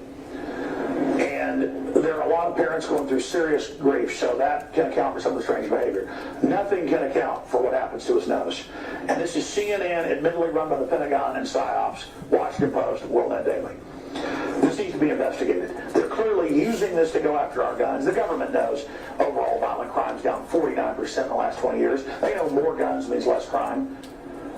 So they're clearly being opportunistic. That's undoubted. Something, though, is really starting to get suspicious here. I mean, I'm sick of it always being a conspiracy. We know it's a conspiracy that they're putting people on Prozac and stuff that makes them go out and do this. We know that's the real cause of some of these real shootings. It's at the root. But the fact that this whole thing can be staged, it's just mind-blowing. Tell us what you think. Great job to all the people out there, the crowdsourcing that are researching all these clips. No wonder CNN won't put out a live feed anymore. I mean, they are panicked because they know you're watching and I'm watching. Just like Kurt Haskell, lawyer with his wife, with the underwear bomber a few Christmases ago. He saw the government getting him on the plane. He was the only guy to tell that story for a month and a half. And then on C-SPAN, the Undersecretary of State Kennedy admitted that they've been ordered by an unnamed U.S. agency to help that patsy get on the plane. There have been numerous cases where our unilateral and uncoordinated revocation of the visa would have disrupted important investigations that were underway by one of our national security partners. They had the individual under investigation, and our revocation action would have disclosed U.S. government's interest in that individual and ended our colleagues' ability, such as the FBI, to pursue the case quietly and to identify terrorist plans and co-conspirators. The system's scared because they know I'm watching, you're watching. So you can't blame anybody for not believing known certified liars in the government and at CNN. It's that simple. Sorry, we don't trust you anymore. If you told us the sun came up in the morning, people would go out and check before they believed you. Alex Jones signing off for InfoWars.com.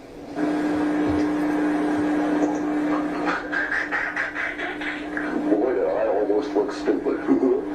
Charles Jacob, CNN, reporting live from Saudi Arabia.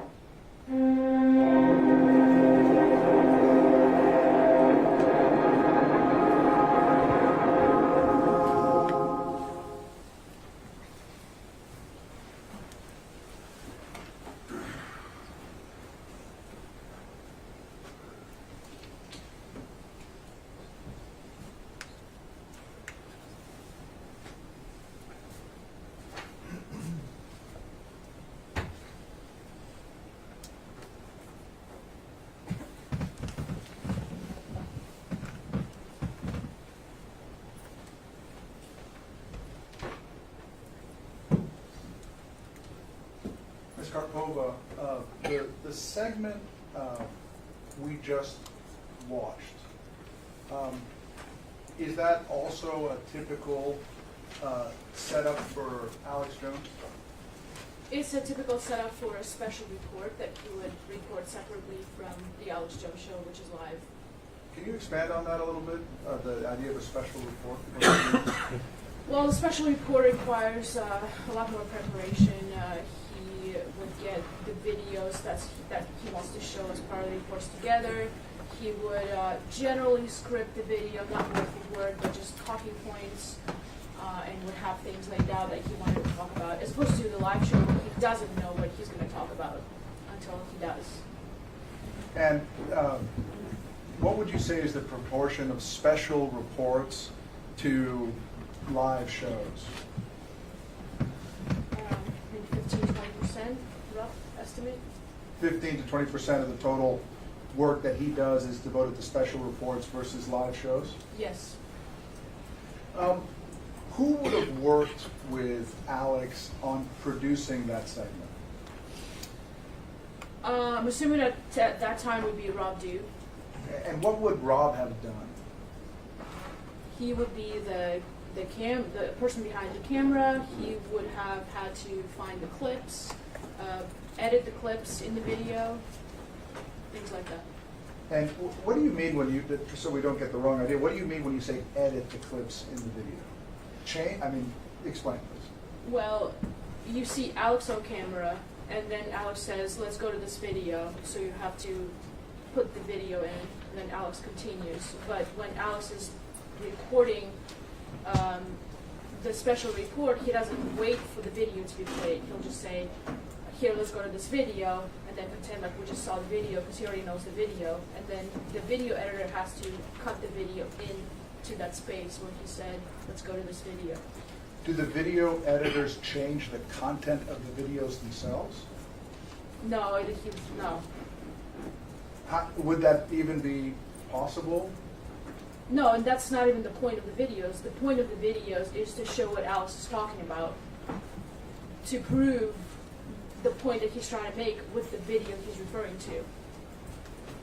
And having watched that video and as the corporate representative, what do you think the point was that Alex was trying to make? Well, the point he was trying to make was that there were a lot of reasons to suspect that Sandy Hook did not happen entirely as the official narrative presented. And he let the audience see examples of why he personally doubts it and why other people are having questions as well. Did you hear Alex Jones say, I believe children definitely died at Sandy Hook? He did say that. Let's talk about blue screen, green screen. What does that mean?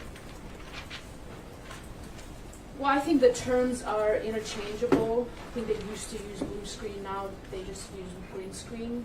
But it's a background that is used while recording video or live streaming video, where you can superimpose other background on. With certain video software manipulation, you can make your background be whatever you want it to be.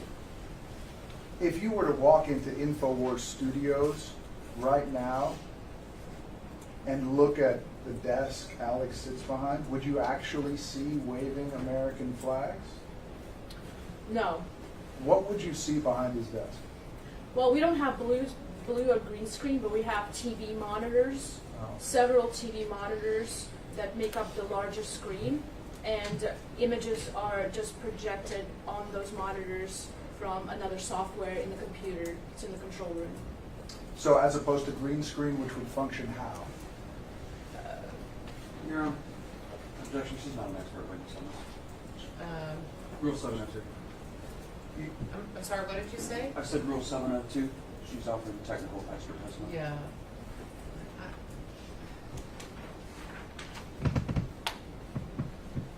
The question is so opposed to green screen, which would function now. I mean, I don't know if she knows. You gotta lay some background. I'll move on here. All right. As the corporate representative for InfoWars,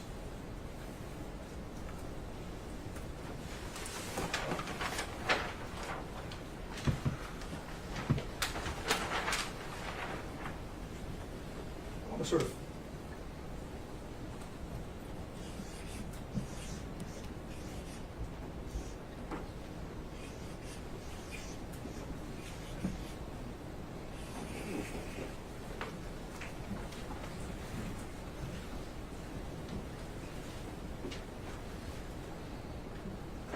during this period that we've been watching videos from,